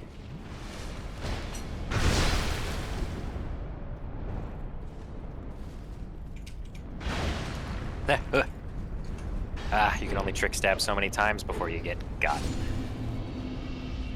No wait, that was the wrong button. There we go. Now watch as Sora gets possessed by the power of darkness. What the fuck do I do with this? Oh no. Darkness. No, no, no! But I thought Kingdom Hearts was light. I don't know what the fuck I do with this. I just found a petrified egg and I have no idea what the fuck it is. Put it under a petrified mother egg. All things considered, that was a good timing for the Heartless form, or Anti-Sora.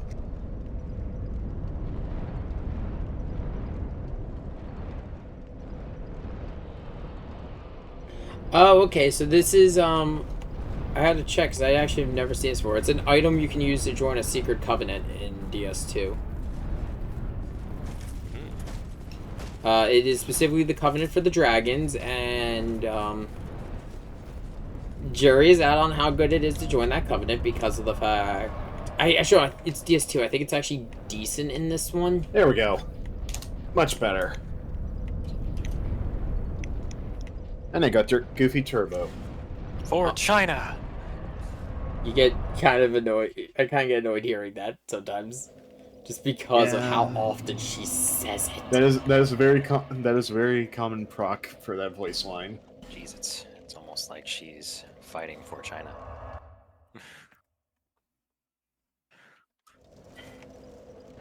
Novel concept, I know. Okay, right. Merlin abducts us after the Second World. Right.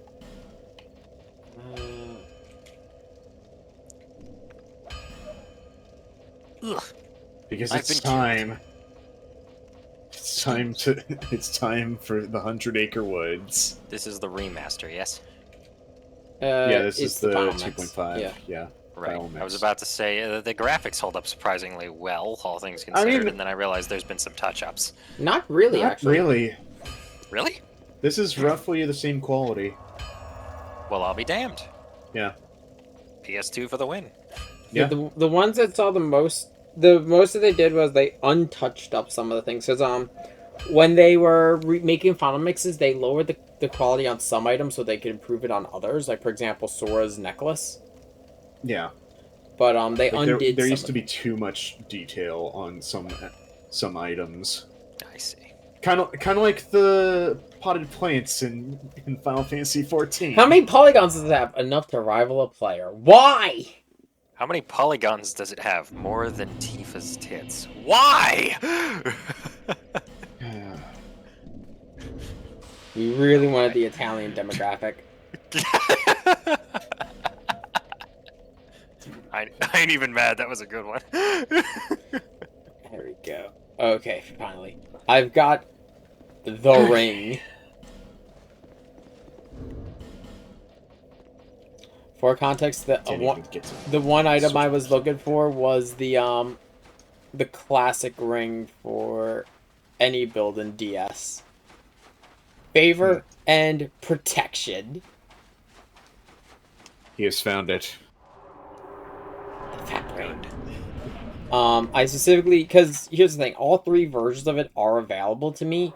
One of them is easy to get. One of them is really fucking hard for no damn reason. The first one is absolutely can be hell to get because you had to join the Covenant of Champions, which makes the game harder. Oh no. Yeah.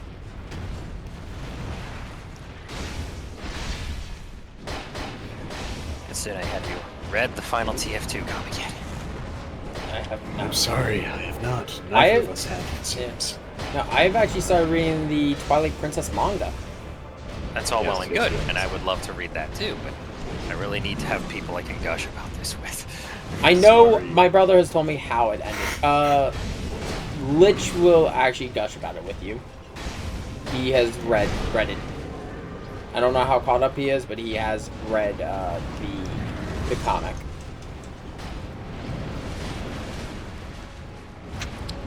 I mean, considering that the final issue was just released, I'd imagine he is completely gone. Because it's over.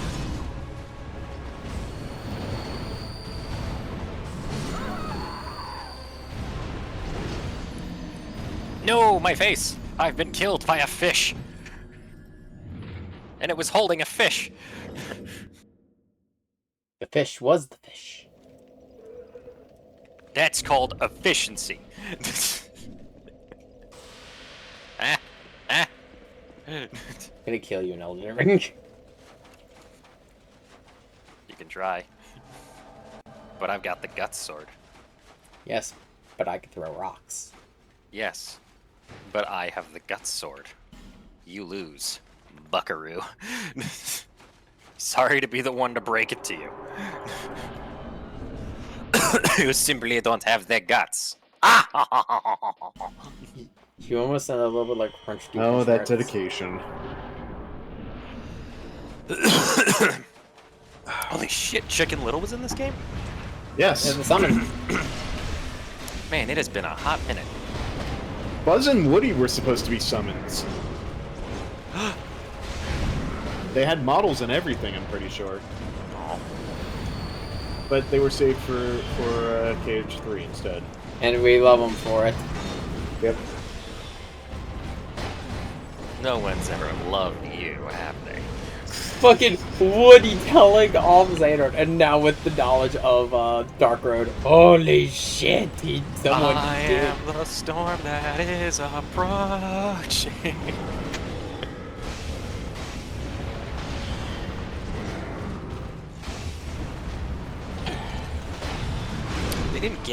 They didn't get the actual voice actors for Woody and Buzz, did they? No, they did not get.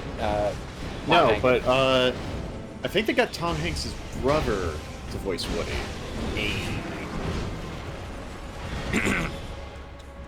I mean, that's what you do. Yeah. And he does a damn good job at that Woody voice. Got a friend. Nobody ever loved you. That's not even my favorite thing in It's still like that that game. and that Still and Yeetus! Sully Yeetus sing the Vanitas.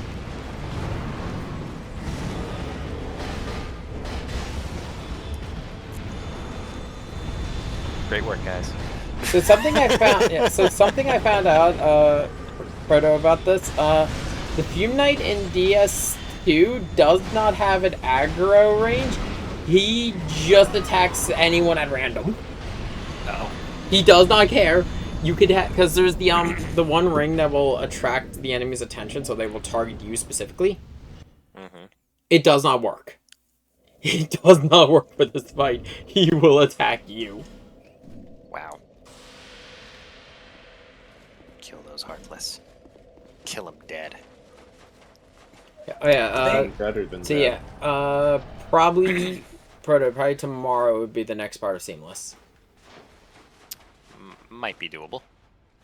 Yeah, because Lich only has Wednesday and Saturday off, Gotcha. Keep and that in mind. I know. Speaking actually of scheduling, PK. Yeah, I know. Yeah. You know how my schedule be. Yeah. Every day, but just avoid Wednesday, right? Yeah, any day but Wednesday, It is not barring Wednesday. other instances, like this Friday.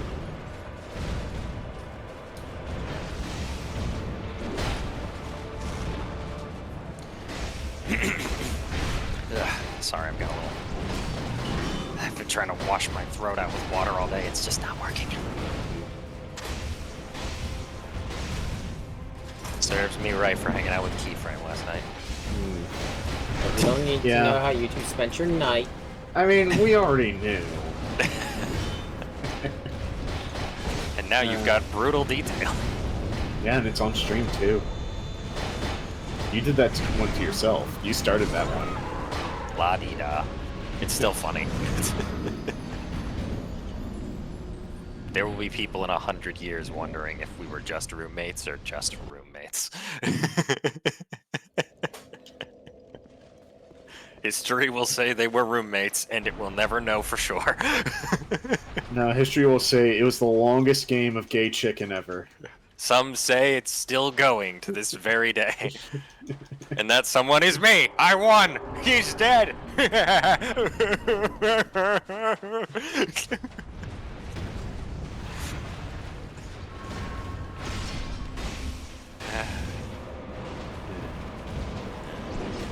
Come on, do your shit. Man, we need to spice up this stream. Well, I mean, right now I am just so... Talk, I'm right now dying. I was going to say we can talk politics. Fuck no! I know, I'm that kidding. is actively against stream rule. I am 100% kidding. I figured it already was. I'm kidding. Maryland Fields. How about that local sports team?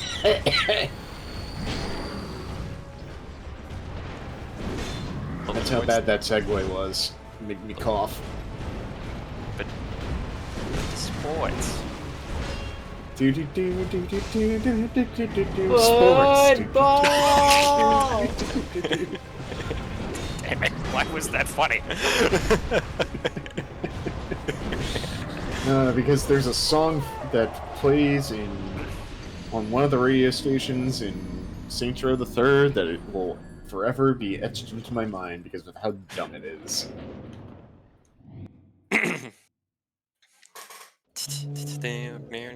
Would you like some house music? Okay.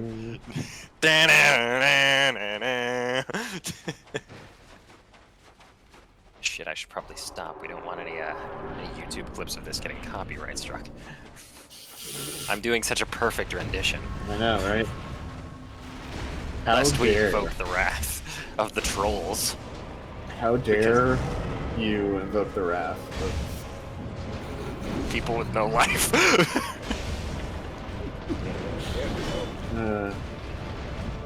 Sounds to me like they'd like some house music.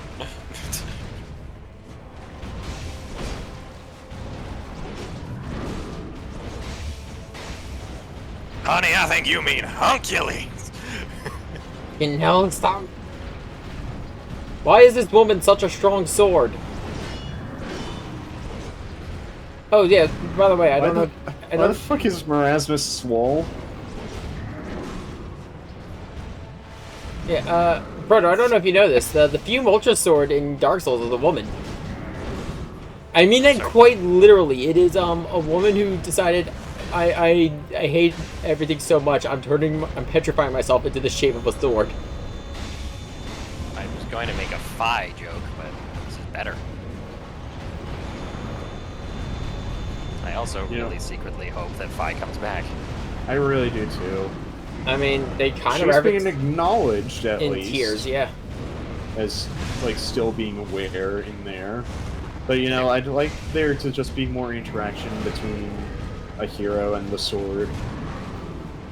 I think it could be a really interesting idea. If nothing else, in Skyward Sword it seems to explain how the Master Sword is the MacGuffin. Not just the Blade of Evil's Bane, but it can mend time. It can this. It can that. It can do the dishes for 1995. It's Phi. She sees what's wrong with the world and imbued with the power of Hylia goes, okay, this is what needs to be done to fix it. Easy enough. Fucking demise. You know, That spirit has been through way too much. I was talking about Way it. too many timelines. Yeah. Gets abandoned at the bottom of the sea in one of them. Hey, she was not abandoned. She was stuck into the head of a monster. That is, do we? Okay, here's the thing. Do we humor the theory about the one in Wind Waker not being the original Master Sword? what on earth does that even mean? So, okay, there's a theory. This stems back to the old Zelda Tri timeline because Zelda fucked up the end of Ocarina. Yeah. In fairness, the end of Ocarina was great. They just fucked it up Yes. No, by no, no, giving what, it no, more no, context. no. Even in the context of the game, when you think about it, Zelda Zelda fucked up. did fuck up the timeline. Her sending I'm- Link back creates a three-way split. Well, not a three-way split. It creates a two-way split, and then the other is just a Yeah. what-if scenario. Exactly. So yeah. the one split is when she sent Link back. That is the child timeline. That's what eventually would lead to, if I remember correctly, Majora's Mask and Twilight Princess. And then Twilight Princess, yeah. And then by consequence, Wind Waker. but because she's No, Wind Waker is its own timeline. Wind Waker actually, if I remember, Wind Waker is Wind Waker is the timeline the hero's fault. that Link was originally on. Yeah. And then Zelda sent him back. But because she sent him back, there was no Link to stop the next. And not just that, when she sent him back with the Master Sword. Which means that you sent back the holder of the Triforce of Courage. And the weapon to kill the bad guy. So so this is what's led to the theory about the second Master Sword, because the second Master Sword, even dialogue in Wind Waker does seem to say it's a little bit different. Suggests something new. Okay. Because again, one, the blade's a lot smaller than it should be. Well, but they had to fit it to Link. Yeah. Yes, but also like it does become a long sword. I thought the blade does not grow; only the wings extend. It does not grow. Okay. Right. It gains a glow, and the guard spreads out. Yes. But one also the guard itself, and this is interesting because it is the only game where the guard is blue. Every other iteration and every other version, it's purple. Yeah. It's the only one that's blue. The hilt itself is also shaped slightly differently. And the fact that it does not seem to have a connection to Hylia, instead having a connection to the sages. So there's a theory. It's like the sages forged their own Master Sword. Yeah, that's the theory about the second blade. On the one hand, I could see a lot of what's going on here just being stylized choices from Wind Waker, but on the other hand, I find it more interesting to have that. Yeah, especially because I was going to say that there is enough here to provide a good amount of credence to this. There's it would also tie rather nicely into the themes of Wind Waker, that being creating something new instead of trying to bring back what was. There's what better way to do that than with a new Master Sword? The other interesting thing is that when Ganondorf talks about the Master Sword in that one, he actually sounds like he's disrespecting the people who forged it, where he has nothing but respect for the three goddesses and Hylia herself. Dun, dun, dun, dun, dun, dun. Yeah, can we just acknowledge, by the way, that Ganon in Wind Waker was a fucking beast? I love Wind Waker Ganondorf. Wind Waker Ganondorf is the most of a character that he's ever been. Even compared to Tears. I'm sorry. I think Tears Ganon is fun because he is voiced, but he is not as much of a character as Wind Waker Ganon.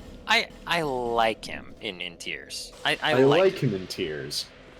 But I like Wind Waker Ganon more as a character. You really can't go wrong with an iteration of Ganon. It's just a question of what you want out of it. It's like the Joker. If you want classic pig demon king, look at the original games. If you want full-on larger-than-life monster, you look at Ocarina. If you want Sorcerer. That's the interesting thing. Ganon and Ganondorf, and especially because of the fact that they're heavily separated now in the Wilds games. Ganon and Ganondorf kind of always been two separate beasts. Well, yeah. It's just a matter of, that's his final boss form. Well, that's all the credence that has been given to it for the most part up until they actually came up with Demise. If I remember correctly, in the old... This is not even the old timeline. This is the old Zelda Encyclopedia stuff, so there's opinions on that stuff. But Ganon is a separate entity where Ganondorf just says, fuck it, gives full end to the Triforce of Power and to Demise, essentially. So Ganondorf is not Ganon. I could see that more. That does beg the question then. What does dwarf mean in Hylian? It'd actually be Gerudo. Language? Or Gerudo, fair. Well, it depends on one way or another. What does it mean in an Yeah. in-world language? One could argue that Ganon is just his name. Perhaps Ganon, maybe Dorf is. It's also why in Wind Waker, Ganondorf literally puppets Ganon's corpse during the first phase. What if Dorf means demon? Could be. But it is interesting to bring up Ganondorf Wind Waker, because Wind Waker Ganondorf is really interesting when you compare him to the Twilight Princess Ganondorf. They are both essentially the different endpoints for him. Yeah, it's also, Wind really Waker, cool. Wind Waker is a Ganondorf who has realized what has been lost. It's a much more introspective Ganondorf because he's been stuck alone for so long. And Twilight Princess is a Ganondorf. They stabbed me in the fucking chest!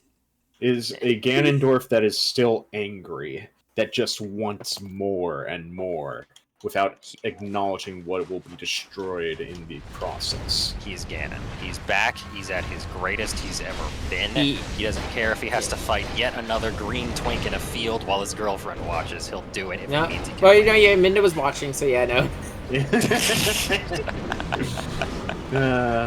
Look. You really think that you and your girlfriend and Princess Zelda can stop me? Midna's just so happy because she's like, oh my god, I'm being acknowledged. Also, what? Also, she was believed to be dead at that point. For a hot minute. I know. How funny would it be if Ganon just knows something? The funny no one thing else is, does? if, when I die again, or if I kill the Fume Knight, I will show you the panel. Because, like I said, I'm reading the manga. No, this one's actually really cute. Yeah, no. Link and Midna actually have, like, an amazing dynamic in the manga.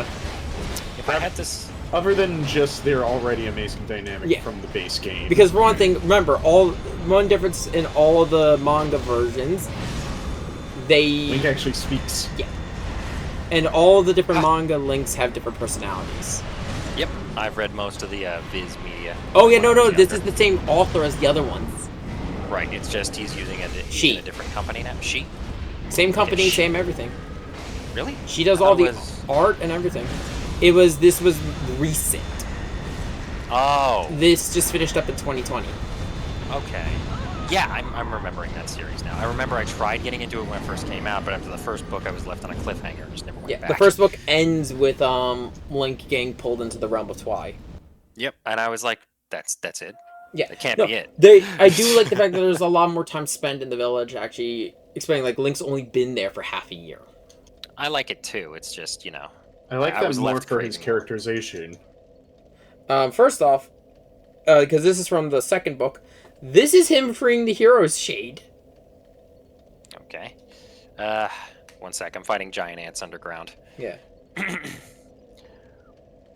One thing that I will say here's a question. Personality, just personal taste for each of you. Which game had the best Link, Ganon, and Zelda? We'll start, because this could easily get out of hand. We'll start with Zelda, because in my humble opinion, Mhm. the best Zelda is Spirit Tracks. I was gonna say the spirit. I was gonna. I don't. Yeah. I was gonna say the Spirit Tracks or Minish Cap, or her a little bit in Minish Cap. I would say that Breath of the Wild / Tears is a close second, but Tears Zelda is like a very close second for me, but I cannot get over how much I love Spirit Tracks Zelda. you get to play as her for the entire adventure. She's with Link as a ghost. She's brimming with personality and She is spunk. She is everything that players wanted Tetra to be. Yeah, Yeah, and guess and- what? They just let her be it. There's a reason I like Toon Zelda in Hyrule Warriors, because a lot of that, Yes, a lot of her she's abilities so are. fun in Hyrule Warriors. I love her one because she's got the two. Everyone's got the two magic attacks. Her one is like she turns into the giant ball, spins around the field. The other one is she's surrounded by rats. The She gets spirit surrounded by rats and she screams And it kills so us. loud that it shoots her out of her her armor. she's one of my mains of that. My other main is both Midnas, because both of them are fucking fantastic to play as. Is there Imp Midna and True Midna? Yes. And they both have completely different playstyles. Imp Midna rides a shadow beast that looks like Link. And While True Midna uses the Twilight Mirror. and has some really powerful abilities, including just basically being able to knock out a field by herself. Yeah. Um, But And I Anyway. thought Ganon was Oh, yeah. sick. going back to best. best characterization. Yeah, I think we're all set on Toon Zelda there. Yeah. Or Spirit Tracks Zelda. specifically the Spirit Tracks version of her. Yeah. Yeah. Though honestly, okay, let's be honest. Toon Zelda is Toon Zelda in Spirit Tracks. Yes. The other versions of Toon Zelda are either Tetra or it's Minish Cap Zelda. Yes. Or And Four everybody Swords. in the stream, leave your answers. See where the discourse goes. I would actually also like to Yes. see this for the YouTube side. Farm that interaction. Just I hope this discourse goes nowhere horrible. I just got stabbed. Seriously. Best. Yeah, no. Now, I would say since we spoke about him earlier, let's go to Ganon next. I'm- Best Ganondorf. Hit me. I said it already, and I'll say it again. I'm very partial to Wind Waker's I am canon. As I'm partial to Wind Waker and Twilight, just because the fact that they show two different endpoints for the character. Yes. I think I'm in they a work. dicey position. They work very well in conjunction. I think I may be a sucker. Just in terms of like, I mean, we already knew that, but okay, bastard. What I mean I love is, you too, buddy. while I think Wind Waker is a close second for me, Yes. I think my favorite has got to be Ocarina, because while I do wish we got to, entirely fair. while I wish we got to see more characterization of him, every time the man shows up, he makes a meal of the scene. Like, Yes. it's Ganon, you know? He shows up on horseback, he's there playing the piano while Link is climbing the tower, smiling like a douche, just waiting for you to enter. No, I agree with you, and I agree with you wholeheartedly on that aspect. Yeah, no, I can of agree there. Ocarina Ganon. Yeah. He just devours every scene that he is in, even And- when it's not him. Even when it's Phantom Ganon. Phantom Ganon was chewing the scenery, and it's just so good. And of course, we cannot forget the awesome reveal of the rubble breaking apart. What was effectively his corpse floating out, turning into that. The revelation on the 64 and the 3DS. Jaw-dropping. You knew you were fighting the end of the world. Yep. Which is that's honestly the Ocarina Ganon. Because here's the thing, with all of with the other two Ganons, Wind Waker and Twi, they are an extension of Ocarina Ganon. Yes. Exactly. Ganondorf. They are some very nice takes, but you can't beat classic Coke in my opinion. As a character, let's just call that Ganon in general. Yeah. Ocarina Ganon, and Best Ganon. and the two branches of him. Oh, okay, let's acknowledge another thing. There's technically 3 branches of that Ganon. True. True. Link to the Past and everything. Yes, One and of that's them where dies. that's where he's like fully consumed by. Yeah. The, I don't really the count that one because like darkness. that's just full blown like cartoon villain. Yeah, and also that's just like kind of shoehorned in there as a timeline. But Yeah. let's leave it at that. Yeah. Yeah, I leave it as just the he's child and fine. adult timelines. Those actually Okay. make sense. Now then, this is the one for all the marbles. The Oh, boy. links. The best Link in This terms is- of characterization. Gonna be a tough one because there's Not so for me. many. Not for me. Well, for me it will be, but go on. My favorite Link in terms of characterization, Mm-hmm. the Hero of the Wilds. Yeah. No. If No. we're okay. Yeah. May I, When you know everything about the Hero of the Wilds, he is genuinely one of my favorite characters of all Links, purely because he gets to become a new version of himself. He gets to reinvent himself. Yeah. And yet, at the same time, that core of him is still there.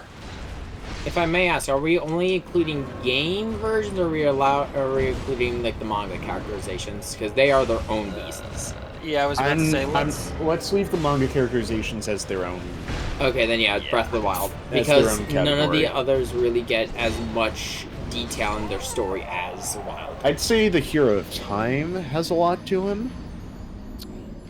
But God. personally, I like the Hero of the Wilds' story. I was gonna say it's mostly the fact that the Hero of the Wild we see more of his story in terms of, like, with the flashbacks and everything. Because he's designed more as his own character compared to all the other Links. You know, I think despite the fact that I've bypassed it before, I think my favorite. Jeez. Oh, this is tough. I love each one for so many different reasons. Would you ask me to pick a favorite child? Yes. Like, every Link has his thing. Like, I look at fucking Twilight Link and I'm like, this is the GOAT. Like, in terms of being in terms of being like an actual knight, this guy is the GOAT. He learns a ton of great techniques. He has the most complicated combat system in any He learns Zelda. from a past life. Yeah. Though, Turns into a honestly, wolf. I think you're discrediting the Hero of the Skies. Okay, yes. Well, what I'm saying is that's just one of them, is what I'm saying. Then you get the Hero of the Skies, the OG, not the GOAT, but the OG. He's got the Skyward attack. He rides a damn bird. He lives on a floating island. He killed Demise the first time round. Ah, that's just Now, two of them. if I may, another reason why I like the Hero of the Wilds so much, he is the. I'm gonna use some Steins Gate terminology for this, right? Mhm. He is the point where all links converge. Ocarina Link? No, No. they're endpoint. Wilds. Oh, Wilds. Right, He yes, is when the they end converge, right. He is the point where all links converge. In It's terms true. of like characterization, in terms of personality. He is what I believe to be what Link is in all senses of the word. Somewhat childish, capable of being mature when he needs to be, willing to eat rocks because it would impress Goron, and He will also howl at the moon and eat dirt. And a menace to society. he will go anywhere and do anything in a manner unrestrained, unlike any of his predecessors. And he will my kill God, it looks all the beautiful. Koroks. They He won't deserve it. kill them. He'll just crush them with a rock. No, the Korok space program. The what? Have you never created the Korok space program? Oh, that one. I remember now when you strap them to rockets. Yeah! I saw a lot of those when Tears came out. It's so good. It was either look, the community was either strapping them to rockets or crucifying them. There was no in between. Hey, excuse me, you've left out the legendary third option. Give them cement shoes. Either way, But seriously though, I do believe that the Hero of the Wilds is like the combination of every aspect of Link. That's Whereas a fair assessment. Link split off at the point of Ocarina of Time.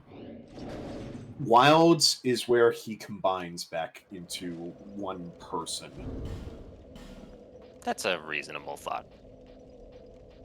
Jesus, how do I pick? Like, I feel different moods whenever I play as different Links. If I just want to feel like a kid going on his first big adventure, Wind Waker is a great way to do it. Mhm. If I want to feel like a guy who's just doing what needs to be done, I'll play any of the classic games.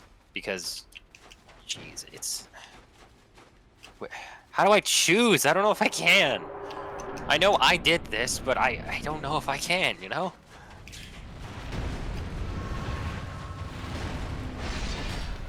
I gotta think about the one that had the most impact on me. Mm-hmm. By the way, I just realized, while we've referenced a lot of great ones, I'd like to remind everybody, so we don't sleep on them, Link Between Worlds. That existed. Yeah. And I liked Hilda. I like Hilda as a character a lot, yeah. I really liked Ravio with the big reveal at the end. Ravio. Okay, the low rule versions of the characters, just in general, I like it. As a concept. Ravio being this utter coward who learns to be brave because of an alternate version of himself. I like that. Hilda. She's a whole thing. She is. When you think about it, there's nothing different from current Zelda. She is somebody who has been pushed to a desperation point. I mean, And what's to keep our Zelda from hitting that point? in fairness, she was pushed to a desperation point by her own hand. Well, You could no, argue, well, yeah, no, because not didn't just she? by her ancestors. I thought didn't they order the Triforce destroyed? I thought it was the same people after what happened. I forget the whole chain of events, but regardless, it is desperation. It is, as far as I can remember, though. It was Hilda, I believe, who was the one who ordered the Triforce destroyed, believing it would fix things. The problem, of course, being then that happened, and a large amount of her character comes from the weight she bears. She obviously feels guilty for what has happened, but I think the difference was... I think the only difference between our Zelda and that one is our Zelda would not try to get rid of the Triforce. She would know better than to mess with it beyond using it to stop someone else. I thought the whole point of Low Roll was that it kept being fought over for so long that everyone in charge of the Triforce all agreed we need to destroy this. That could also be. I may be misremembering some things here, but if nothing else, I think she's an interesting take on where Zelda could go. I will agree with you on that. If I may ask, best companion character?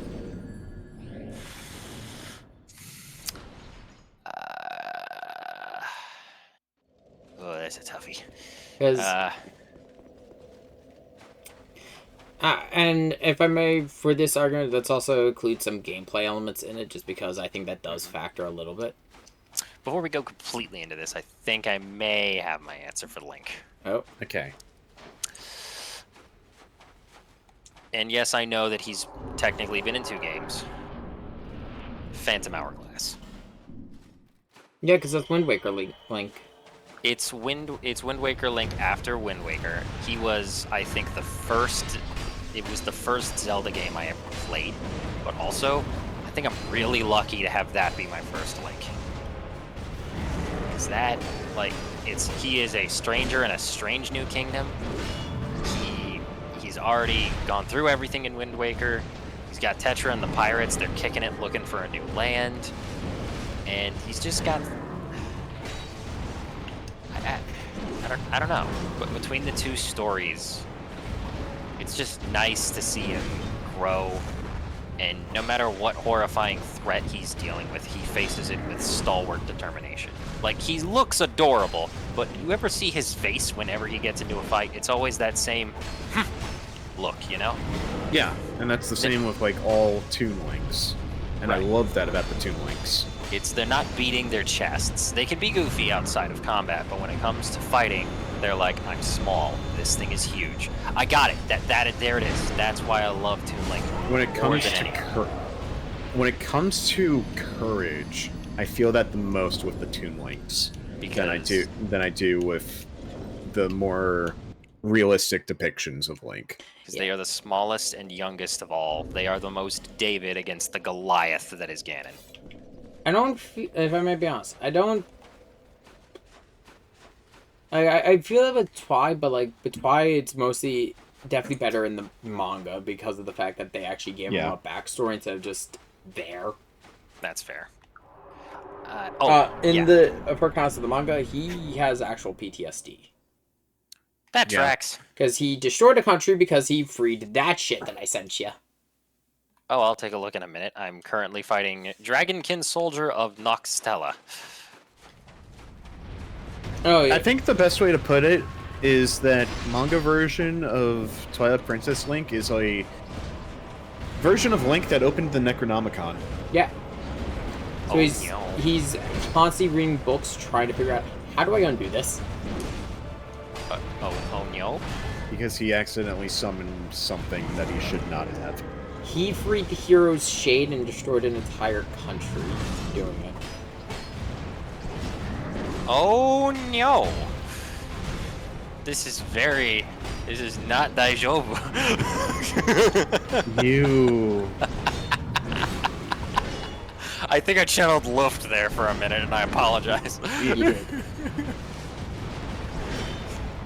Anyway, God damn, man. Yeah. I want to say though, to put a little button on this, I got it.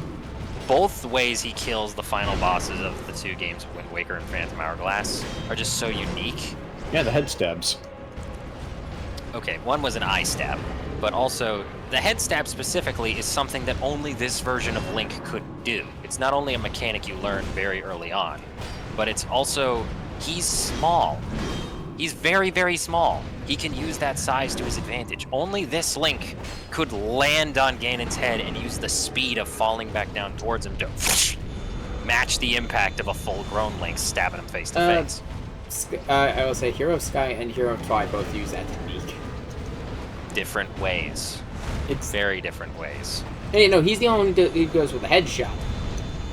With Hero of the Sky, he uses an impressive combination of timing, because you have to time it just right to get that lightning bolt and stab him in the chest. Well, no, I don't just mean how they kill their respective final bosses. I'm talking about the actual downward stab technique. Yes, the downward stab technique is just a constant of Link. Yeah. Yes, it's a constant of Link, but the way it's executed there. And it's been a constant since Zelda 2. I know. But you all know the cinematic way that they play out that finale, right? Oh, yes. Drops the shield. Yeah! It's a climactic final note. Boom. And it sends chills. And as for fighting fucking Bellum, come on. He saved Linebeck. He saved Linebeck, defended Tetra. You left I was talking about this earlier, because before I started reading the Twilight Princess manga, I just finished Phantom Hourglass. When he meets Linebeck for the first time, he's like, "Hey, are you Linebeck? Because if you're not, I'm just gonna leave you here." Which is a very Toon Link thing. You're right. But also, in terms of... Okay, so now that I've settled that, favorite companions... Oh, Midna. beating Linebeck. Beating Linebeck is a hard sell for me. Midna. Midna. Are you sure you both want to go with Midna? Because I may actually fight you on this. It's not that Midna isn't great. It's just she's no Linebeck. Okay, it's not even just her personality. It's her story arc, her personality, and also mechanically, she is the least egregious of them. Fine, very fine companion. Linebeck has a boat. Yes. Linebeck is a fine character. He's a second place. Here's my thing. Alright? I like all of the companions for their own ways. They are all their own special little snowflakes. No arguments here. Yeah. But... Linebeck has his place. Midna has her place.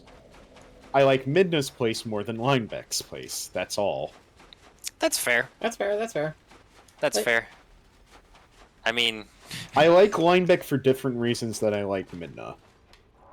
Yeah. With Here's... Linebeck, he's the coward who finally develops a spine in the moment he needs to, and it all pays off. Yeah. Sorry, go. And then with Midna... I can't even do it justice by just saying it. It's Midna. She's her whole arc, as well as with Link... That's the thing that, to me, that's why I put Midna above Linebeck. Okay, that's another thing about Midna and Linebeck, right? They both have amazing arcs because of their interactions with the hero. Yeah. Linebeck learns courage. I think, Midna. Yeah, Midna's is a whole much more emotional journey. And Midna's whole journey is not just with Link, it's also with Zelda. Especially with Zelda. That's very true. There's a theory that for the latter half of Twilight Princess, that Midna has the Triforce of Wisdom. No, she does. Has that been confirmed? I'm pretty sure that's the implication, with, That's why with Zelda giving her Midna yeah. the ability to live when In the she's light. being burnt alive. Yeah, it is heavily implied, but it's never downright said. So I said it's a theory because there's never any concrete. I always felt like that was just a given that she just has the Triforce of Wisdom, and that was allowing her to exist. Yeah, and if I might go a step further, also because after that happens, suddenly Ganondorf's able to control Zelda. He's never been able to do that before or since. Ooh, that is a fair point. He's only able to do it in the end of Twilight Princess, which the only thing that's different there is her giving up the energy to Midna. I was about to say they also do that in Spirit Tracks, and then I remembered, no, he doesn't. He separates the soul and body. Zelda's spirit is out of her body. That's different than what's... Yeah. Because, actually, no, it's actually exactly the same thing. She's given up something. In this case, it was her body. In Spirit Tracks, it was she gave up her body. She didn't Not give it up, willingly. is the thing. It I know. was taken from her. But either way, she had to have her soul, a soul connected to the Triforce separated. There's something unique about Zelda soul-wise. And And that is always a constant with her. yeah. Even in the ones that don't have the Triforce. Yep. Probably because she's the embodiment of Hylia. Even the ones that don't do that, she's still unique. This does beg an interesting question, however. I just realized. If Demise is the god on one end for power, Hylia is the goddess of wisdom. And so obviously there is Demise, there is Ganon, there is power. there is... No, they are not. Let me finish. What? I'm saying there are constants amongst these things. Yeah, Din is the goddess of power, Nehru is the goddess of wisdom, and Feore is the goddess of courage. Then I'm a little out of sorts here. Remind me, what was Hylia the goddess of? Light and Was that time. time? Light and time? Just those? Light. Yeah. Which, yeah. Time was just its own thing. Right. Okay. And that's why Sela is time, but also could be considered light. That's reasonable.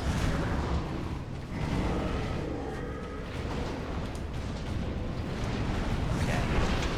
I guess I'm just wondering, is there another entity we're unaware of? Because there's the High God Demise, there's the High Goddess Hylia. Demise isn't a god, he's a demon king. The point is, these are the highest powers that we've seen. There is. Yeah. Yeah, as closest- far as I'm aware, if there's you're- nothing beyond Hylia and Demise. No. No, you are. And if you're asking if there's one equivalent to Link, only in the Skyward Sword manga. I'm listening. Basically, all the Links are like soul-wise a reincarnation of this horrifically deadly warrior that Hylia sealed up. Oh. Very Hero's Shade. I don't know the specifics because I didn't read the manga, but I just know, like, that Link is a reincarnation of that warrior. Like how Zelda's a reincarnation of Hylia, and Ganon is a reincarnation of Demise. Okay. So the most deadly warrior in all of existence gets a reincarnation that would eat rocks to impress Gorons. He truly is his father's son. I think it was like, in order to atone, he agreed to the deal or something. I'm not sure. Honestly, I didn't read the manga. that would be I an just know interesting like angle some to take. specifics. Especially considering his reincarnation falls in love with the reincarnation of Hylia. I did it for you. Okay. Okay. Hylia just looks down on him, thoroughly unimpressed. Dance, water, dance. Oh, you're in Olympus? Hi, Timex.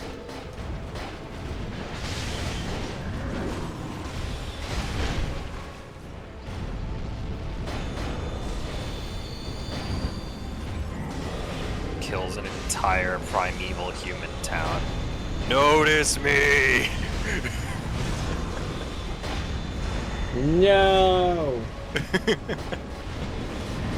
Notice me, Hylia. Finally throws him in a cell. Got what you wanted, bitch. Ah, finally, the Olympus Stone. I'm now free from Wait, curse. did you see the picture of Speaking of Heroes Shade? I finally made it to the end of a very long dungeon, so let me rest at my grace and take a look. Very long dungeon. You should see what I'm fucking doing. Alright, let's take a look.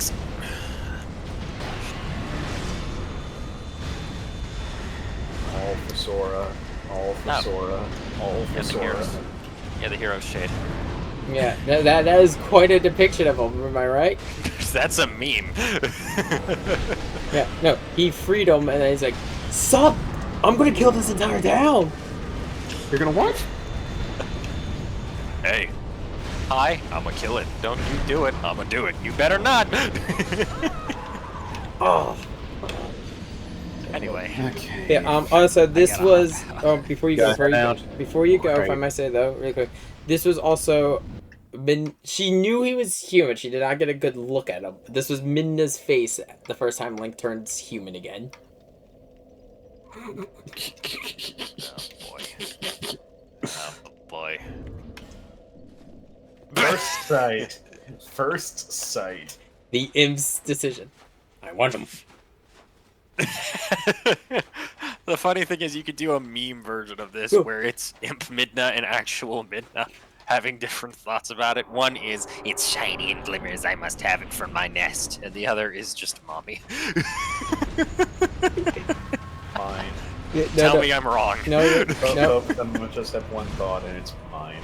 Yeah, except when one of them says it, you think, oh, they're talking about gold. And when the other says it, you're like, oh, they should get a room. Yeah. I'm gonna see some shit if I There don't was leave, aren't I? the manga has a lot of tension between the two. Golly gee. Okay. To the In point my- Link loses his clothes when he gets the Master Sword. Why? I don't know. He just does. Fan service. You know what? Good on. Hello. Hello. So, speaking of... good timing. I'm just leaving. Alright. Bye. See you guys later. This was a fun chat. See you later for Elden Ring. Yes.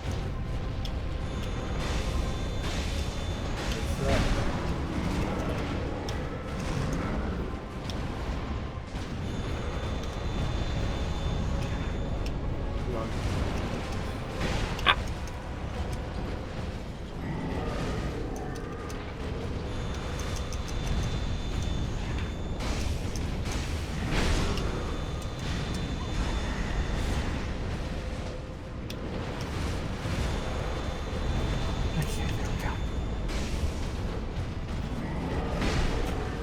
Fuck, come on, come on, come on, come on.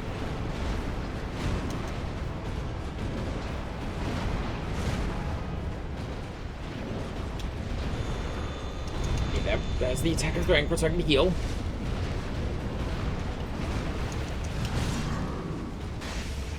For the counters. Huh? What? Oh, no, I'm talking to myself. I'm talking to myself to really How'd that session go? Oh my fucking god, I just died to a goddamn rock falling on my head. What am I, goofy? 503, 503. Fuck! Oh, I almost had him. Oh, fuck.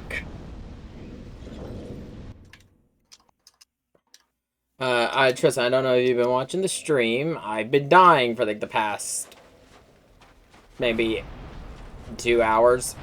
I stepped in for a moment when, before, you were still dual wielding, Rapiers.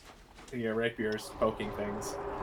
Yeah, I'm fighting the Fume Knight, one of the hardest bosses in this game. Ah, I see, you're using a lance now. You decided to go from little poke to big poke. I need the damage. It's all it is. It's just I need the damage because I cannot win an endurance fight with this enemy. Because that great sword will fuck me up. That's a good sword. It is the best strength-based sword in the game. Good sword. It's also a petrified queen.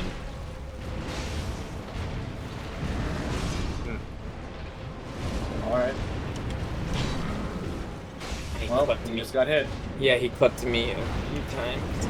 The longsword's not that bad. That deals significant damage, but it's nothing I need to freak out about instantly. That greatsword can one-shot me if I'm unlucky.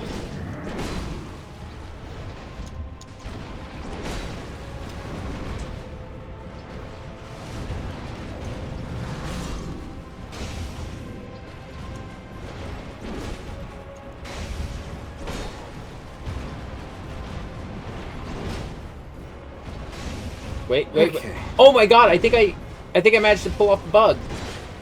Nice. He's not going into phase 2.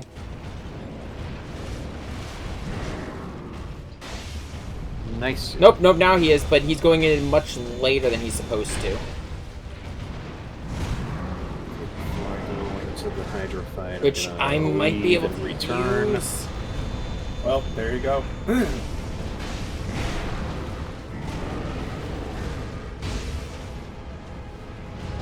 Oh, fuck, come on. Oh my... Fuck! So, how'd that go? Tristan, when you see me die, you'll see why I cursed and just... Oh... Well, I see you just got. Yeah, I just saw you get whipped. With Look at the his flaming HP. sword. Oh. Yeah, it was pretty low. One hit. Well, you know how it is. That's Dark Souls, baby. That's Dark Souls. Oh... If I thought he was doing a dying animation, I'm like, oh fuck no, I just poison broke him, no! Oh... Where are my souls in... Oh, they're behind him. Like, where the fuck are my souls?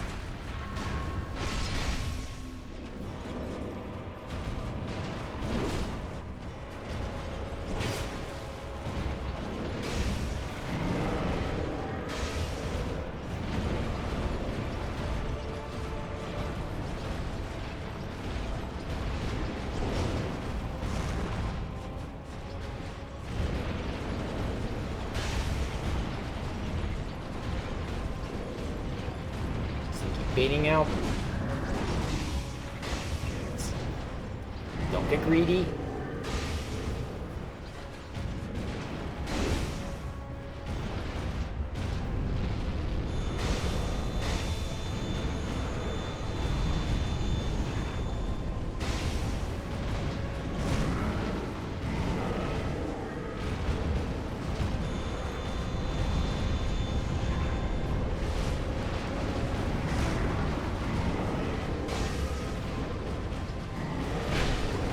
Fuck!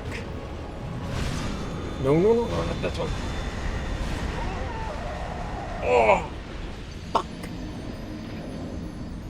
Hey, I mentioned it earlier, but you want to know a funny thing about this boss, Tristan? What? There's a helmet you can wear that if you walk into this fight wearing that helmet, he will just say fuck it and jump right to phase 2. Ah. So why aren't you doing it? Because I suck at phase 2, I'd rather him stay in phase 1 as long as I can to whittle him down, because phase 2 has more instant kill attacks.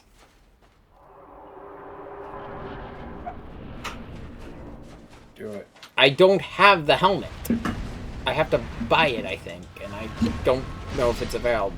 Actually, it is available, I think. I just don't know if I have enough souls.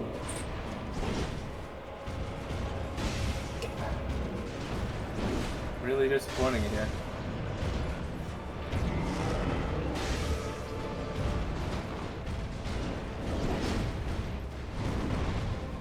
There we go.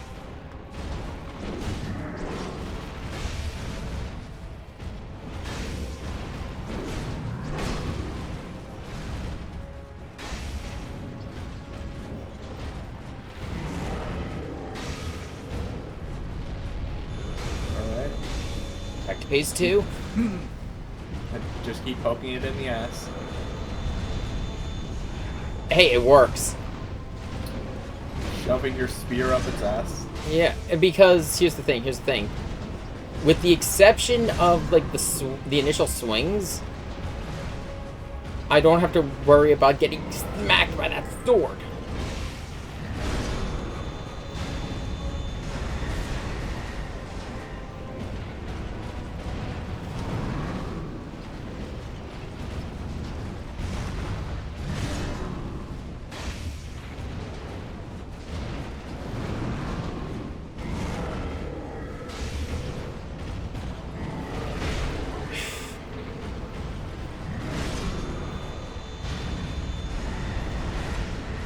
Oh, come on, that rushed me. Fucking hell.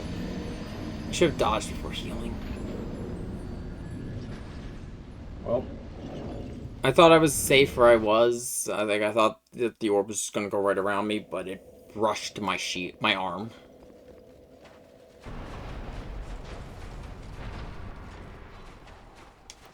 How much Shimei do I have left? 3. so that's... Hey, does the sword scale with pyromancy at all as well, or just strength? No, so the 3 stats for the game. Remember, Okay, so thing is about Dark Souls, pyromancies, at least in DS2, do not have a scale stat. They only scale off of the actual pyromancy flame. Hmm. That sword is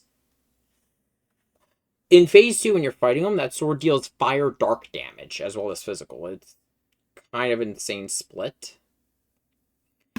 It has It's enough that resistances don't matter much.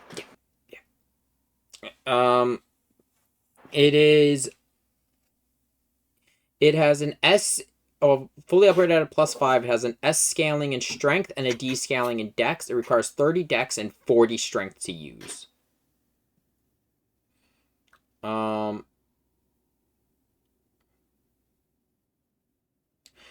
And it cannot be buffed in any way, shape, or form by resins, but it can be enchanted, which is a weird quirk of DS2. During the counterattack, perform a brief block and counterattack with either L2 holding two-handed or R2 with one-handed. You can actually use it to, because of the fact it basically has the stat equivalent of a Great Shield. If you time that block right, you can make an enemy's attack bounce. Oh. It also has the best guard stat out of any weapon in the game. The weakness of the sword would be that it does not have a horizontal swing. It only has a vertical. Helm splitter all the way.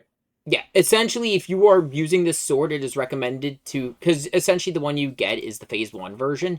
It is recommended to use it like he does in Phase 1. So one hand, the Fume Sword, the other hand, a straight sword.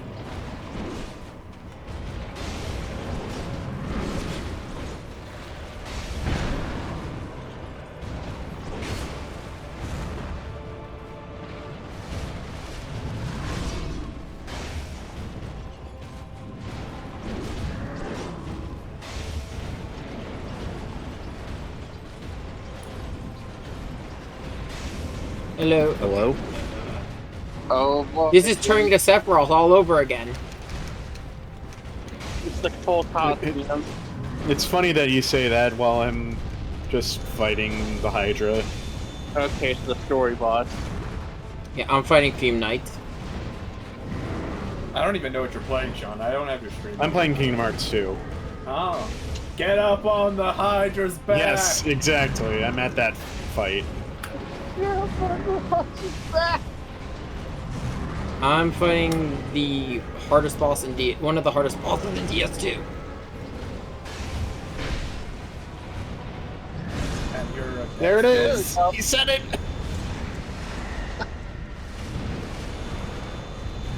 Okay, there we go. Dodge that. Why do I get the feeling that's going to be us when I update I'm gonna hear. on the Biotitan's back! Get up on the Biotitan's back! That's what I'm gonna be saying when that new Hellbomb backpack drops. Well, there's a 6 gigabyte update up, so I think it might actually be coming out really No. soon. It's coming on the 6th. Holy shit, I did Okay, it. then it's a pretty advanced update then. It only took like maybe 2.5 hours. Yeah.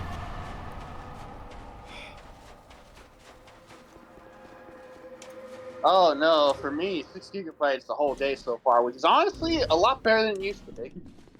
I mean, you do it through a hotspot, so Yeah. I know, yet for some reason, 6 hours is not taking me 3 whole fucking days. I am both concerned that my hotspot. Well, then again, we're at a different period than normal, so maybe we're just at a better spot. and Yo, Could your be. hotspot. what game are you talking about now? I was Helldivers. paying attention. Helldivers. Also, a hot. There's a new Warbond dropping, and it has a portable Hellbomb backpack. Yes. Ah, Yeah. I'm So, hoping. you know. I'm hoping for the level. cosmetic or actual? Yes. I'm hoping for the As level. in, of like, God. you call down the backpack, and then you carry it on your back. And then And you then can from the- activate it and drop it.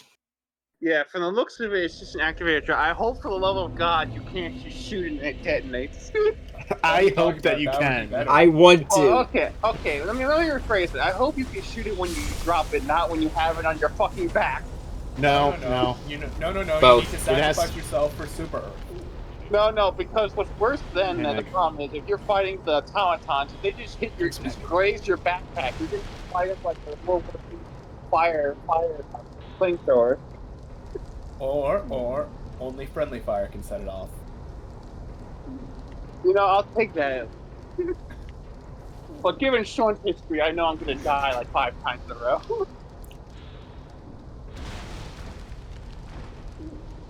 Honestly, Sean, you're like Zach's friend Bree. The portals is bombs. So here's my question. I'll leave it up to the people here to decide. Do I forge the Fume Sword, which is a great? Is this a great sword? I think it is. Yeah, it's a great sword. It's no, the it's a straight ultra sword. great sword. No, the Fume Sword, which is the straight sword he was using in Phase 1, or do I create the Ultra Great Sword, which was the Ultra. Please, release your inhibitions. I don't even have the stats to use it. But, I mean, yeah, you're a Dex build. Why are you? no, asking actually, I'm questions? not a Dex build. I'm a Strength build. Oh, so why are you dual wielding S-stocks? So I'm actually 30 strength, 27 dex, and the reason why is because they are fucking amazing weapons no matter what build in this game because of the fact that they attack so fast and deal pierce damage. Alright. I gotta charge my phone, so I'll be gone for a bit. But, oh wait, I'm not wearing that ring anymore. Shit. And he was gone. I need 5,000 souls, so I need to go kill things. Alright, time to go to Disney Castle. Yeah, I'm just hanging out for a bit. I may or may not have a solo session of ETM later. I thought you already had that. What? No, not tonight. Oh. Next got busy with family stuff, so it's been delayed. Okay. Yeah. Okay, so I don't have enough souls to do it yet. I'm gonna go do other things while I get the souls. I also finally put my backstory to paper and sent it to Nex. Nice.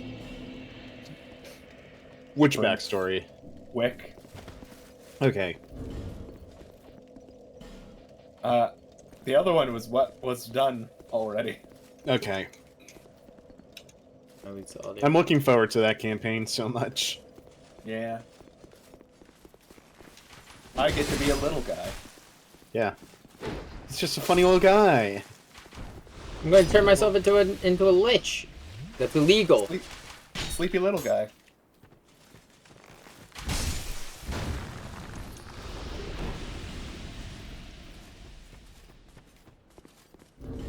Just a sleepy genius. Words failed.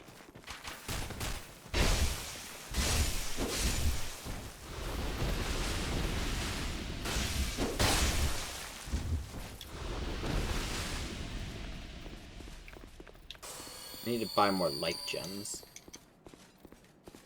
You know, Sora, it'd be really funny if you said light to try and transform into one of your drive forms, and then Antiform just said darkness.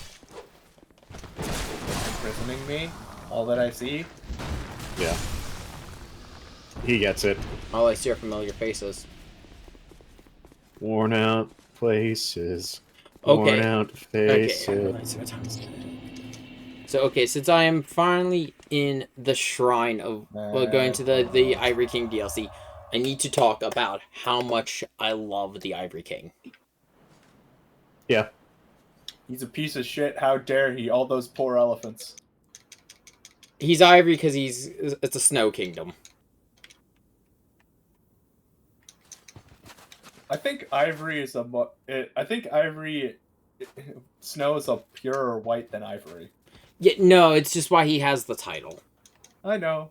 I'm being a curmudgeon now. Yeah, so the story of the Ivory... When aren't you being a curmudgeon? So the story of the Ivory King goes as such. He found... Go ahead. I'll wait. He found the remnants of the Flame of Chaos from Dark Souls 1 and just went, that's going to be a problem. I'm going to build a kingdom around it just to keep a watch on this, just to make sure it doesn't become a problem. When it started to become a problem, like, okay, I'm going to the front lines, let's go and stop this.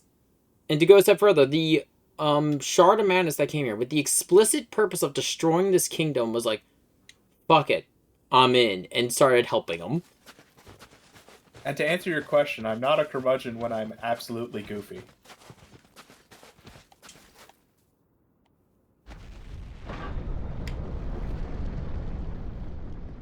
Alright, fair enough. Oh, I just remembered, this is also the part of the game where I'm going to be fighting Ruvik from Evil Within. I know you're not joking, too, and that's I the know. funniest part.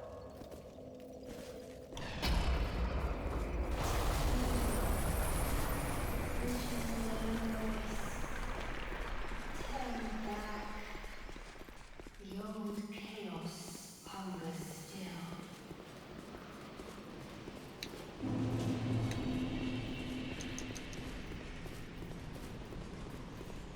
Nyarlathotep, What? You're the Hotep, what?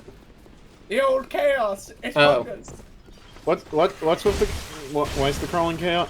So, Chaos being brought up? the lightning just struck the door, ice appeared, and I was told that the old chaos still hungers.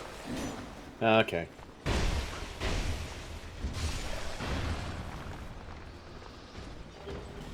Was that ice just frozen lightning? Very well could be. Remember when that happened in God of War Ragnarok? Yeah, That was cool. Thor, and Thor's just like, fuck it, I don't care. Let's keep brawling. Yeah. Isn't that neat?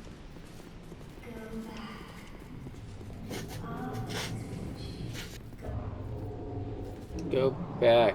Fuck you. I'm gonna keep moving forward.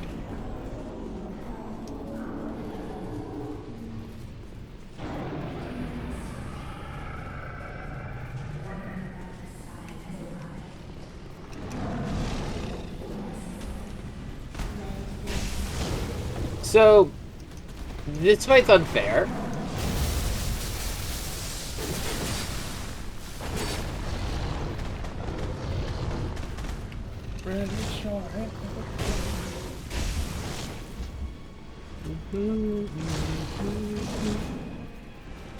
I saw a meme, Where the fuck is... Oh, I'm being Ethan. and it was the wizard casting a spell using the song. And now the song stuck in my head. I see. I'm dead. Aren't we all? That's the entire plot of Dark Souls. Well, also, let's not forget, we're on the internet. The internet's dead. Especially nowadays. I no- hate it. And, the first boss here is completely invisible.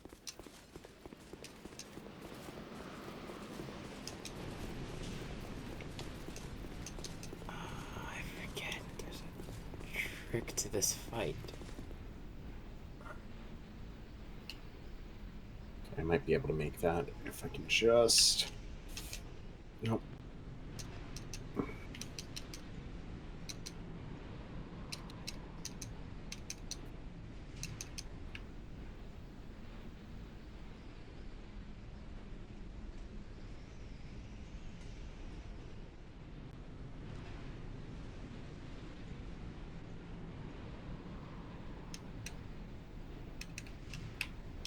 He's just standing there. I'm double menacingly. checking where to go. 'Cause I believe I don't remember if you have to kill this boss yet. There's supposed to be a kaboom. An earth-shattering kaboom. Where's the earth-shattering kaboom?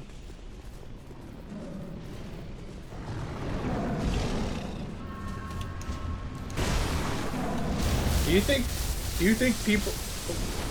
How many people do you think know that line? Who? Because that's an old Looney Tunes cartoon. Yeah. Not to mention Looney Tunes Back in Action. Yeah. Was that also in Looney Tunes Back in Action? I forget it. I genuinely forget now. Maybe. I don't know if they reused that, because that's like... That is an older Looney Tunes animation. Yeah. That's OG Duck Dodgers animation, I think, right? No, not even. That was between... I think that was Bugs Bunny and Marvin the Martian. Okay.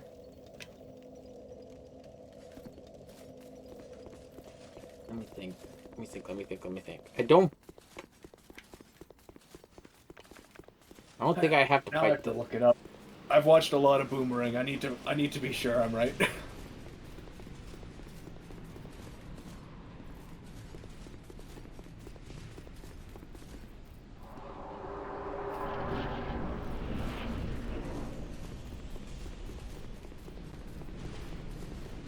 Yes, it was. It was a Bugs Bunny and Marvin the Martian cartoon. Okay.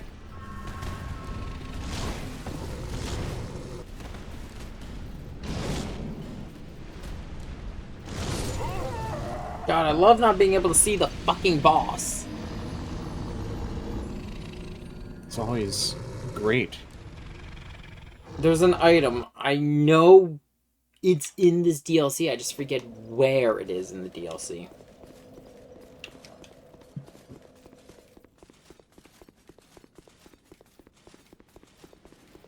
Yeah, that's from 1958.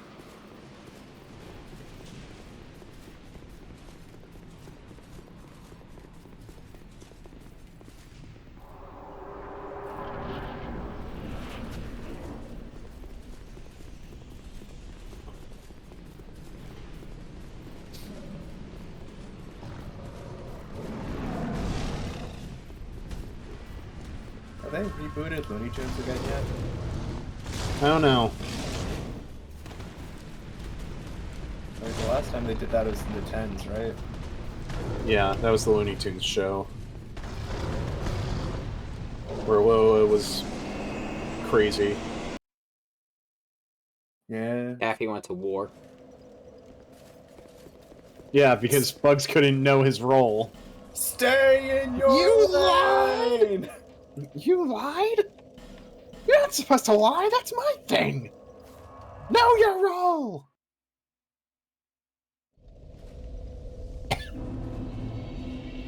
On the plus side, also, while not being that boss, I have gotten enough souls I could get the big sword. Nice.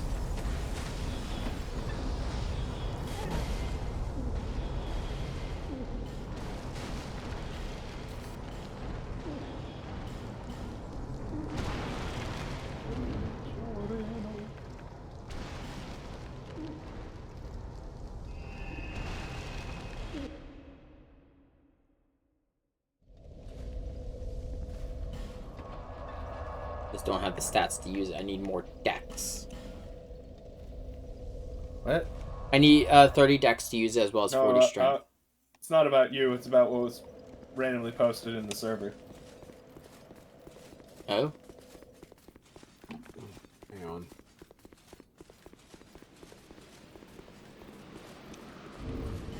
Oh, okay.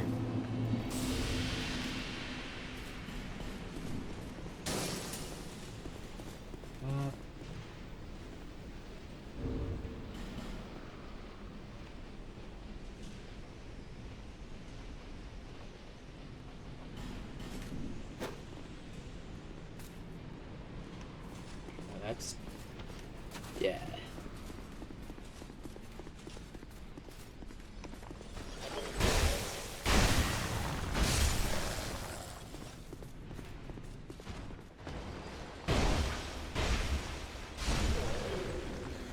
Oh, there is another path, okay. No more dying to the giant invisible creature.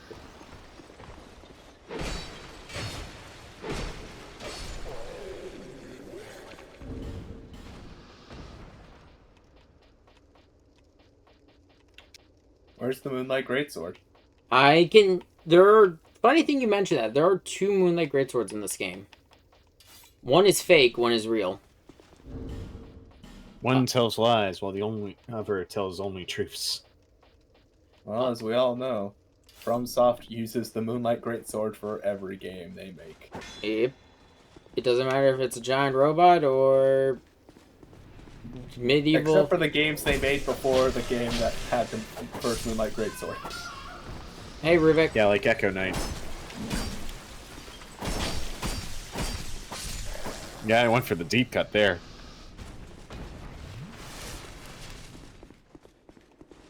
Let's see.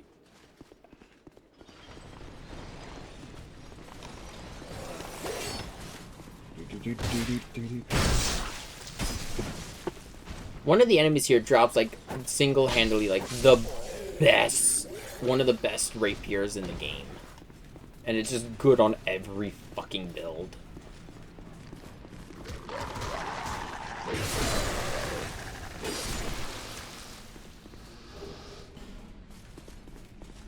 Dog. And they didn't teleport for once.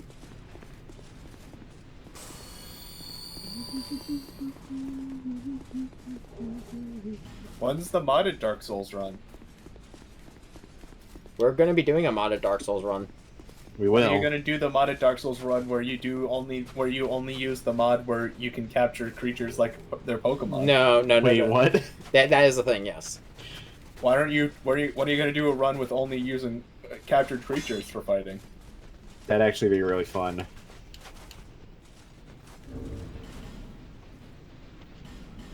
And randomize the monsters, so that way you could end up with the Soul of Cinder as the first boss. I'm already having anxiety about that with the randomizer. Yes, I know. That's why I want you to do it. I want you to have more anxiety. You gave this robot anxiety. I'm a good friend. Why? I don't know, thought it'd be funny. Just sees Bastion firing his gun. Well, Yeah, we are doing a Dark Souls randomizer with an archipelago. And I'm We're doing an archipelago. I'm very scared about it because both times I've tested it, the curse-rotted Great Tree has been replaced with bullshit. Like, ideally it's like the 3rd boss you fight in the game, and the first time I was testing it, it was replaced with the final boss of the first DLC, which is a 2-phase fight. Well, not, and technically it's a 3-phase fight, but the game counts it as 2, I've learned. are you doing actual Dark Souls randomizer, or are you just saying Dark Souls in general? No, this is not randomized. This is all legit. Yeah, you said for the randomizer, is that actually just Dark Souls, or are you doing... It's an archipelago run. It's an archipelago, so where it's modded in such a way that the items could end up in either world. So I will be playing Dark Souls, Sean will be playing Kingdom Hearts 2, Lich will be playing Risk of Rain 2. I will be playing Kingdom Hearts 2. I already said that. Ooh! I got the sword! Got the really and, good. we're not sure what Proto's going to be playing. He's But involved too? Yeah. He He has is been expressed. asked. Yeah. He has also expressed interest. So everyone's doing a randomizer? Yeah. Essentially, Yes, we're all. and they're all going to be connected. Oh, Um. That's what an archipelago run is. Yeah. wow. Oh. Items will end up in Other worlds. other people's worlds. Like, you ever see the connected randomizer of Super Metroid and Link to the Past? Like that. Oh, oh wow. Yeah.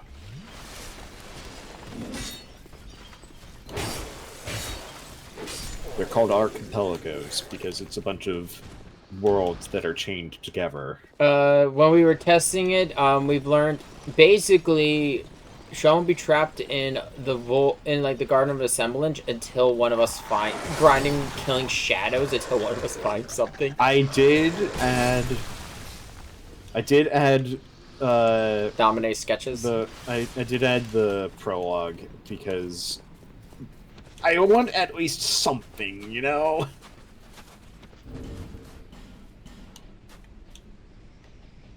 I want to at least be able to progress in some way, shape, or form. Yeah, no. The only thing I know doing that is you're gonna probably get a double of that item. I don't know. No, you will, because it's been happening with my coiled sword. Okay. Well, that doesn't matter too much. The first one you'll find will be, of course, the picture of Moist Critical. Yes. At least we're pretty sure it's Charlie. It looks like young Charlie.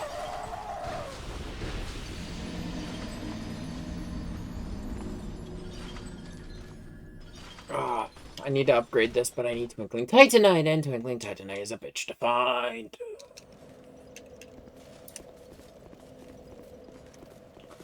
At the very least, I want to make it to the chapel in this area before I call it. Oh my god. These damn car heartless are murder. Oh, they're ass to I got fight. ran over. Yeah, they're ass to fight.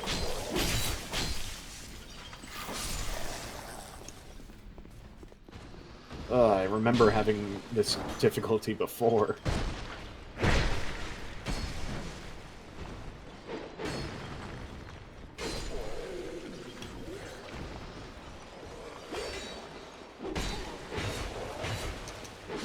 I was actually gonna put. I mentioned before. I was gonna put. We were talking about earlier. I was gonna put Hollow Knight down as one of my games to select, just in case someone else chose one of the games I was gonna play. But then I realized, like, oh wait, fuck! If I put Hollow Knight, I'm gonna need to know how, like, speed running and sequence break strats. I don't know those.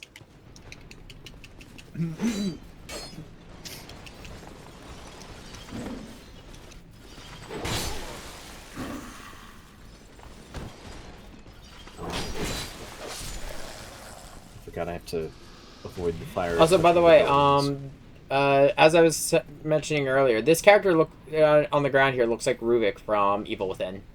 Yeah.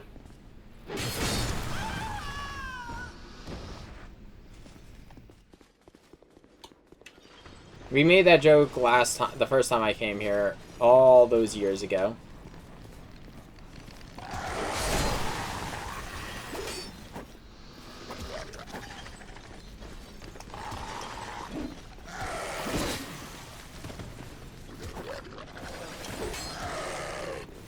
Also, by the way, you were asking why I'm not playing modded. The reason why is because playing modded Dark Souls, I don't know if it runs any risk with DS2, but at the very least, DS3 runs the risk of getting banned. And by banned, you get banished to the Shadow Realm with all the other cheaters. I don't want to do that. Can't you just play in offline mode? Yeah, but the streams I keep in online mode so the viewers that anyone sees can decide they could try to invade me. Well, if you're gonna play modded, then you shouldn't be. Yeah, that's why I'm not going to play it modded.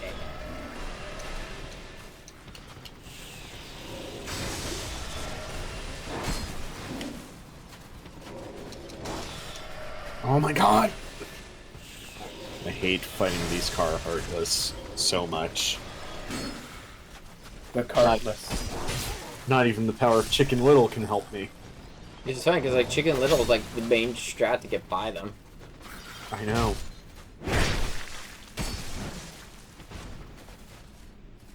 Where's Ed Murphy?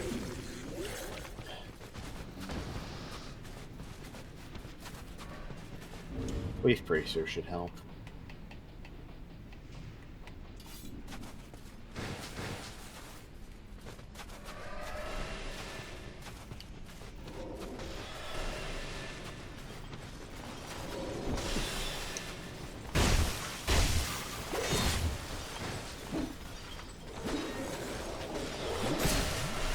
Oh, fuck, I was...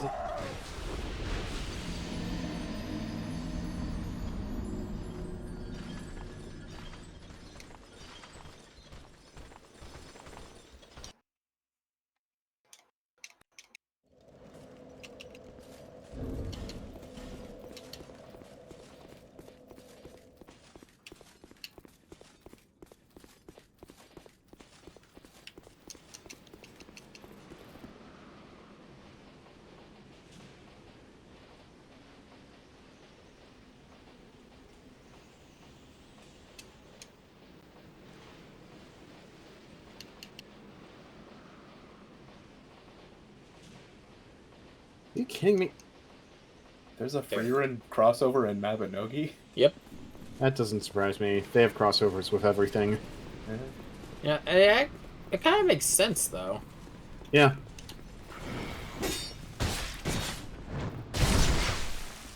Breaking the spine. Back to my mouth.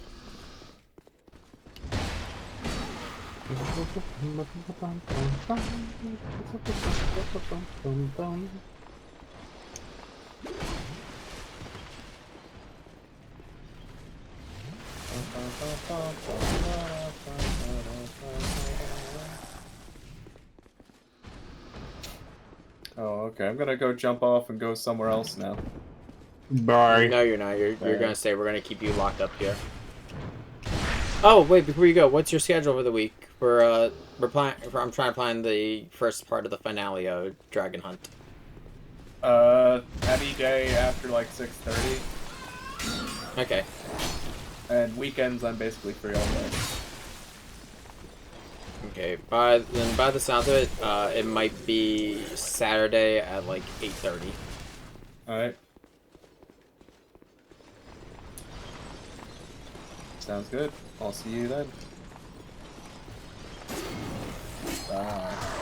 Bye.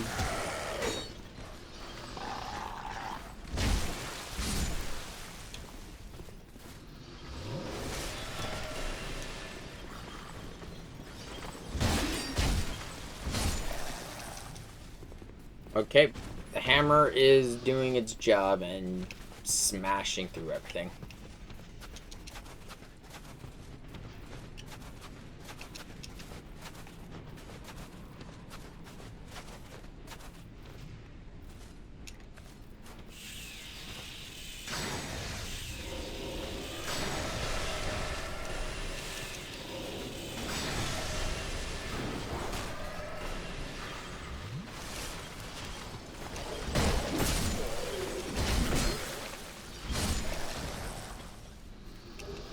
You know, it's nice having enemies that are weak to lightning again, but God, these things take so much damage.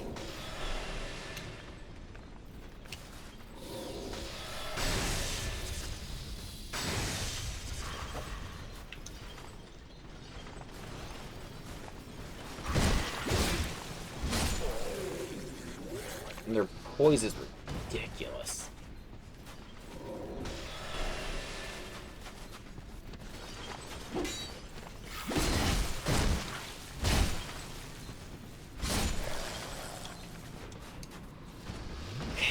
Here we go, my souls.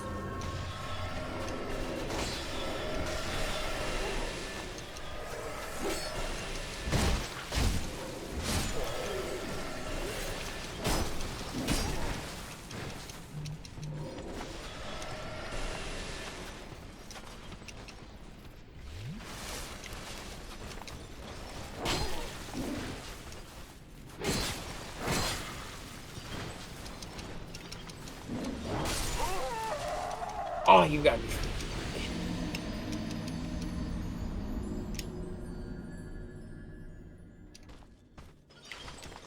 You know what? I think I know what my next set of levels is going to be. It's going to be adaptability. I need to use my Estus faster.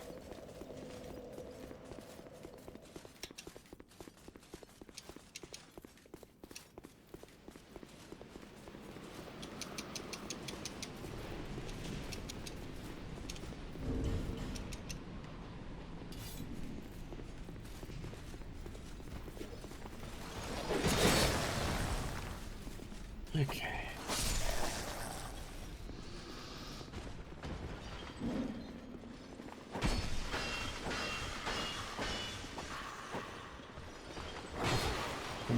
Get on the floor. We don't want the dinos. Oh, just lost 17,000 souls. Great. Well, in the grand scheme right now, that's not a lot because it's like 30,000 for me to level up. It still hurts though because that could have been a bunch of life gems. Rough.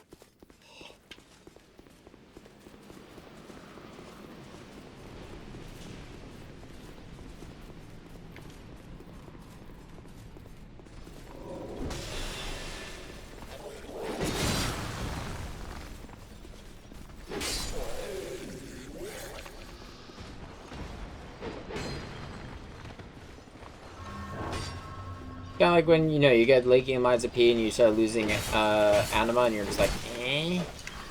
Yeah.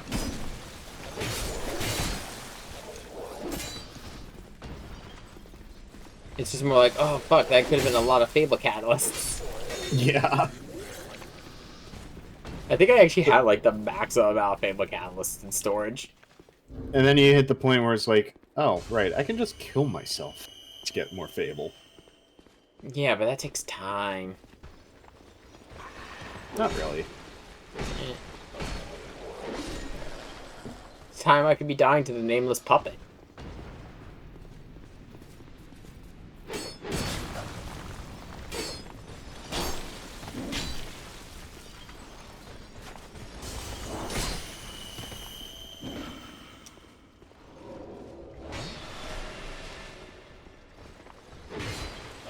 I will say, the nameless puppet fight makes me happy that that game does not have PvP. Because seeing how that fights, oh god, can you imagine player versus player?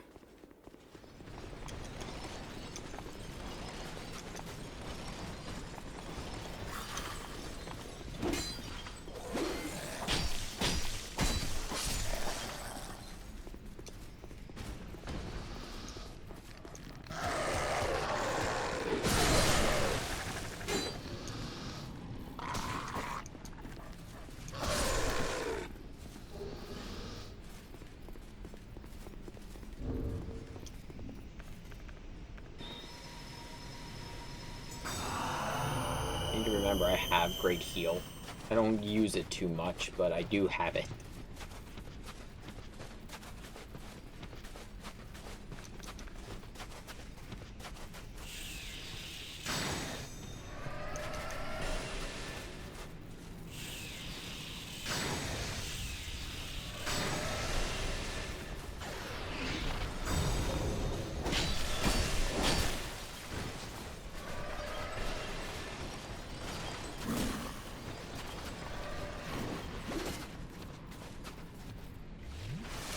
Chug Estus. I've got 99 problems, but an Estus Blast ain't one of them. Every other problem is I'm fucking dead. Oh, Ah, yes. The default state of being in Dark Souls. I'm fucking dead. Though I did just find a second Ice Rapier, which is nice. Because that means I can cover stance then.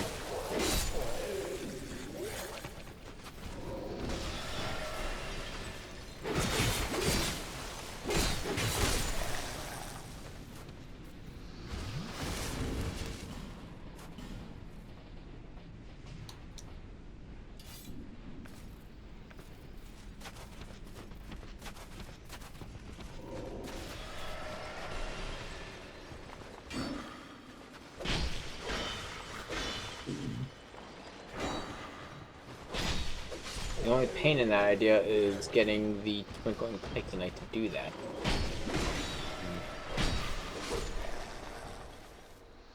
In every other Dark Souls game, there's a way to get infinite Twinkling Titanite from a shop, so you can just buy it.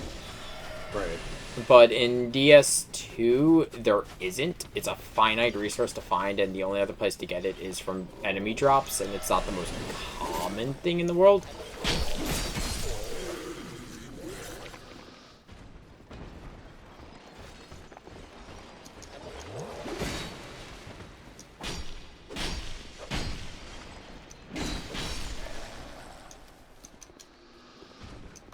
I hate that you can accidentally beat up Classic Pete.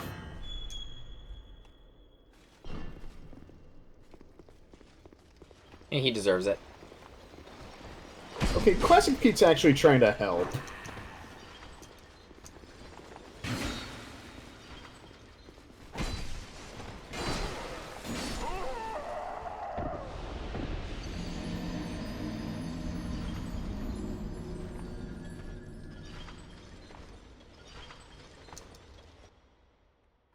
The Royal Dirk. Yeah. And I died. Should we activate the death link for the randomizer? It's just like every few minutes. It's like, why did we die? Connor. No, it'd be me. Just blame Sea Dog. No. Here's the thing. Now, the Lich, though, the Lich would be doing pretty good. Yeah, It'd be our fault more than anything. Oh yeah, no, he's 100% at that game. He knows Risk of Rain 2 inside and out.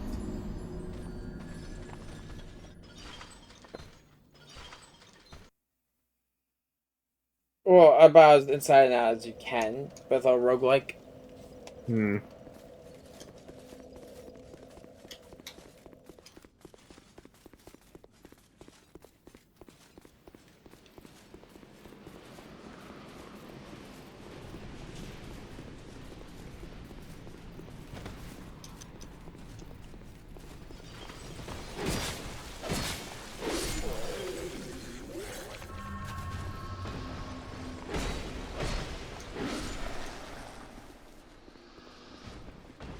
How's about a change?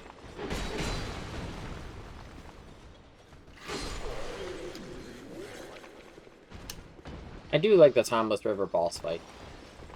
It's one of the more unique ones in that game. I do like this fight on the Timeless River with Pete.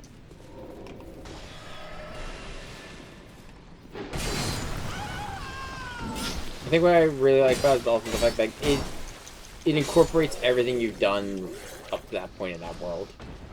Oh god. This is not ideal.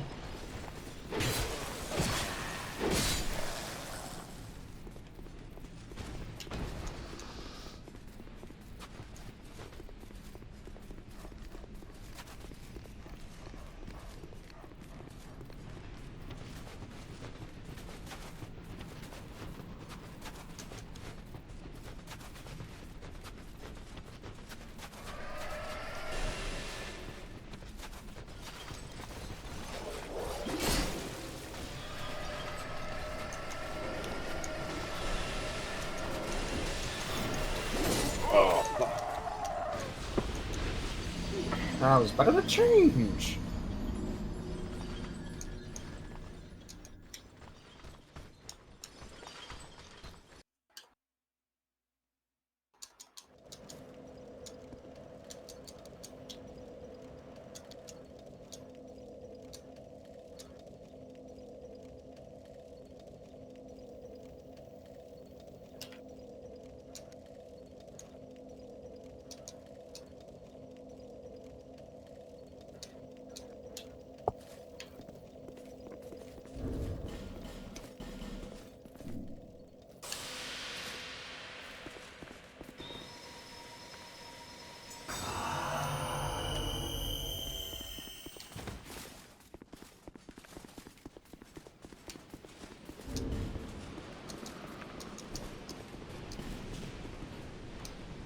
Okay, last phase.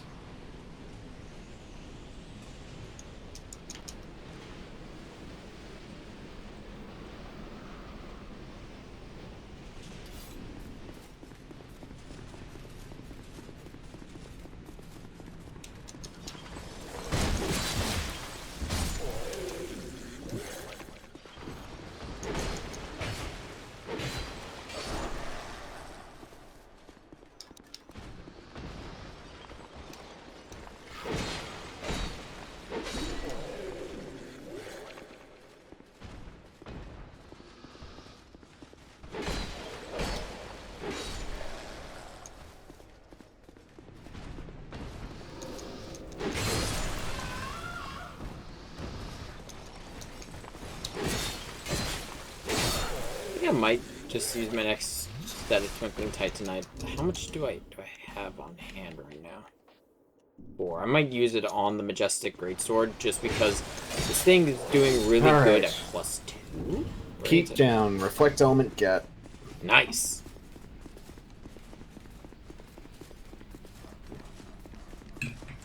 So who do you think is gonna have the first roadblock with the randomizer? Me. True, I'm assuming you because of the world thing. Oh, fucking hell. Alright, wisdom form, get.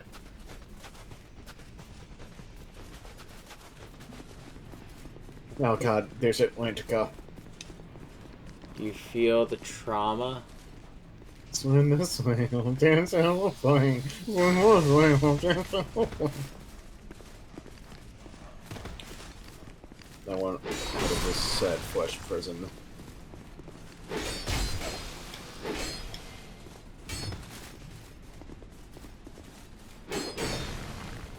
Okay.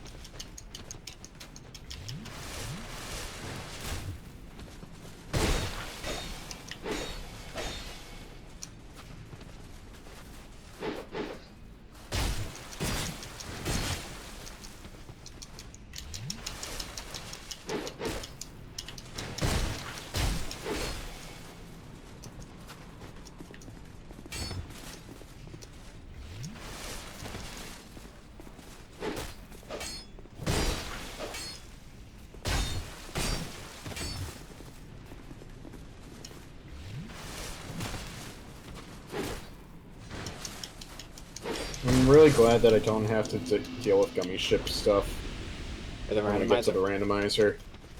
Yeah, it's just entirely normal combat. Because you know for a fact that I just played a donut. Yeah. Why not the mighty cube?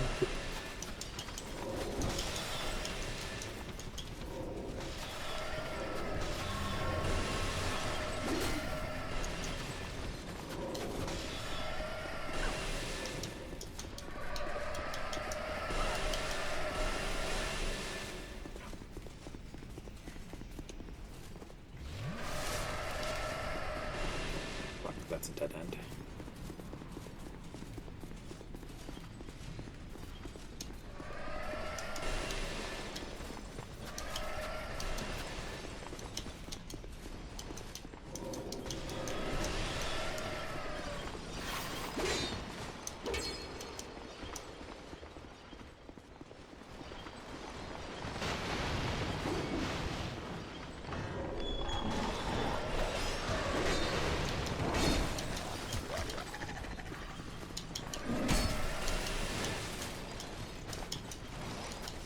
Behind door number 2, it's surprise dead.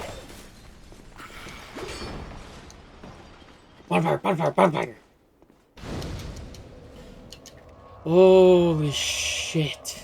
I finally made it to the second bonfire.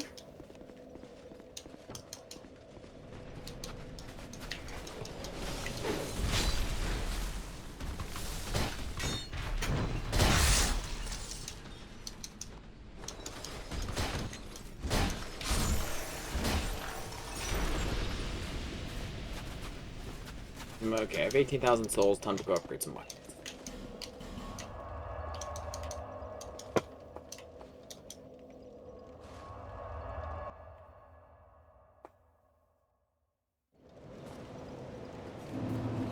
And also upgrade my sword, and then I'm going to... My current mindset is I'm going to upgrade my sword, and then afterwards I'm going to spend everything else on life gems, because I need the healing for this area. I'm not going to Atlantica yet. You send him to Atlantica. No, not Atlantica. Even that.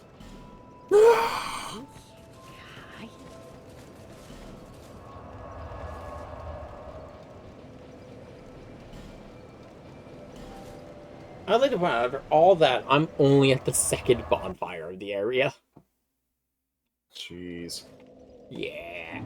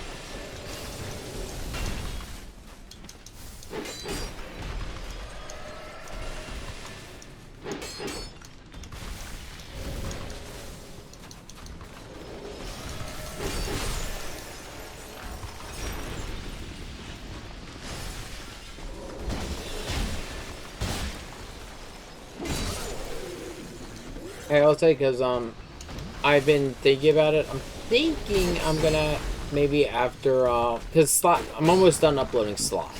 Mm-hmm. I'm taking my next, like, take a little bit of a break from, like, you know, big full series with Sly, mostly because I still got Kingdom Hearts going on. After I'm done uploading Sly, I might do a short burst with, Hyrule Warriors Legend mode. Okay. But I'll probably play it in free mode so I can play the adventure characters. Just because I think that will be more fun. Mm-hmm.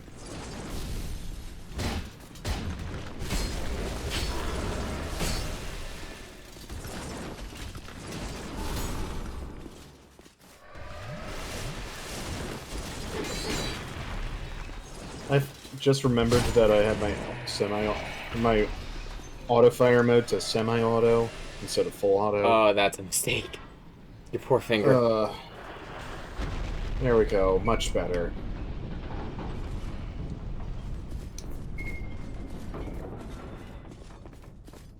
Now if only I could switch it to fuller auto. More DACA.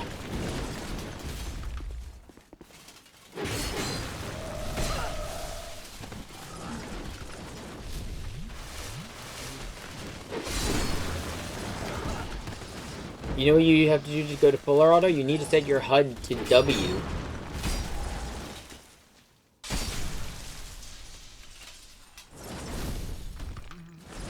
I'm sorry, what? You need to set your HUD to W. Wumbo, okay. But what if it's locked at M for mini?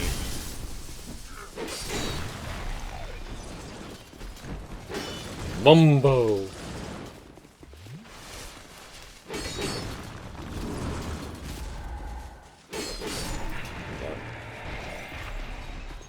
Do I have any more repair powder? I've got one. I need to go stock up on that.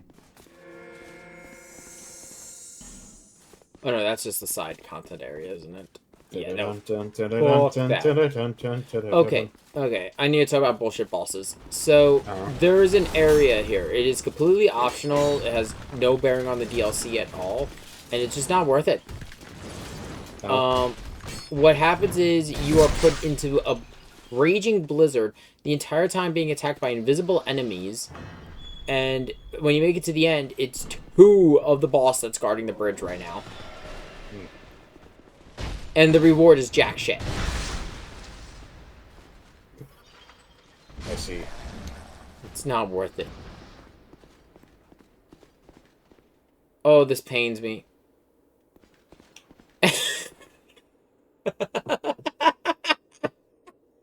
I forgot about this. I legitimately forgot about this. Do you see how the stream pulled up? Yeah. Look I see. Justice. Justice.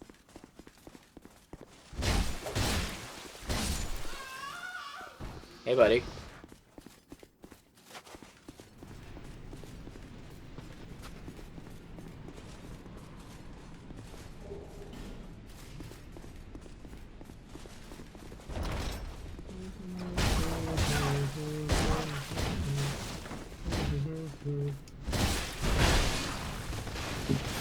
Alright, who's ready to play Piglet's Big Adventure?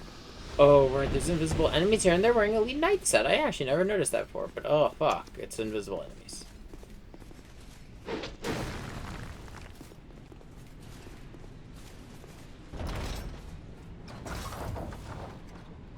You go to use the ballista, and it pulls back itself. Oh, the ballista's a mimic. That's my Nah. first thought. Nah. Oh, it's so much worse. Invisible enemies in the blizzard. I can't see shit. I know there's an item here, I just don't know where it is.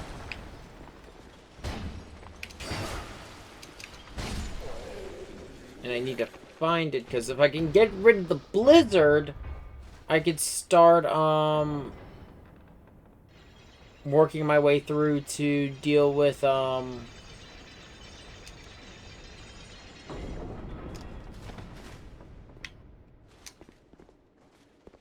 Game Y. I raised The up an game hates you. Yeah, no, look what I rose up. I rose up an elevator expecting a shortcut. Oh, that's just trolling at that point. I saw that same elevator down below. I just didn't realize I was at that point, though. Actually, no, wait, there might be something down there now. Honestly, that's really fucking funny.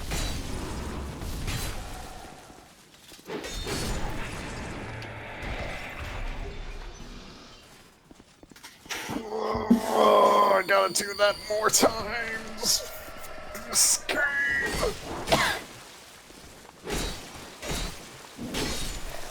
Hey, it could be Right worse. back into the 100-acre wood. It could be worse. You could have to do Ven's minigame in Disney Town.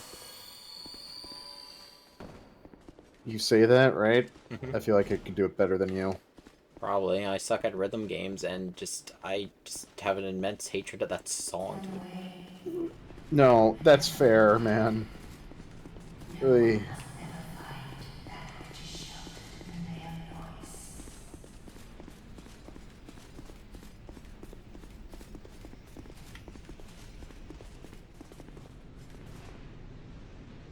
Why is this... Okay, that's interesting. I actually didn't notice that. So whenever I go to pick up items on the dead bodies, the item glow is usually on, like, the chest area. Right. This one's skull is glowing. Are Eyes... you, are you claiming their bones? Nah, I claimed their eyes. If I remember correctly, this lets me, see the invisible enemies. As well as, that fucker on the bridge. Ah, you are... Oh god, that's a great hammer.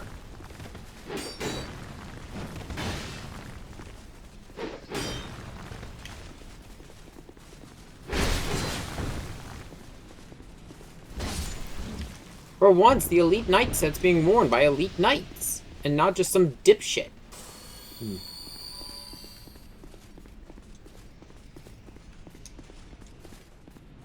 I say as I still wear the Elite Knight helmet, because I am said dipshit.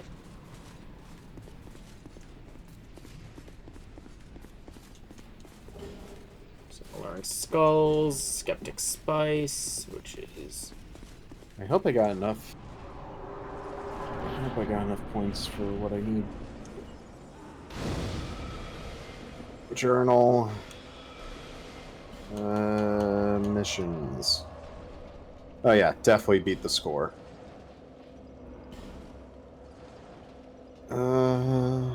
Yeah, now that I can see the boss and actually, you know, tell when it's doing shit, I think I can beat the boss. Nah,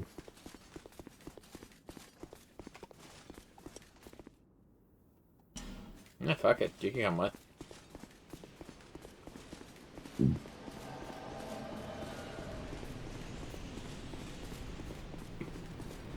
You know what would be really funny for the randomizer? Hmm. If it, like, generated characters based off of the other worlds with equipment, like, determinant by what world they're from. Yeah. So, like, you'd be playing Kingdom Hearts and then just the guy pulls out Moonlight Greatsword. Yeah, something along those lines. He's just like, eh, big. The only thing that'd be scary about that would be, Risk of Rain. So that's some crazy shit there.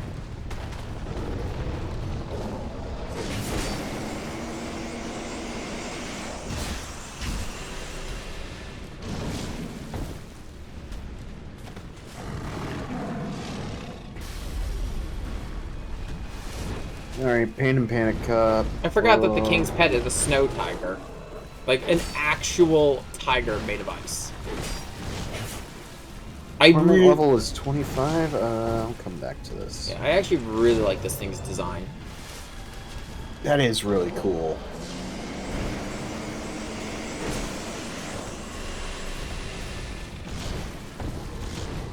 If you're stubborn enough, you can actually fight it and beat it without ever seeing it. Because, you know, keeping invisible.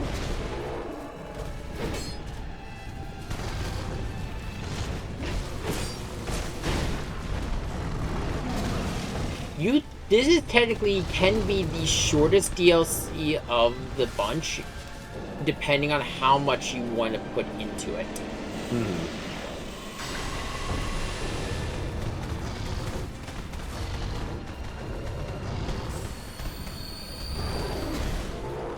Because I believe after this boss, you can go fight the Ivory King.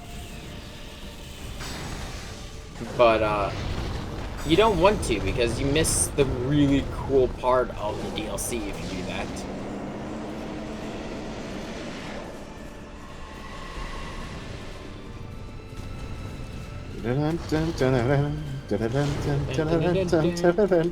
Jack Sparrow! Captain! I love how he just has the uncontrollable urge of... not urge, the uncontrollable desire to correct anyone who just calls him Jack.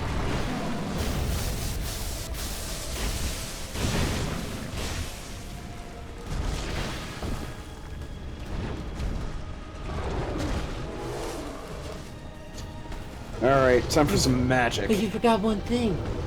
Captain Jack Sparrow. I will still say my favorite scene in any of those movies is in the second one, where it's like, we can't leave without Jack! He comes running from the corner screaming. Being chased by the natives. We're leaving without Jack.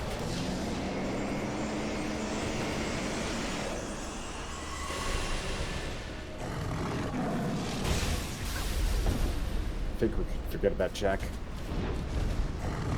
Well, he technically didn't need Jack. All he needed was the compass. Yeah. You know, just lead it from his dead body.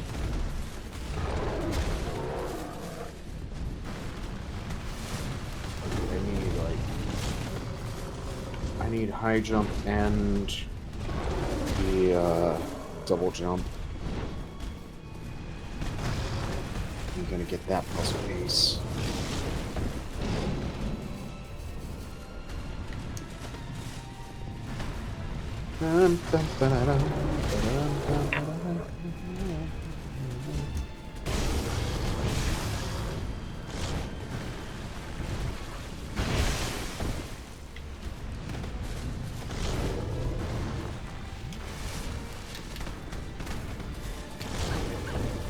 die.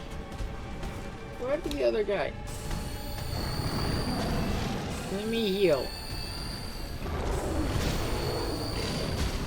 Oh, come on. Oh my god, I out-healed the damage from the grapple.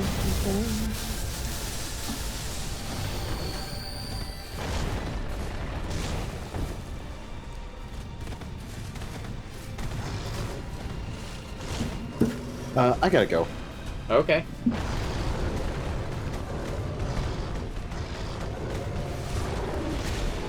Okay, that was sudden.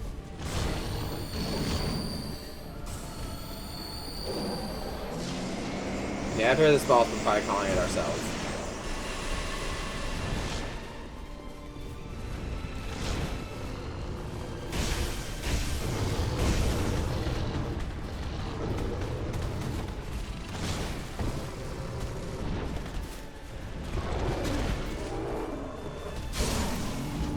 I figured Fume was going to be one of the hardest ones. If I had, for the bosses we were going to be fighting, if I had to take a guess, the next one is, the next crown boss, which is Ivory King, is going to be just as hard.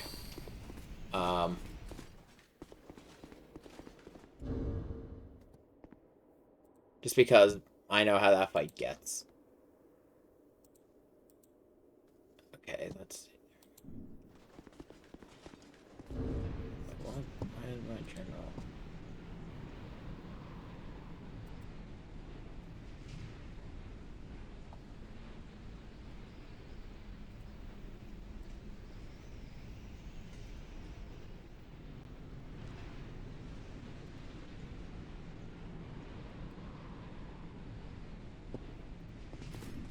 Okay.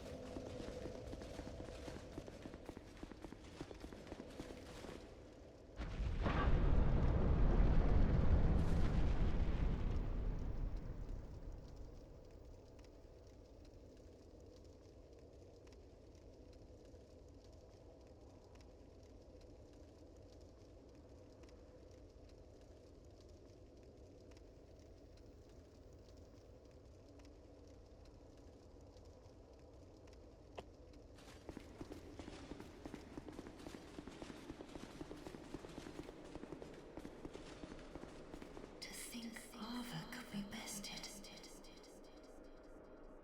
Who are you? I'm just a dipshit with a helmet and a lance. This land is barren. Cursed by the old chaos. It gave birth to atrocities, and the people fled. Oh yeah, demons. Fought them before. Different life, but yeah, I fought demons. Our Lord, the Ivory King, came. My dear Lord, a most true king. It was with his magnificent soul that he built Aleum Lois and contained the spread of chaos. But the chaos would not be sated, and the king gave his own soul.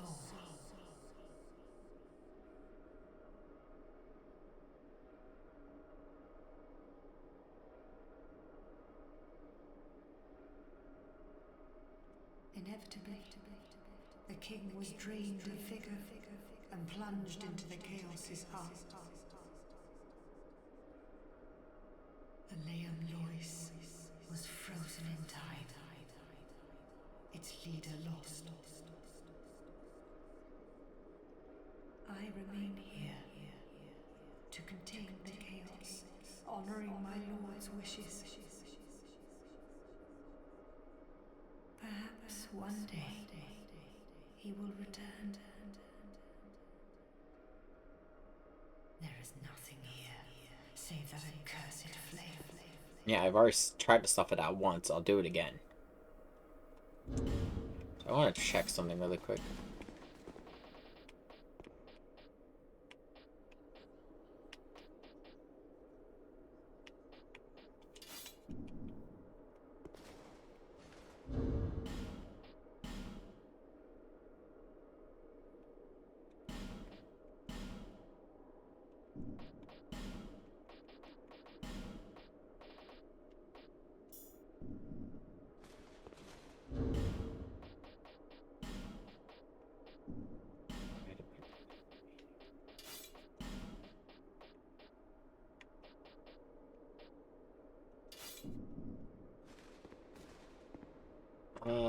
Hmm.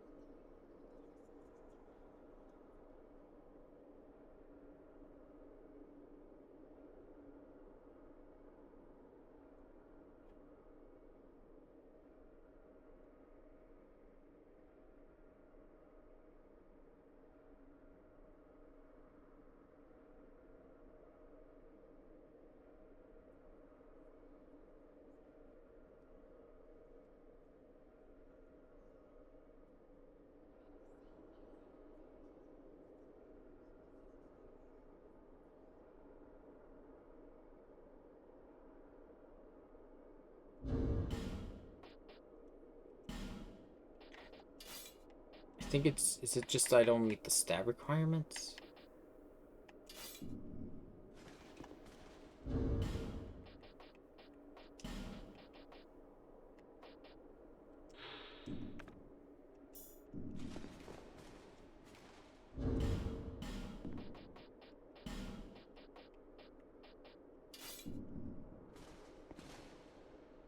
What is the stat requirements to do this?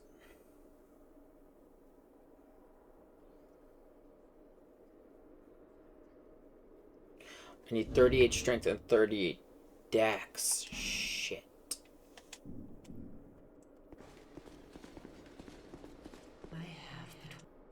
I might actually go in and use one of the soul vessels and respec it, lower my faith a little bit, since I'm kind of dipping out of using my miracles because so much resistance. But perhaps one such as you. Though I am yet to know your name, stranger, will you lend me your strength? Yes. Kind visitor, I thank you. Let me open the path to chaos. And please, do all you can.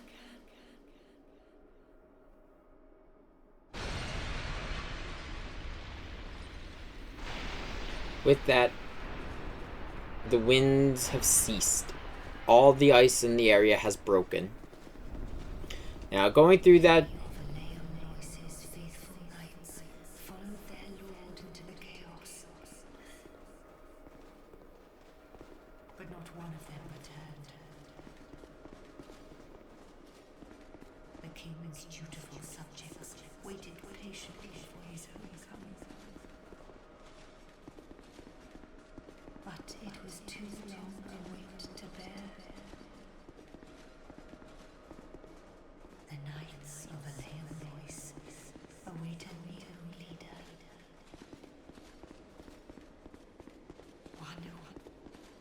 Yep. So we need to find the other knights.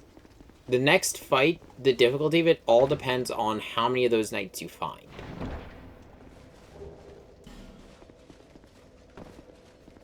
And now that the winds have ceased, all those frozen treasure chests and everything we've seen up till now are now up for grabs. So we're going to be going back through the area from the ground up.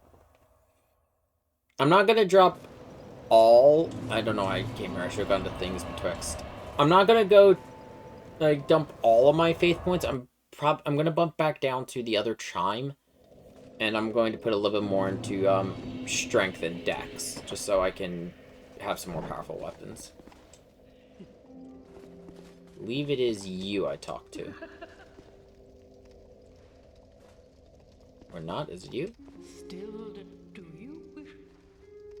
Yeah, reallocate points, give soul vessel. Vigor, I am going to leave alone. Same with my endurance and my vit. And I'm going to leave my attunement alone so I have...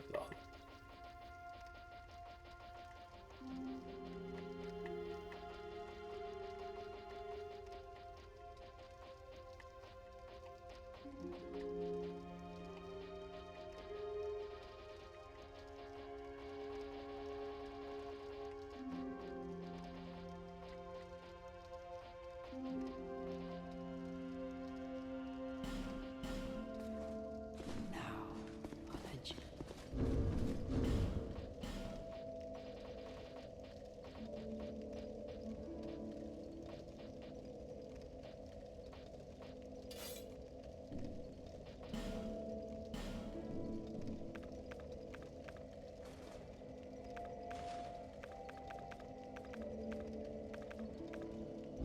Okay, wait. How much do I need to use Great Lightning Spear?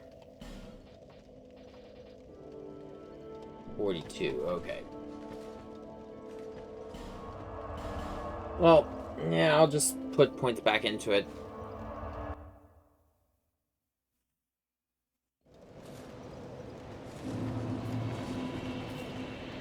There we go. Oh!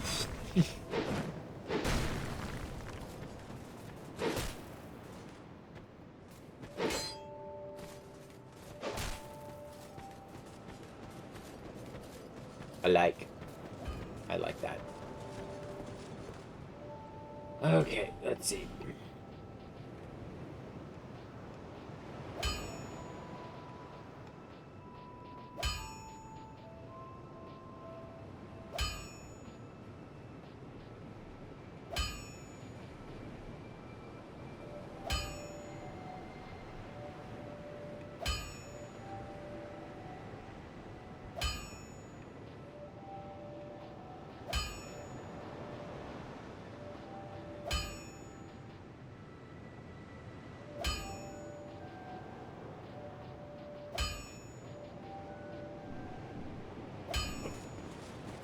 I'm actually gonna go to McDuff. Because if I'm gonna do this...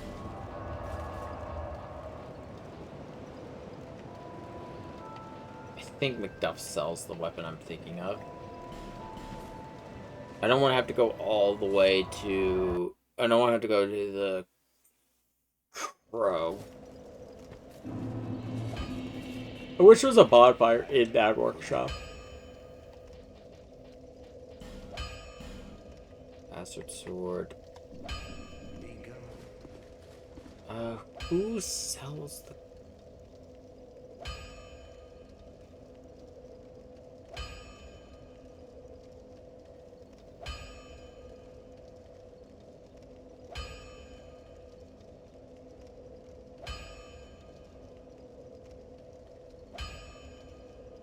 That's the head.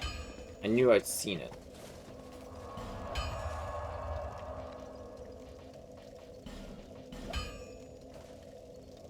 I also get to show this off. Because we now have the Eyes of the Priestess, it works in more than just the DLC.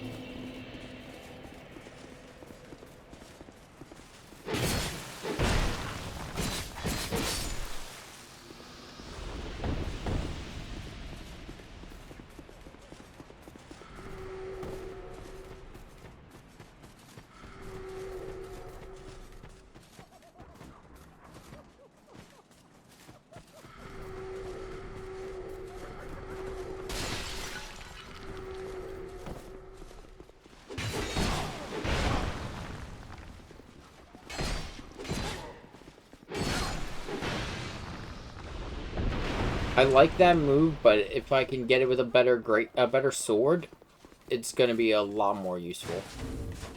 I never collected this, so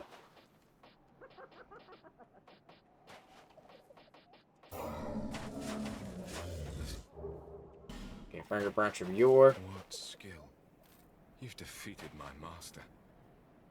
If you talk to him, I believe this is after you have, Change his form, so that he may seethe for all eternity. you have to kill Duke Steer Freya and the Brave guy men, afterwards. You have yet to face your greatest. Take these. May joy await you at the end of your Frigate Branch was for travels. killing the other boss. Beforehand. And then, yep, there's the second Dragon Ring and the Black Scorpion Stinger. So the Scorpion Stinger is, a weapon you can use. It's a rapier that deals poison damage. Sorry, I'm a little all over. A little tired.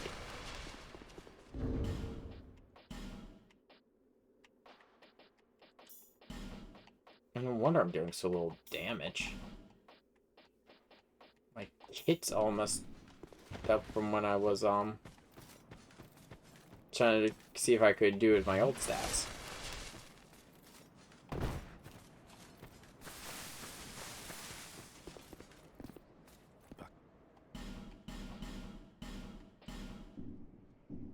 Farewell.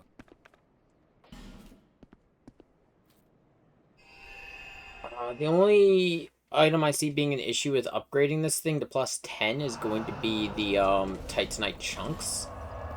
Because I could buy 7. I only need, I think, like 7 of all the other shards.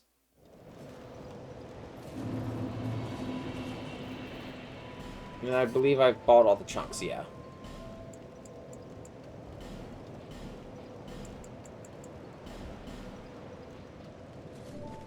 Visit me again. No, yeah. First things first, beforehand, let me actually make sure I could actually... Okay, I can power stance these. And does it do it? Yes!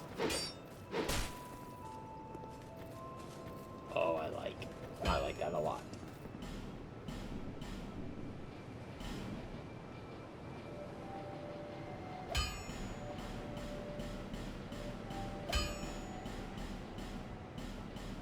Yeah, that's what I thought was going to be the problem. Let me see if there's a merchant for Titanite chunks really quick that I could do before I go.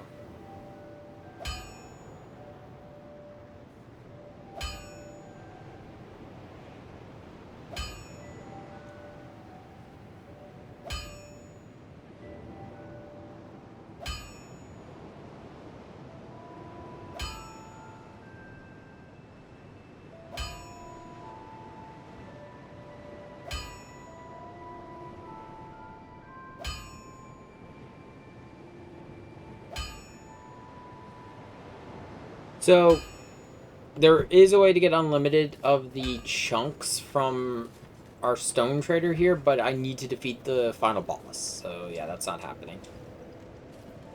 Bearer of the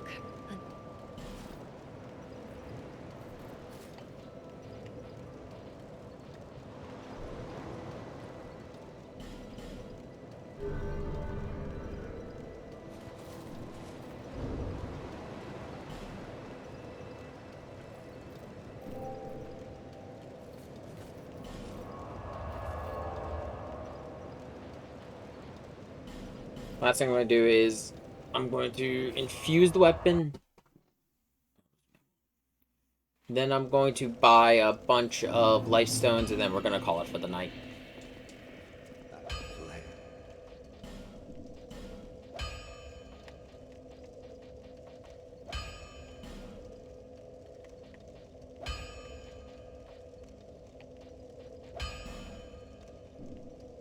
I want to double check because I don't remember what his weaknesses are, and I don't want to do something stupid.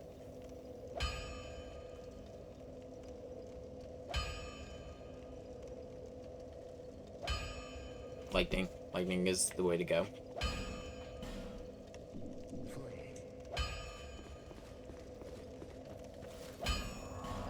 So the final boss of this DLC's weaknesses are lightning.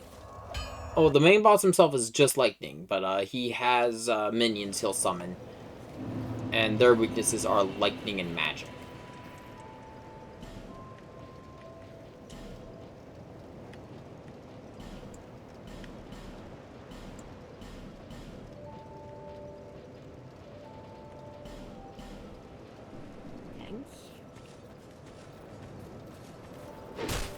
Okay, I want to put... Okay, I know I keep saying I'm going to head off, but I do want to test these really quick.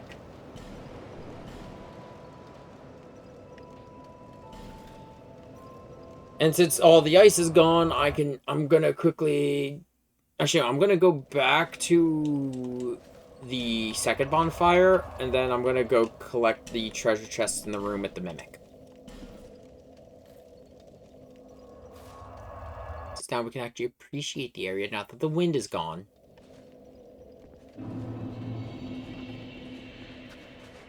Keep in mind, once the wind is gone, those enemies who I've been calling Ruvik, they are now hostile.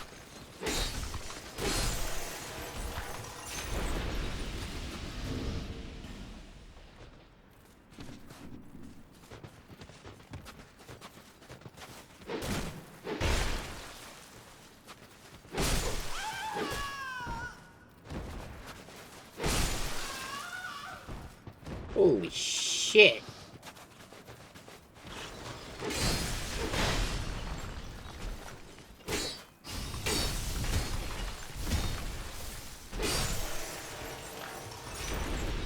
Honestly, I like this jump attack more than the spin attack we had before.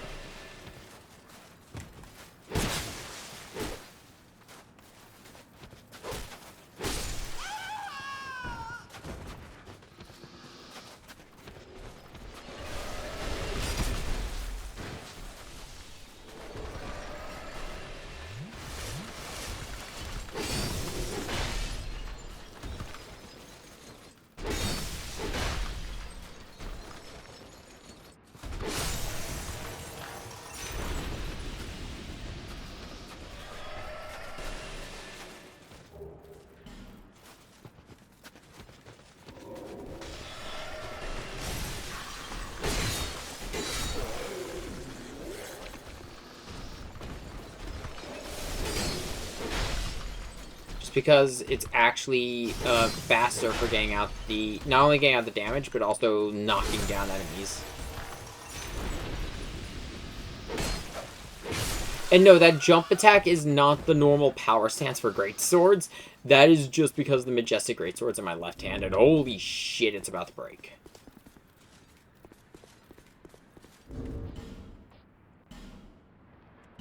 What is this thing's durability? 60. This sword is also 60, so I think it uses more whenever I use the heavy attack.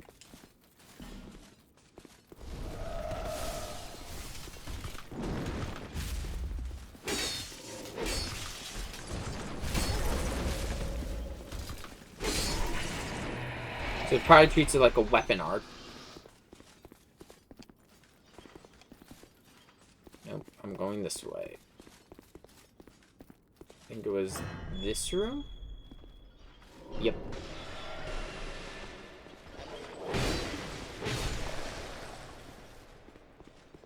Okay, so we know that one is a Mimic.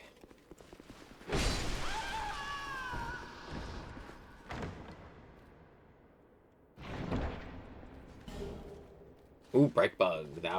That's actually pretty useful, because those are super expensive now.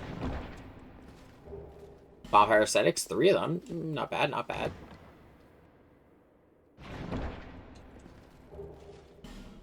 Seven old Radiant Light Gems. I will not complain. A Titanite Slab.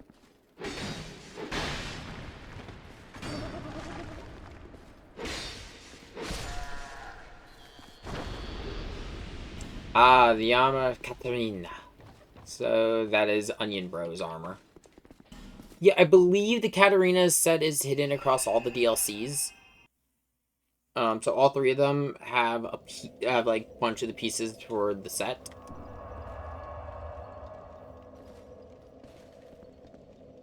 Kind of like how the Mimics in the base game have the dark set.